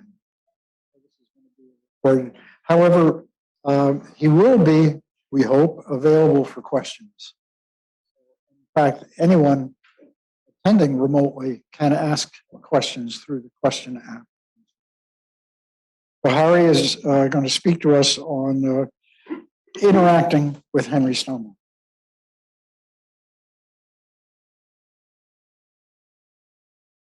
Good afternoon. I'm Harry Blyden from the University of Southampton, and I'm going to talk today about my interactions with Henry Stommel. I started as a PhD student with Henry Stommel in the MIT Woods Hole Joint Program in September 1970. That was 50 years ago, and Henry Stommel was 50 years old. His other PhD students at the time included John Van Leer, working with Alvin Technologies, Al Bradley developing a deep sea pressure gauge, and Bruce Magnell building a salt finger finder. For first year's research, Hank assigned me to help visitor Jean-Claude Gascard with constructing and testing a toad snake to measure vertical velocity on Asterias off Woods Hole. And then for deep sea trials, we sailed from Woods Hole aboard RV Atlantis in January 1971 to test the instruments in Anegata Passage, as well as to deploy a perpetual salt fountain down to 600 meters depth. The pressure vessel of Bradley's pressure gauge cracked. Magnell's salt finger finder that he built on the Passage South returned in pieces twice. Gascard's snake was not sensitive enough to measure small vertical velocities, and the winch broke down with the perpetual salt fountain at 600 meters depth. So we had to manually haul up 600 meters of water-filled Tygon tubing. It was an eye-opening introduction to seagoing experimental work. During the first year's courses, I switched to working with Nick Fofanoff on definition of potential temperature and moved to live in Woods Hole while commuting 2 days each week back to MIT. In those days, they gave about 4 of us PhD students, Lehman, Prohl, Nichols, and Bryden, a 9-seater station wagon to commute up to MIT for classes. We left Woods Hole at 6:30 in the morning, and on the way north, we picked up scientists wanting to go up to MIT for the day. Henry Stommel was first pickup in Sipawicet every Monday and Wednesday, and he provided those of us who were awake an education in all aspects of ocean science. I've written on the commuting experience in an Oceanus article, Driving with Henry Stommel. Henry Stommel liked questions. In autumn 1971, I took Henry Stommel's course. For each lecture, he would bring a binder of papers he had written on the day's topic, and then try to remember what he had done and tell us about it. For the Mediterranean lecture, we were covering deep water formation, and I innocently asked, what happened to the deep water? And where did it go? Hank said, that was a very interesting question. That was all he said. Next Tuesday, when I got to the Smith building, there was a manuscript on my desk. First slide. Does some of the Mediterranean outflow come from great depth? Hank had written the paper up over the weekend and submitted it to Pure and Applied Geophysics. The paper is about whether the currents in the Strait of Gibraltar are strong enough to draw up Mediterranean deep water over the sill via Bernoulli suction. I met up with Paul Mangelsdorf to go over the paper. We both had found that there was an order of magnitude error in the calculation, so that instead of coming up from 4,000 meters depth, the suction would only bring water up from 400 meters. Paul and I were terrified. What to do? When the page proofs arrived, and of course the paper was accepted without any corrections required, Hank insisted that they had to be returned within 48 hours, so we arranged to meet. Paul and I pointed out the error in the calculations in dread of what was to happen. Hank calmly responded that it was easy to adjust. We just assert a not in the concluding sentence. Thus, it appears that the deep Western Mediterranean water does not come from great depth. And so I learned in that instant that in science, it is the question that is crucial, not the answer. And when I think today about Henry Stommel, it is always the questions he asked that I remember. Coming back from MIT in early December in the car, he looked up from his almanac and said, my farmer's almanac says today has the earliest sunset. I wonder why the earliest sunset is not on the shortest day. I'm sure he knew the answer, but he wanted us to ask interesting questions. Another time it was, why does the Earth's surface have 1/3 land and 2/3 ocean? I still think of his questions. Henry Stommel was the gatekeeper for international physical oceanography. When I was a student in the 1970s in Woods Hole, everyone with an idea for a big project came to town to see what Hank thought. Woods Hole with Henry Stommel in residence was the world center of physical oceanography. Hank talked to everyone. So GSX, Broker, Craig, Reed, ISOS, Nolan and Baker, Mode, Charnock, Crease, Swallow, Polymode, Monine, Obukov, Kamenkovich visited for discussion, and one could hear them speak, give seminars, and then ask them questions. For my PhD research, I was interested in finding out how good the new current and temperature time series observations were. Could I use them to conserve mass? Does geostrophy work with real observations? Could the vorticity balance be tested meaningfully? In working with the heat balance equation and using thermal wind relations to estimate horizontal temperature gradients, I found that the horizontal advection of temperature was quantitatively related to the turning of the horizontal current in the vertical. It was a result that I intended to use to estimate the vertical velocity. So I did what one did in the 1970s with any new result and went to show Hank in his office at MIT. He immediately said, "That can't be right. If it were right, I would have known about it. Go upstairs and ask the meteorologists about it." So I went up to see Norman Phillips, who said, "Oh yes, we used that relationship in the last war." I was crestfallen. Never asked which war that was, Vietnam, Korean, World War II. It turned out that it was used in World War II.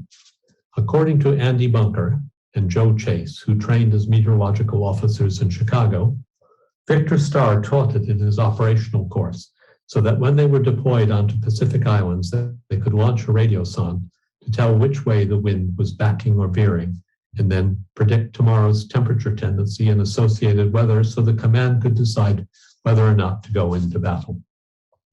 According to Andy Bunker, the method was not used as intended because it did not work well in the tropics, where there was too much diabatic heating.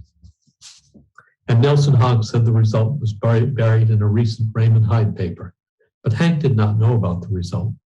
I later found that he wrote to friends around the world, Muir in Oregon, Veronis at Yale, Volander in Seattle, Swallow in England, and I am sure many others, explaining the relationship and asking how the result might be used.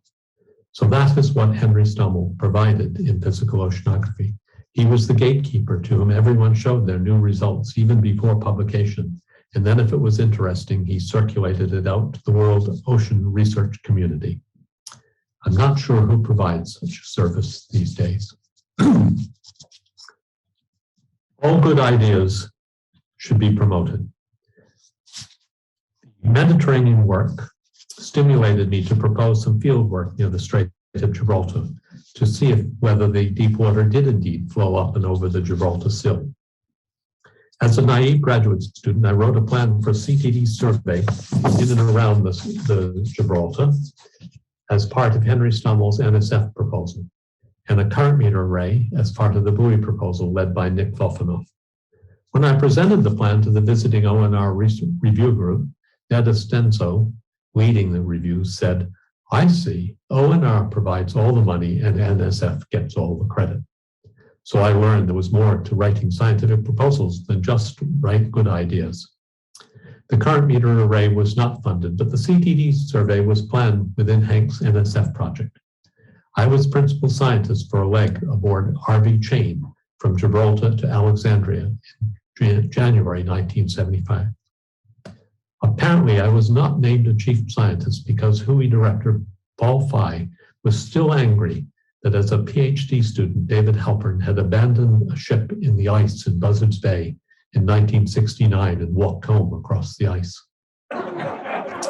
Later on, after experiences in other institutions, I became aware that as a PhD student in Woods Hole, I was never told I could not do something because I did not have the proper status like a PhD. Judgment was always on the basis of scientific interest, something I believe that Henry Stommel embedded into the culture of Woods Hole. Work on big problems. So this is about ocean heat transport. I did propose again a current meter array just inside the Strait of Gibraltar to look for the aspiration of Mediterranean deep water over the sill. When I returned from the deployment of the current meters in the Alboran Sea in 1978, I found that Hank had been talking with meteorologists Oort and Van der Haar. who complained that oceanographers had not estimated ocean heat transport. Hank was writing and circulating notes on the lack of ocean heat transport studies, somewhat implying that oceanographers were lacking the intellectual skills to estimate such an important quantity. In fact, Oort and Van der Haar were estimating ocean heat transport by taking the difference between two very large quantities, each with large uncertainties: the heat transport required to maintain the Earth's radiation budget and the atmospheric heat transport divergence. Hank's notes made me mad. I thought I could do accurate heat transport estimates from existing observations at 25 North. Roland de Zerke had pointed out to me that the barotropic, or depth-independent flow component for ocean heat transport, could be taken out of the calculation if the depth average potential temperature were constant. So I went to Hank and said that using IGY hydrographic sections, we were going to find a path across the North Atlantic that had constant depth average potential temperature, and then we could calculate the ocean heat transport across the section using geostrophic calculations without worrying about the reference level velocity. So I signed up to advise summer student fellow Mindy Hall, and we set out to define ocean heat transport as a summer project that resulted in a science paper the following February. Hank maintained an interest in ocean heat transport. When I came back from IUGG at the end of 1979, Hank had left me a manuscript with a calculation of northward or equatorward ocean heat transport in the South Atlantic, for which he used tables from Voos' 1957 monograph. Hank was surprised the ocean heat transport was equatorward. I told Hank that Andy Bennett had written a paper in JPO where he showed that the South Atlantic heat transport was indeed northward. Bruce Warren had told Hank that he had done a similar calculation in Victor Starr's class in the late 1950s and found equatorward heat transport in the South Atlantic. But that result did not surprise Bruce because everything in Victor Starr's class went the wrong way. Rather than being discouraged, Hank wondered out loud why Voos had not calculated heat transport. In the 1957 Voos had calculated salinity transport, oxygen transport, even silica transport, but not heat transport. Hank decided to find out why. He knew the name of Voos' assistant who did the calculations, so Hank wrote to him. Next slide. I still have a copy of the reply from Admiral Knut with NATO in Norway, who wrote back, I do not remember exactly why we decided not to publish the figures for the heat flux. I was then afraid that I had computed the figures wrong, because it is true to say that we found that the heat flew in the wrong direction, namely towards the equator in the South Atlantic Ocean. Write the paper first, then propose the experiment. About 1981, I decided I wanted to measure the two-layer exchange between the Mediterranean and Atlantic through the Strait of Gibraltar. Naturally, I went to see Hank for his views. He knew that the best way to propose a big new project was to write a paper. So we pulled out some unpublished work on two-layer hydraulic control, and we wrote an initial paper arguing that the Gibraltar exchange was hydraulically controlled to motivate the new measurements. The resulting paper infuriated Larry Army, who, unbeknownst to Hank and me, had done his PhD thesis on two-layer hydraulic control, but had not written up the work for publication. According to Larry, our work was wrong in detail, and he quickly corrected it in a series of papers, some with David Farmer. The papers did stimulate a major project called the Gibraltar Experiment to make measurements in the Strait of Gibraltar. Taking a leaf out of Hank's playbook, Tom Kinder and I called an evening meeting at the Fall AGU in San Francisco in December 1983, inviting everyone we could think of who might be interested in a Gibraltar program. In the end, only about 6 scientists came to the meeting. Tom and I then wrote a meeting report outlining the meeting's conclusions, effectively what we thought should be done and how we were going to do it. And we sent the meeting report to everyone we could think of without mentioning who had actually come to the San Francisco meeting and inviting everyone to a springtime meeting at Norda in Mississippi. That meeting was well attended by Army, Farmer, Garrett, Greg, Bray, Wine, and all the subsequent major players in the Gibraltar experiment. In doing the background for the proposed work, I remember describing earlier work by Hercules, ancient Greek philosophers, and the Battle of Trafalgar, and how we would call the experiment Kiss Me, kinematic investigations of straight and still mixing and exchange, after Nelson's last words at Trafalgar. Chris Garrett leapt up to say he had been taught at a proper English school that Nelson had actually said Kismet, so we changed the name to Kinematic Investigations of Straight Mixing, Exchange, and Turbulence. The Gibraltar fieldwork during 1985-1986 involved American, Canadian, British, Spanish, and Moroccan scientists. I especially enjoyed the Moroccan experiences with many visits to Morocco during and after the fieldwork.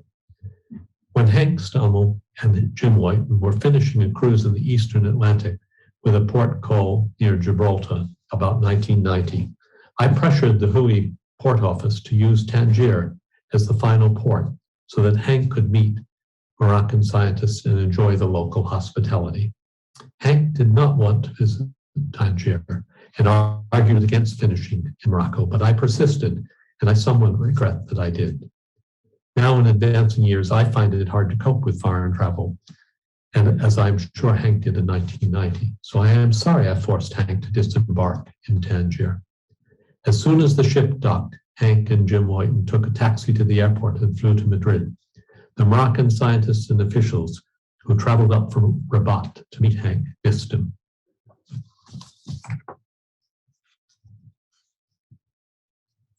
Hank was the kind of scientist that I have known. I'm sure that I said many dumb things over the years, but Hank never directly criticized.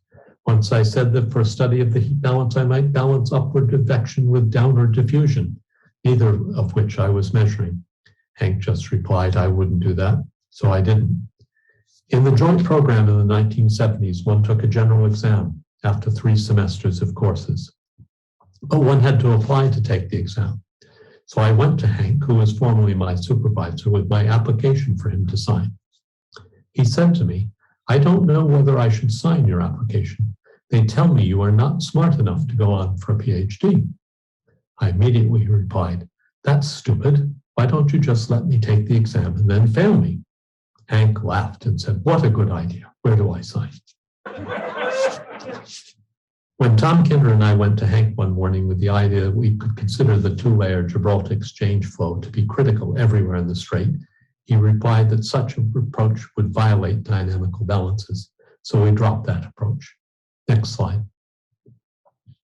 David Anati in Israel had asked Hank a similar question, so Hank decided it needed a more formal answer, and he wrote a mini paper as a response to Anati, and he added my signature to the letter. Next slide. Here you see we have a 2-page paper, effectively, our letter to Anati, and I'm still trying to understand the subtleties of our response. But that was often how Hank communicated in letters, in writing, in short papers that never were actually published. My last interaction with Henry Stommel was in late 1991, just before Christmas, when Hank gave a late afternoon seminar in Clark 5 on using Bermuda as an ocean observatory. It was not well attended by physical oceanography colleagues, but Al Vine and other Woods Hole scientists were there to ask strange questions. I particularly remember Al Vine's question mystified me, and I'm sure Hank as well. But Hank answered, that's an interesting question, and proceeded to change to addressing a somehow related topic, during which Al Vine beamed that he had asked such a stimulating question. I continue to miss the interactions with Henry Stommel. No one sends me informal manuscripts identifying serious shortcomings in our understanding of ocean circulation anymore. All the messages these days seem to be about successes. Yet we do not know what determines the amount of deep water formation or why the Gulf Stream beyond Cape Hatteras is so large. We need a Henry Stommel to point out our shortcomings, to ask interesting questions, to stimulate us to improve our understanding and to provide an initial roadmap on how to do it. That's my talk. Thank you for listening.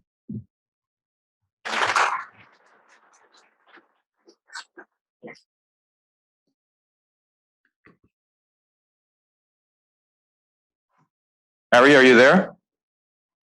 Yes, Yes. I'm afraid I had to listen to that.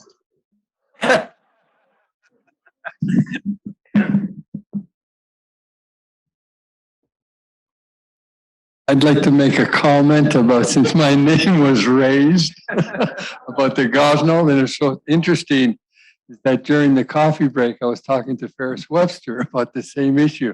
So maybe Ferris already saw this. But anyways, yes, I was the chief scientist. I think I was the only scientist on board the Gosnell one winter. I think it's the winter of '68, when I had this very silly idea.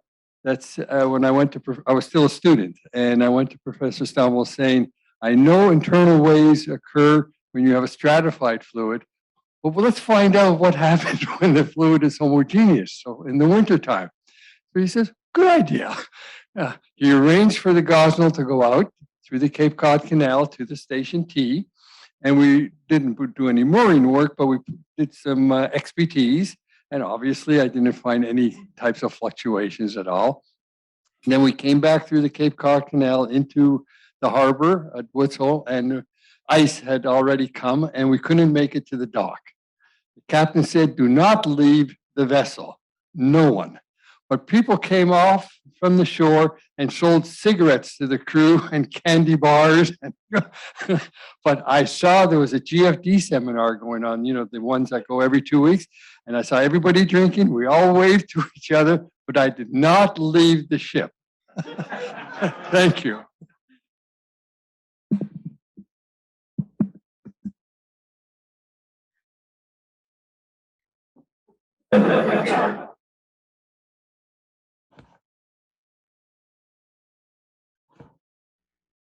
Thank you very much.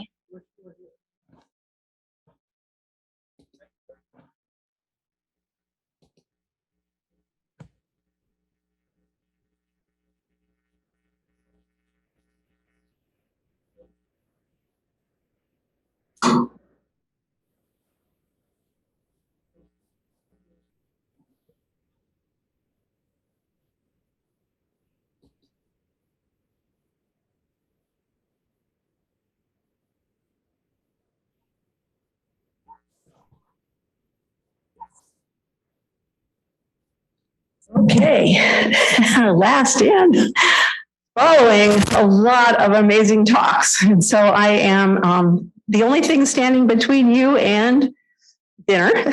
So here we go, are your nice breaks. I'm really happy to be here, and thank you for inviting me. Thank you, especially Joe. And I kind of had the Michelle Fear moment there. It's been 39 years since I graduated from here, but I am still terrified to be in front of this room of so many eminent oceanographers. And I have my advisor here to say, calm down. Thanks, Joe. So I'm showing up here. I was a graduate student when Henry Stommel returned to Hui, and I came in when the department was already in the Clark building. And so my main direct connection is that sitting in my office, which is full of dust now after a year and a half, is the bird sitting in its cage in a corner. I'm now in former Professor Joe Reed's office, and this was the corner where it lived. Albie lived a number of years ago. So Albie has returned. Albie needs to move on. Should have moved on at this meeting. I didn't think about it until too late, but sometime soon. So I returned to my office about last week, picked up my 3 blue volumes, which I was really grateful that you all put together 20 years ago. Is it that long? Well, more than 25 years ago. I've opened them often to look for papers, but I had not actually read all the interesting material in that first volume. And I'm going to echo what Leif said about what a revelation it is to read Henry Stommel's writing. It's it's incredible. It's so poetic and so expansive and so really interesting. There he is receiving it. You've seen this go by several times. There's the actual brass plaque, Tokyo Henry Stommel, for abandoning oceanography's most cherished chairs. We'll come back to it. I just one little bit of the only anecdotes I can tell, reminiscences, was that I was a very introverted graduate student, and so it was very difficult to bring myself to talk to anybody as important as Henry Stommel, so I never did. I was able to talk to people who taught the classes, but he didn't teach the classes. And so what I was aware of was this amazingly energetic man heading down the hall, smile on his face, eyes straight forward, heading to talk to somebody. Inevitably, that's when you'd see him, was in the hall. Or the reading room full of wreaths of smoke and the so-so oceanographers sitting there with sea stories. And so a number of us were really impressed and taken by the fact that there were really truly creative oceanographers without PhDs, which meant that what were we? Why were we in a PhD program if you could do that? So what one realizes is that this apprenticeship of World War II was so phenomenally important for a generation of oceanographers. And then things became formalized. Segue to the winter.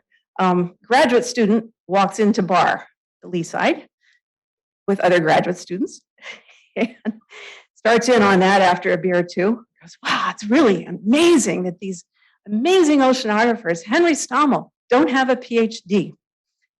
And so this voice next to me booms. My dad has 3 PhDs. So I don't know whether that was Elijah or Matthew. I don't know who was there. I don't remember. That would have been Matthew at the lee side. Okay.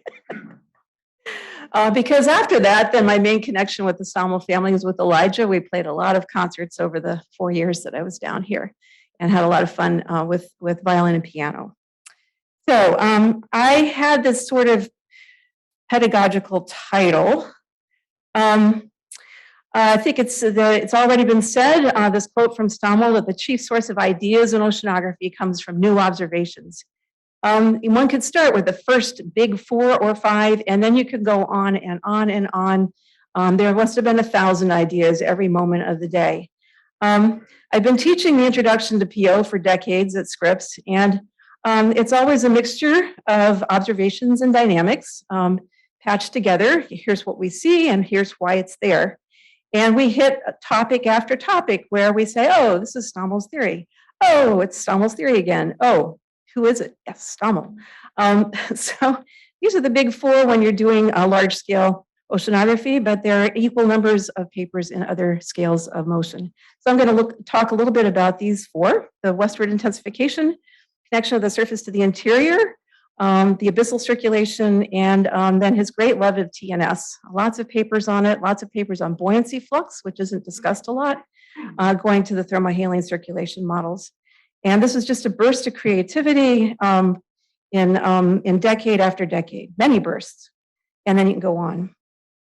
So one of the things I really love, especially just leafing through the 3 volumes, is all the 3-dimensional sketches of everything. It's clear that he was thinking everything was visualized and then realized and understood. Maybe that data of Western intensification was a little off the rails from that, but in general, things were worked out and sketched up. So on the left, you've already seen the competition of theories, so we're seeing a repeat there. So there's a sense of humor, and on the right, there's a pipe diagram of how the ocean works. And this is written for Proceedings of the So-So in 1976, but it's typical, the popular articles there. But he's also got very intricate diagrams in not such popular ones. This is the Advances in Earth Science, 1966. And I frankly don't get it yet. But it's clear that the curvature of the Earth and the shape of the latitude, the longitude, everything coming together, and then it's got the sinking and the rising and the overturning and shallow cells and everything. What it's only missing is the Southern Ocean upwelling. Lots and lots of stuff in each diagram. You've already seen this one. This is, you go on the internet and say Stommel 3D, you get, oh, all the biologists call this kind of thing a Stommel diagram. To us, it just looks like, yeah, normal. You just make that on a computer, MATLAB or whatever. But Stommel was drawing them by hand. This is a spectrum. It's time and space.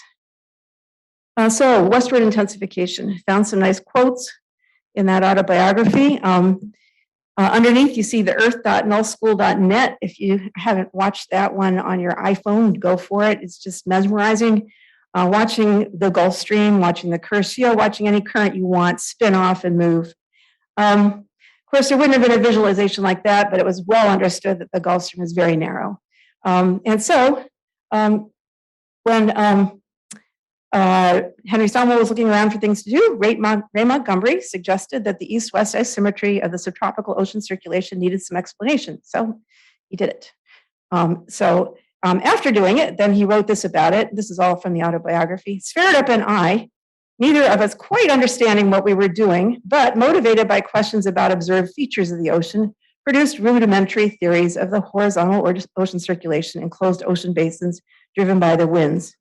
And in that autobiography, he does say that they were independent. They came up with these together. So there's the figures of the sea surface height under uniform rotation on the left, streamlines with non-uniform rotation in the middle. So you get a Gulf Stream from having a beta effect, a varying Coriolis parameter. The one on the right, I hadn't actually stared at before, and you learn something new every time you open something. All of you know this figure well, but I just had sort of forgotten that the sea surface heights for that middle streamline thing don't close. And he's taking into account the rotation, the change in F in latitude. And at the bottom, you see observed realizations of circulation from Maximenko et al. On the left is surface circulation, which is geostrophic plus Ekman. And you see all those western boundary currents everywhere. So this theory, once it was there, and then Walter Monk's that was related, and then Nick Fofanos, so it was got the sort of the inertial part, and then many, many papers on it, but all started here. Every western boundary you look at in the world ocean has a current on it, and this is the reason, and it's this westward propagation of energy. In the middle is the surface height, which kind of starts looking like that one on the right of his diagrams.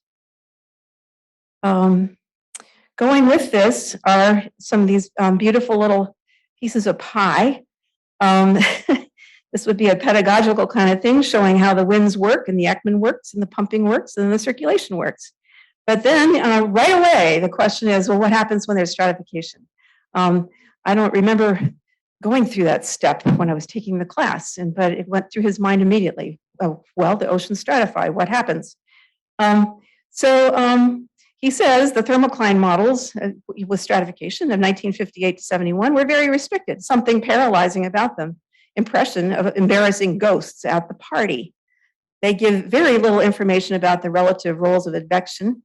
And here's his opinion on numerical modeling. Numerical models, not much help. Like vegetable soup, they have too many ingredients to reveal which one imparts the flavor. The diagram at the bottom right, also from this volume, is a rendition of the ventilated thermocline, including the Rhines and Young pool in the middle with the R, and the V is the ventilated part, and the S is the shadow zone. So you've already heard quite a lot about this today. Now let's talk a little bit more about it. I am pulling some quotes out of there because the writing is amazing. About Columbus Iselin, he was working with him, and Columbus Iselin was an observer who had great ideas about the ocean. There's a wonderful whole long discussion about him and a biography of him in the book. Henry Stommel wanted to go in and talk to him about a problem. What should he work on? And he wanted to go to sea. But he'd already done some theoretical papers. And since it had elementary calculus in it, this established me as a theoretician in his eyes, and therefore slightly less than practical. I somewhat unabashedly entered his office and asked him what problem he thought I ought to study at sea.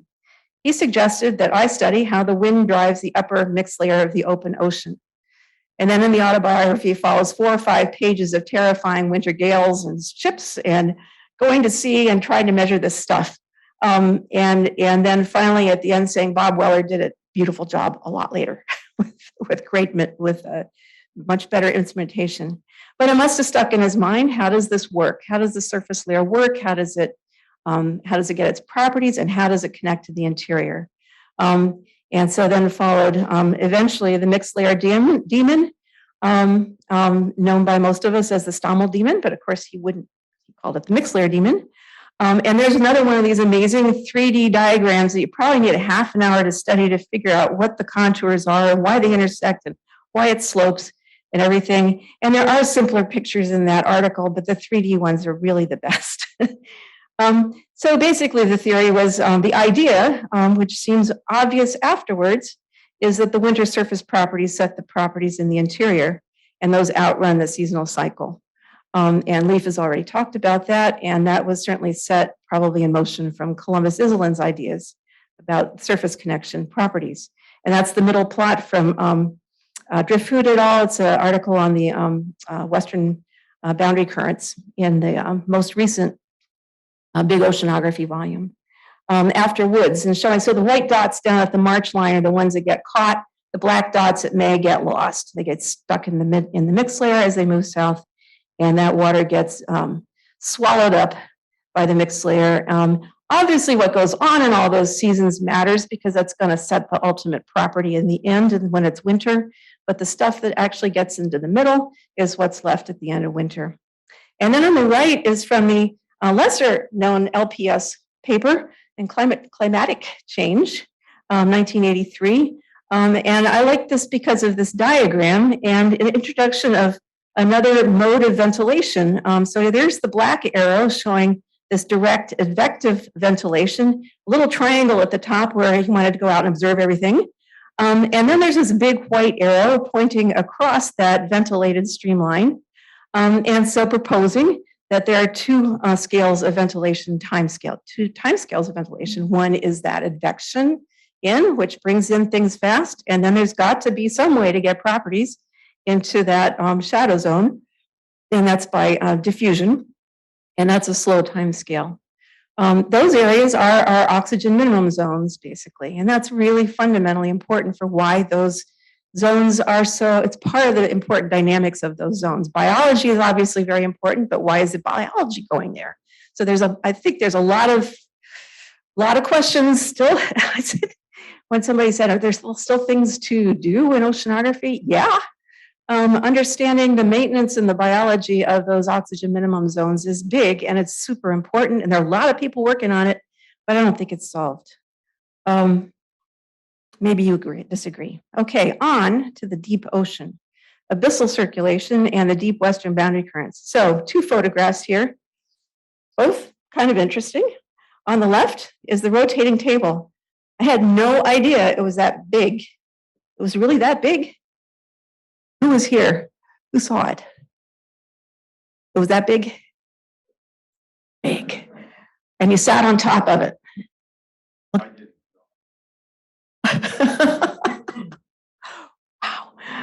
Okay, all you see are these postage stamp pictures of the results in the papers, and you think, oh, it's a table the size of the one that Hank and Lou are sitting on and going around on having a good time. This is amazing. So on the right is a swallow float, and what's most interesting about that picture? When did they ban cats from ships? When did they? Who knows? Anyway, there's a swallow float being ready to go in the ocean. What's the idea here? These are just photographs. Back in the 20s and 30s, Germans had measured up and down the whole Atlantic. Hui had measured up and down. There were lots of measurements out there. This is a map from a WOS atlas that Valerie knows well, these atlases, production. But it looks a lot like a map that you'd find in Voos 1935 of the oxygen in the middle North Atlantic deep water. And it's a iconic picture. It's one you show in any intro class to show that there's North Atlantic deep water formed with high oxygen in the north, and it's moving southward along the western side of the ocean. So you go, well, yeah, they knew it was going south. And Iselin mentioned that in 1936 in his wonderful long paper, Physical Oceanography, and he referenced Voost. So they all knew that there was this high oxygen. What they didn't know is the structure of that high oxygen signal and the current. And I think that was the major, huge novelty of Henry Stommel's idea about the abyssal circulation closed by these narrow currents. Basically in the Swallow and Worthington paper, they say that the high oxygen content was recognized as being consistent with southward flow, but it was rejected by many oceanographers as unlikely. So there was a problem of showing that there was actually flow, even though there was some evidence that there must somehow be a pathway. So that's Sverdrup's rejection, 1942. So Stommel's theory idea was, so going down to a further quote, but down below, same time Stommel, 1956 and 57, devised a theoretical model of circulation of the Atlantic Ocean, which required as an essential feature existence of a narrow southward current in the deep water at the western boundary. And so on the west is the picture we all know and love. It's a schematic of the abyssal circulation with two sources, one up there just southeast of Greenland. We might quibble over where that dot is placed, but there's some source there, someplace distributed. And likewise, one dot planted down there in the Weddell Sea. And again, we go, okay, distributed, but nevertheless, it's basically very high latitude. And then the theory was, as you've already seen, that with the stretching of the water columns in the deep ocean, water has to move poleward towards the sources, which seems very backwards, contradictory, and enclosed for mass balance by these very narrow western boundary currents. So the theory was actually of that interior flow, but the consequence, not solved in the papers, was narrow western boundary currents. That's the part that we know is really, truly there. The model used, which gives this interior flow, had a flat bottom, has continents, so there you need the boundaries. And then you fill the deep ocean. You have uniform upwelling everywhere, basically filling the bathtub. You have this change in Coriolis parameter, and that gives you the poleward interior flow. Armed with that, and probably lots and lots of enthusiasm, he had Swallow and Worthington out on a ship before this was published in March 1957. So the instrument was developed in 1955. Is that right? Somebody had the better, I don't think I had the date right there.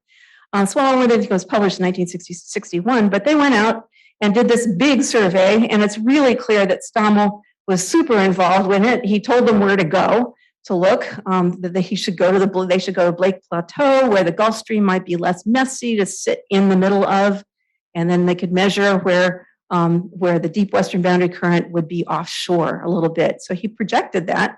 They went out and they made a whole lot of different sections. This is just one of them. They were publishing in color in those days in Deep Sea Research and some plates, and there it is. You can get it online. And the blue stuff at the bottom is the southward flow of the deep western boundary current, as predicted. So it's kind of a mishmash of the things that Leif was talking about. You have a seed of an idea from, I'm going to use his words because it was a great talk. A seed of an idea from, you might know that there is this high oxygen over there, and it probably is coming from the cold polar sources. And you've also been working with beta effects, and just go for it. What happens if you fill a deep ocean? And then these deep western boundary currents emerge. He then wrote a popular scientific paper in Scientific American, has great diagrams. And I love this other rendition of the global circulation, because there's a jet at 20 south, and that is really evident in the South Atlantic. There it is on his schematic, the breach in the North Atlantic deep water heading south of Africa. And then he did a beautiful 3D diagram there of the whole experiment in the Gulf Stream and the water moving south and the ship and the floats. And it's just a wonderful visualization for a popular audience. So what do we know about the deep circulation? This is from Joe Reed, 1994. He used all the available hydrographic observations and came up with basically an absolute geostrophic flow at all depths. that was consistent with the geostrophic shear. And what's consistent with the model are the deep western boundary currents, and they are very narrow in the data sets. And this is where they are at 2,500 and 4,000 meters.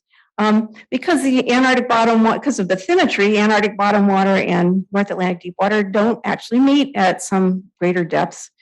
So there's some blue coming north and some red going south. That part is consistent with the model inference, but the interior circulation that Joe mapped out wasn't consistent. You go, well, maybe, there's a problem with that hydrographic method that he's using. He spent 5 years as sort of careful furniture building, basically, making this all work, making the tracers work, making geostrophy, making transports balance, making everything basically work. But the flow doesn't look like Stommel's. Well, there's some obvious reasons, because there's topography. There's ridges everywhere. There's basins to be filled. The sides of those basins are not straight. And most importantly, there's a lot of rough bathymetry, and the diffusivity is not uniform. So that's what's going on these days. People starting to really, well, more than starting, it's been going on for 5 to 10 years, looking at the distribution of that mixing that he's assumed is uniform. So just a couple slides, out of their many contributions now, these are really beautiful pictures from Lavergne et al. And JPO 2016, showing basically the sources of the mixing, the tides and internal lee waves. He also has a picture of geothermal heating that I didn't put in here. You see, it's anything but that source of energy is anything but uniform. It's probably not going to lead to uniform diffusivity. And so that's one thing to grapple with, and modelers are doing that now. And on the right is a schematic of this community's work, showing what has to happen over rough topography, over a slope, say over a mid-ocean ridge, where the diffusivity is going to be highest at the bottom and less up above, which actually gives you downwelling towards the high diffusivity. So downwelling, diapicnal downwelling, because you're mixing warmer water and denser water, and that changes things. It makes things flux. And you get a net upwelling right at the boundary. So they're out searching for this signal. Maybe some of you are searching for this signal. A bunch of you do mixing. You did this particular, well, yes. But the relationship to the circulation,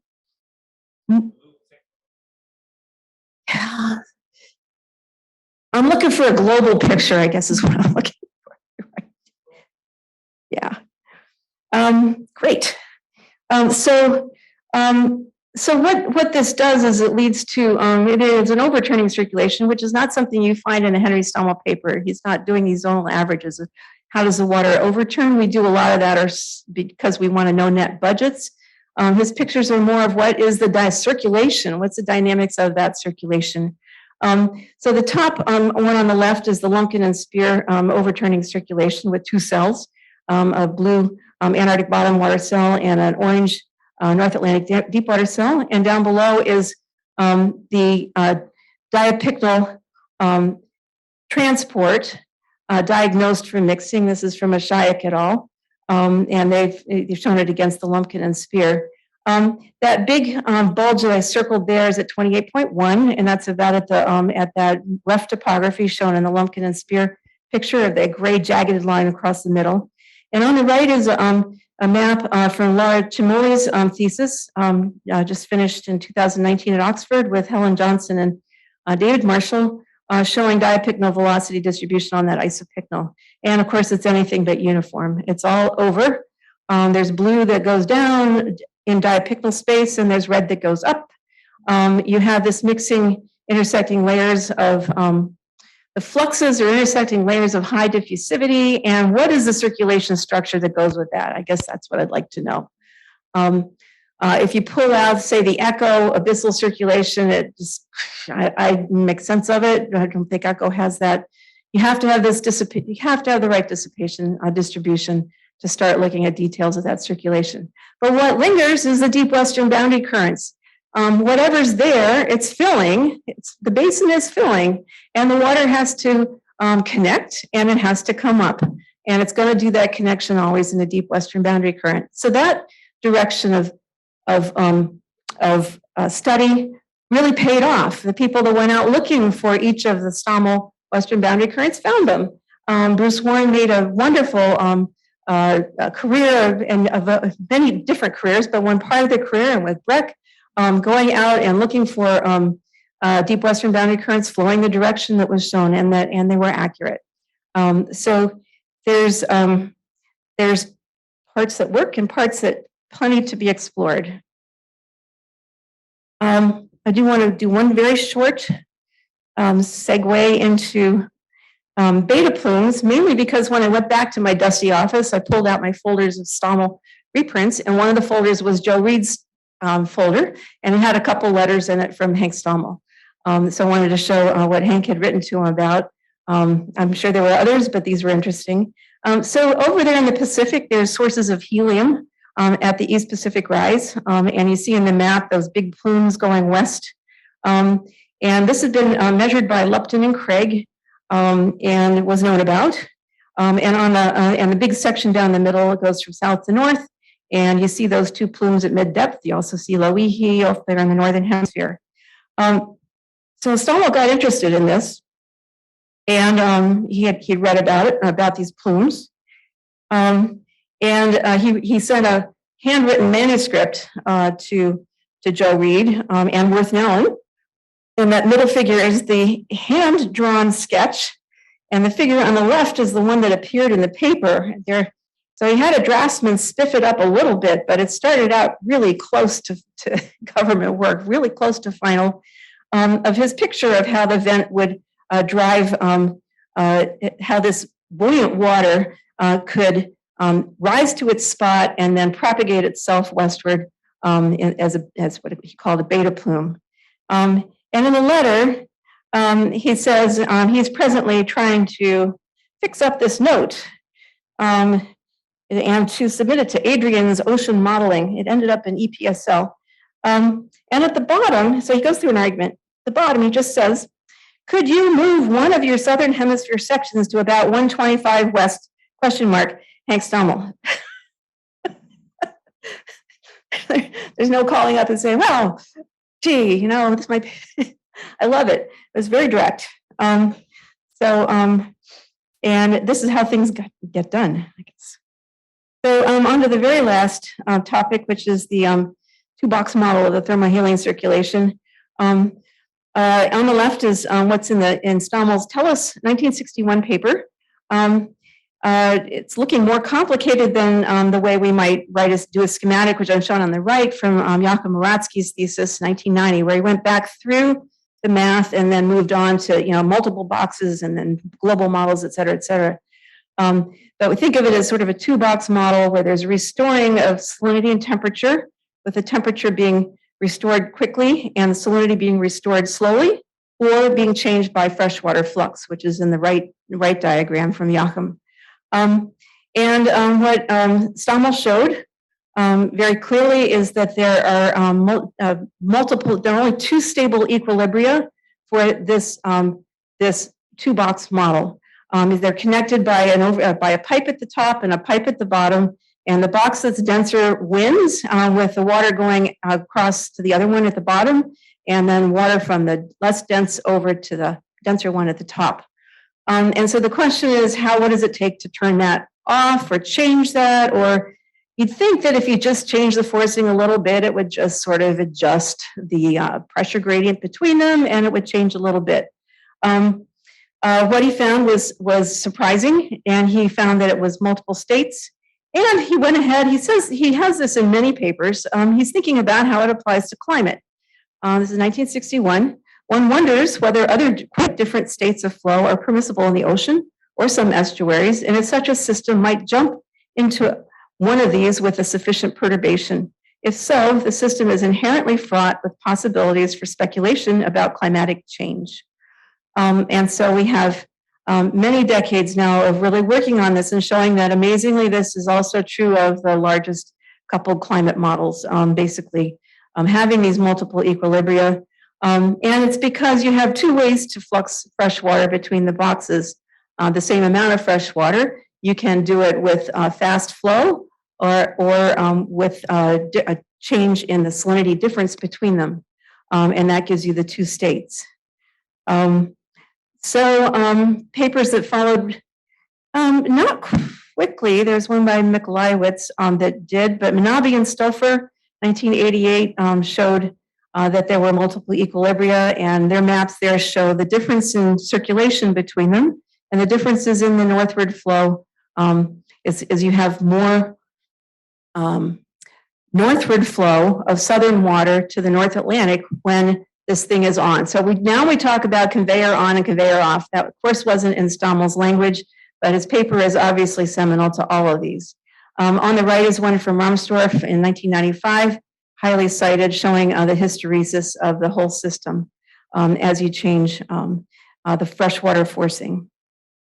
So this has become central to how we're thinking about climate change, or some people are thinking about climate change. There are moorings all over the Atlantic now, starting with the rapid array in the mid-latitudes, and then the OSNAP, which this institution is 100%, sorry, everybody raise your hands is doing OSNAP here, involved with, and move array in the tropics and on down to the South Atlantic arrays now, basically instrumenting the whole thing to just really watch this flow and see if things are changing, if indicators are changing of how water moves north.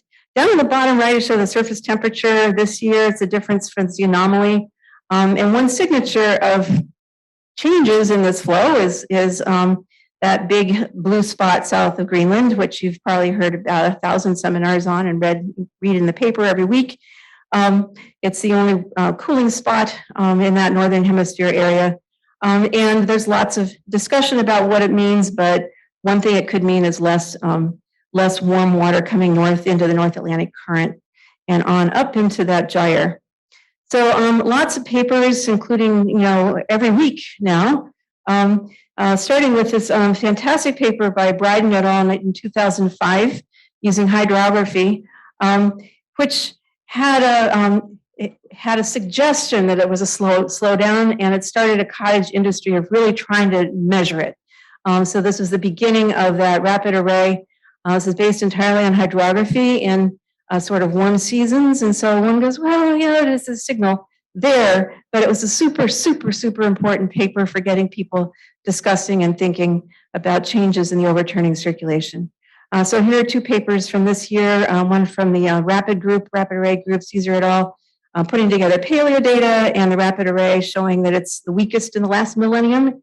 And here's one that came out 2 weeks ago, sort of a statistical fit and look at attribution of changes in different observed signals in the northern North Atlantic. So you'll see this obviously, and this institution is the center of one of the centers of work on this.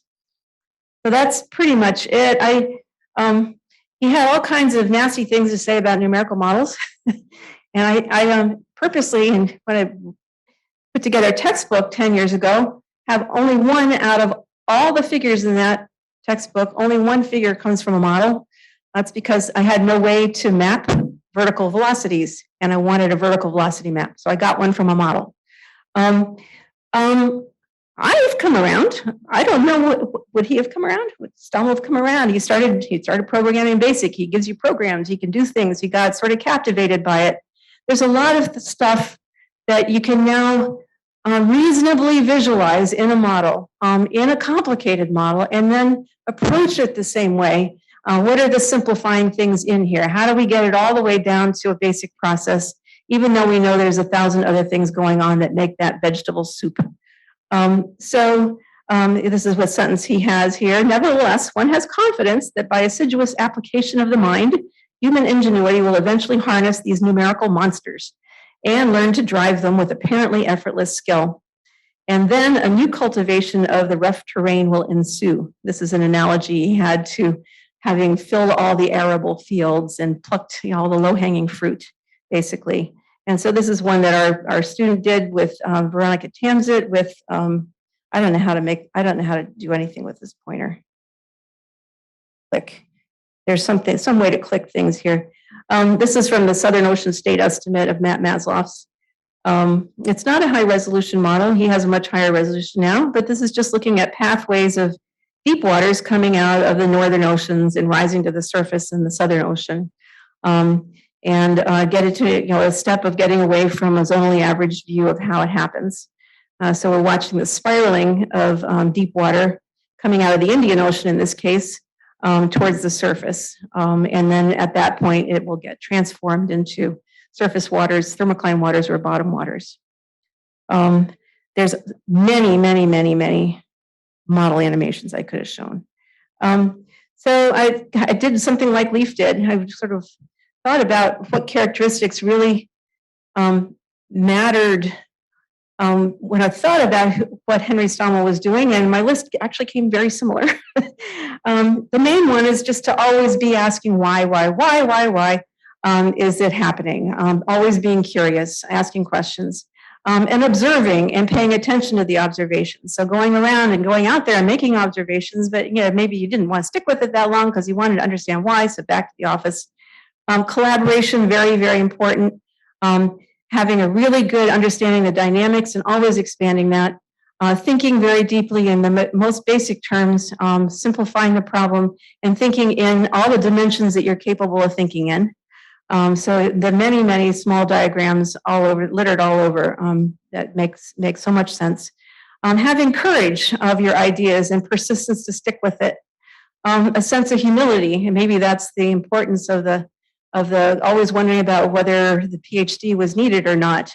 And so the oceanographers and having a sense of humor about it all is very important. And so I picked out one of the pages, the back page to the salt fountain one. This is the salt fingering one. And it's a similar rush to understanding how that there are salt fingers and what each person contributed to it, and have a read of it some other time. I've got past my time. So this is the last slide. There's the albatross again. It is one of the favorite awards around. Roger Revelle got it for coveting the bird above all other awards.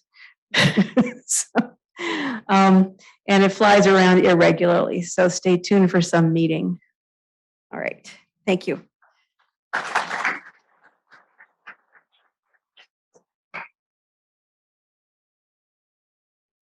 Questions for Lynn?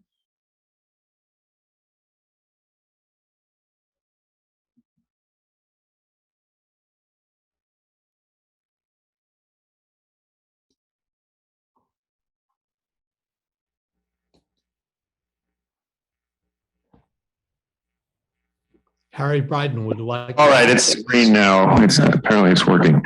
This is more of a comment than a question, but I was taken by that sentence about the many ingredients in the vegetable soup of the numerical model. And really one of the beauties is that you can change the ingredients and you can adjust them. And that's what many people have been doing for a long time. And I'm surprised he underestimated, didn't know about Moore's law and underestimated computer power and our ability to run them over and over again. So now that was written in 1984. So if you put yourself back in 1984, tremendous amount of energy going into building models, improving models, getting them faster, getting the resolution better. Okay. And there was a breakthrough. There was a point where it starts to become a real tool, it seems. Yeah. So Harry Bryden has a question from afar. Distance from afar. Hi, Harry. What is Hello, your question? Lynn. Hello, Lynn. Very nice talk. I wondered how far we've come with how much deep water formation there is. You broke up. Stommel's 1957 paper where there's 30. You got to how? I'm sorry.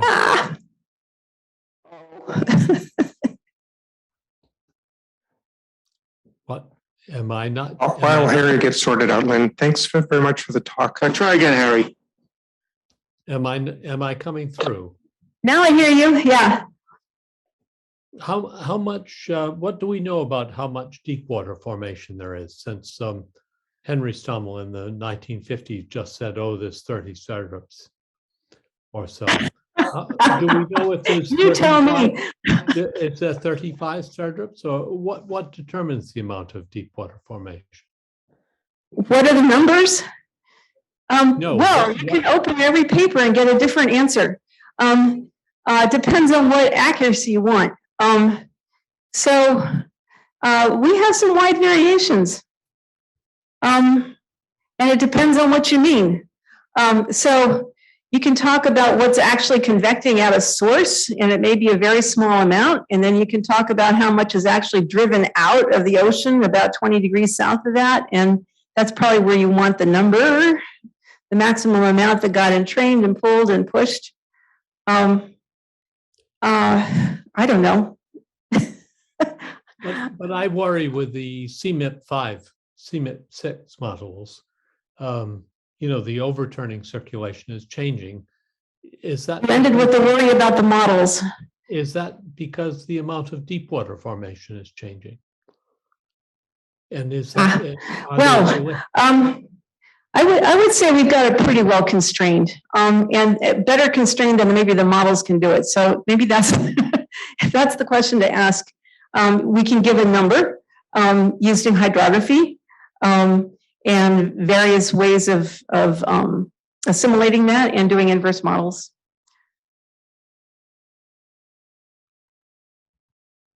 Right. He's broken up again. I think the question is, what determines the amount of deep water formation? What becomes of them? Determines. What determines what's in the CMIP 5 and 6 models? No, what determines the amount of deep water formation? Oh my goodness. In the global ocean? Ask John. Pardon me? The mixing rate. There's so much. It's an endless loop that you vary here and there. The mixing rate, yeah, that's going to give you the upwelling, and then you got that mixing distribution. You've also got how much buoyancy flux there is. You can do the water mass transformation calculations, and those are pretty good if you just want a number from surface fluxes. You could do that on the bottom of the ocean, which is what Casimir did. No, I didn't want the number. I was just wondering what determines John. it. Okay, so slightly different topic, Lynn. So you, again, nice talk. This idea in the abyssal circulation that flat bottom or uniform upwelling that Hank had, I think maybe it was either Bruce or Joe explained to me that obviously Hank didn't think that the ocean had uniform upwelling, but it was a typical Stommel thing of reducing a problem to its very simplest estimate elements. And that was uniform upwelling and flat bottom. Yeah, and Stommel knew that too. I think it's really clear when you read that he knew that. I think what's interesting to me is that the heart of the theory is that, and then it's closed by these deep western boundary currents, and that's the part that's robust, which means then that just there has to be a mechanism to return flow no matter how you get it in there and where it comes up. But somehow it's pretty close to the truth if the deep western boundary currents are going the right direction in weird places where they go weird directions, like the northern North Pacific where it goes south. Yeah, sorry. So I've always had a question, or I've had it for a long time, about the deep western boundary current. It appears in the simplest models like a pipe. You need to close the flow, so you have this pipe that goes from north to south. But ever since Harvey Greenspan, I've always felt that if that deep western boundary current was not molasses, but high Reynolds number, then you just could not have a deep western boundary current that was inertial without having flow westward, keep the boundary layer. To keep it moving. Or to keep it from just collapsing, radiating away. Friction, yeah. And the Stommel-Ahrens theory has that offshore flow in the wrong direction to maintain the deep western boundary current if it's inertial. And the question is, what is going to produce the westward flow at depth to keep that western boundary current from collapsing if in fact it is inertial. And if it's not inertial, what is overwhelming the making the Reynolds number effectively small, which is hard to believe. So I think there's an issue there that's still I find perplexing. In the simplest models that I looked at, the inertial model produces its own recirculation, give that westward flow. But don't see that in a lot of the numerical models. Yeah, so Mike McCartney had a diagram a while ago, around 2005, showing these basically the recirculations of the deep western boundary current in the Atlantic. And that's very clear in CFCs. If you look at the chlorofluorocarbon burden in that deep western boundary current, it's not going from point A to point B. It's diffusing, and so it's eddying out and coming back in. There are other measurements showing that the flow goes into the interior first, right, and then joins. So it could be that the whole system produces that westward flow in order to make the deep western boundary. So it can't be just on the western boundary, but it has to involve an interior flow. Right. It could be any jostling of any forcing down there that's causing any circulation in the deep water will result in a western boundary current because of the planetary waves, wouldn't it? No. No? A wave, you need to have a steady flow. Pardon me, you have to have a steady flow. Anyway, more to think about. Yes. Okay. Can I make a comment? It's Larry Arnold. Hey, Jack. Somebody else. I heard a voice. It's Jack. You're on. Okay. Well, since you had 3 or 4 topics here, one was the classic beta plane problems, and the other was the abrupt transitions.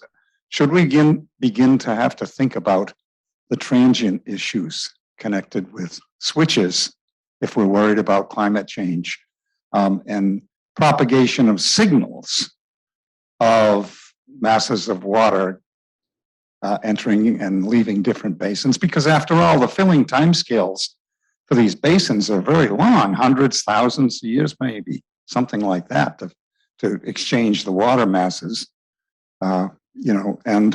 So there's a question I'm asking Hank to come and tell us from on high. Well, we could open that one for discussion. Anybody who wants to weigh in. The surface circulation time scale is not that long. It's a decade up there, and so you can propagate these anomalies in and out. And that last paper that I put up there, which I found on the plane, so I always write these talks too late. So I zipped through it. They are looking at fluctuations as one of the indicators of approaching a transition point. Don?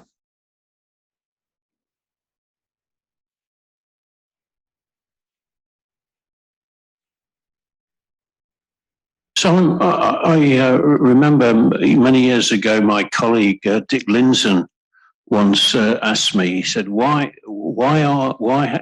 it that all the great ideas in physical oceanography have come from one person? Henry Stommel. Is it because he was a genius, or is it the rest of physical oceanographers are stupid?" and I assured him that he was a genius. And as we've been listening to all these talks, you kind of wonder, why, how could we also make such contributions? And I know, you mentioned things, Elijah and Leaf, some of these qualities. He was immersed in the observations. He put his whole being into it. Yeah. He just thought very. But the other thing, that occurred, and I think Elijah alluded to this, is that he wasn't cluttered by too much mathematics and theory somehow, and that, in a sense, that released him from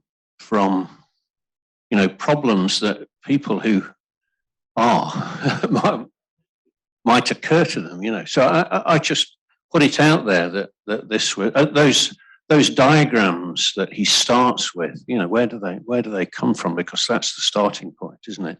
Yeah, he writes about visiting Scripps and how he would have just suffered and left the field if he'd been subjected to Eckert's formalism, and how much he enjoyed Rossby's simplifications, and just bringing it down to a basic kernel of an idea, and you just go with that.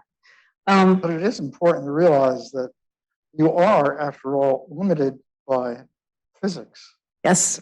I mean, yes, he certainly did. So you have to know that. And I think he also had a phenomenal mind for thinking in many dimensions. He probably could think of how the water was working at the smallest scales to the largest altogether, and then diagram. Somehow he talks about, you know, the theories he wrote down were flawed because the ocean is turbulent, but let's go ahead and do it. And it wasn't cluttered by administration either. You have time for a virtual question from California? Intuition. Do you have time for a question from California? Yeah, from where? Southern California. Yay! This is Larry Army. It's just not working. Can you type it to somebody? Yes, can you hear me? Virtually? well, and then to come back to the question of being single-minded and not having any diversions, we also heard this wonderful talk about the amazing number of other things in his life that Hank was interested in doing. Playing the piano, writing about islands, and so on, an incredible list of things. So I would say I admired Hank Stommel immensely, but I would not take every single utterance of his as a recipe for literal thinking. Don't think about anything else but oceanography. Of course, as he might say, but I also think of other things too, because you think of all the things he thought about seriously. Yeah. So everybody confronts the problem of life, got to find their own way. I would say. Yeah, amen. I think of him as a Benjamin Franklin. When you read about Benjamin Franklin and this, you can't imagine how many things he did, and how anyone could live a life like that. And can you follow that recipe? No, you actually can't. Most of us can't. Thank you very much. You're welcome. Thank you. I will speak for the organizing committee, Ray, Larry, Paul, myself. Thank everybody who spoke, everybody who came, help us honor friend Henry Stommel. Dinner will be at 5:30. Drinks will be at 5.